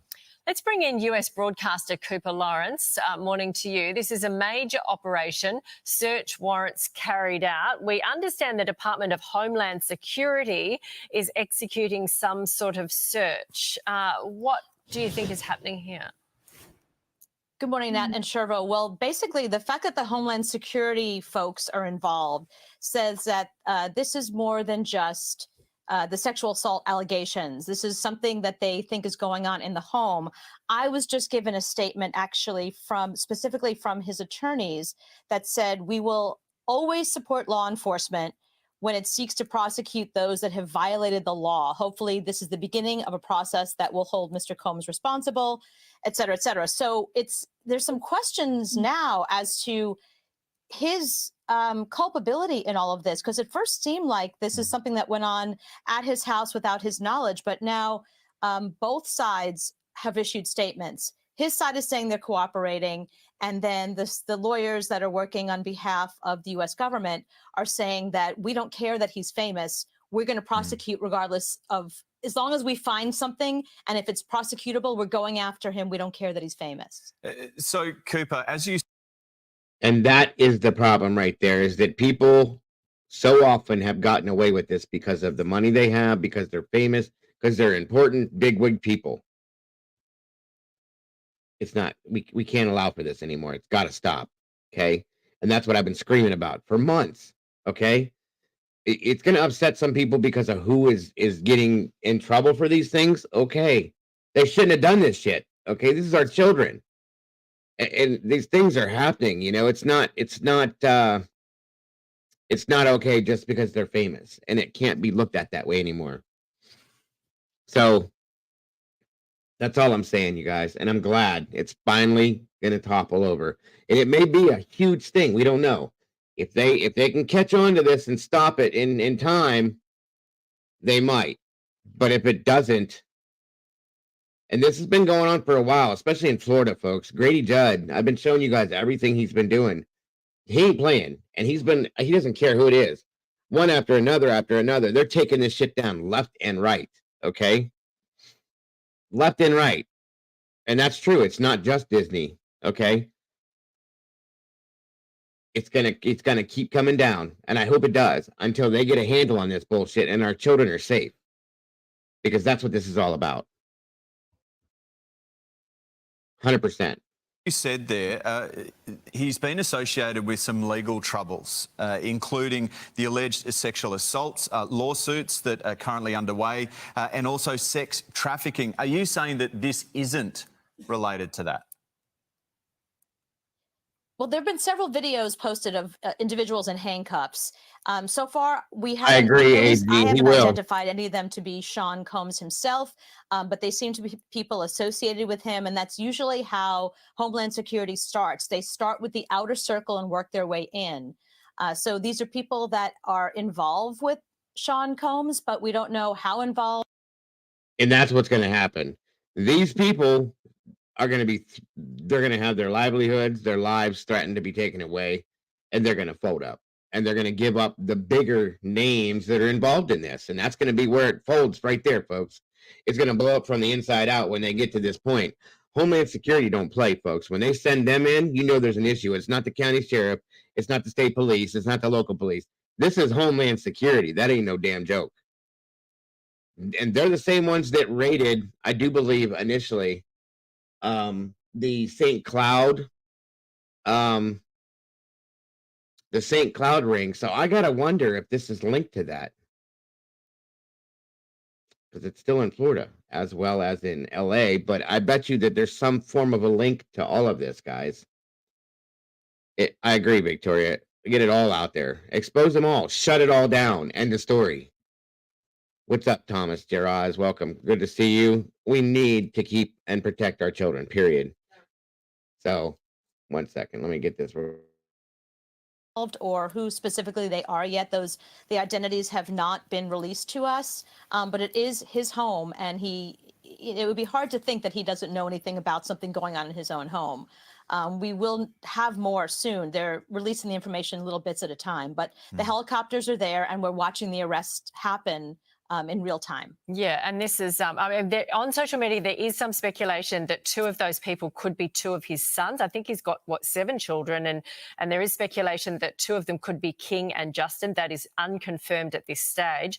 This is, to people just watching at home, they may recognise this guy's face. He's a billionaire worth a lot of money. He's won 3 Grammys, nicknamed Puff, P. Diddy. Puff Daddy. Puff Daddy. This guy's a major deal in the music industry, isn't he, Cooper?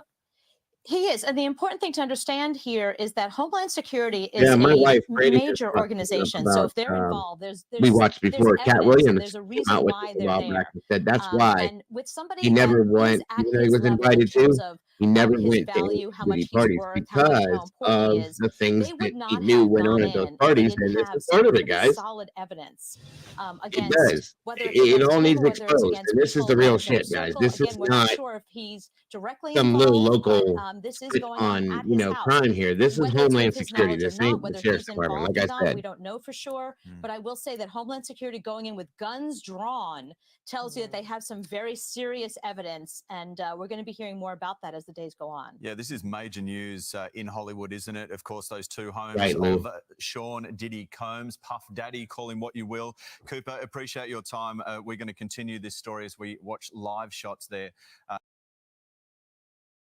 Well, there you go, guys. Just to let you know, that's going on at the same time. I guarantee you he is Puff Muffin. Welcome back, Cass. So I'm happy to see that. I'm happy to see that, and I hope there's more coming, and I'll show it all to you guys. I don't care. It needs to be done. Our kids need to be safe. People need to be safe. Anybody that's being trafficked, kids or not kids. But more children, that's more important than anything. I'm just saying. Wow, what a day. 100%, Ray. No problem. And I will definitely show you everything I can when it's related to this. I have a feeling over the next few days, we're going to see more stuff like this. One thing's going to fall down on another person, and then another one, and then another one. So it's all over the place now. Big time. Oh, I think Clue's doing her version of it now. Hold on a minute. Let me see something.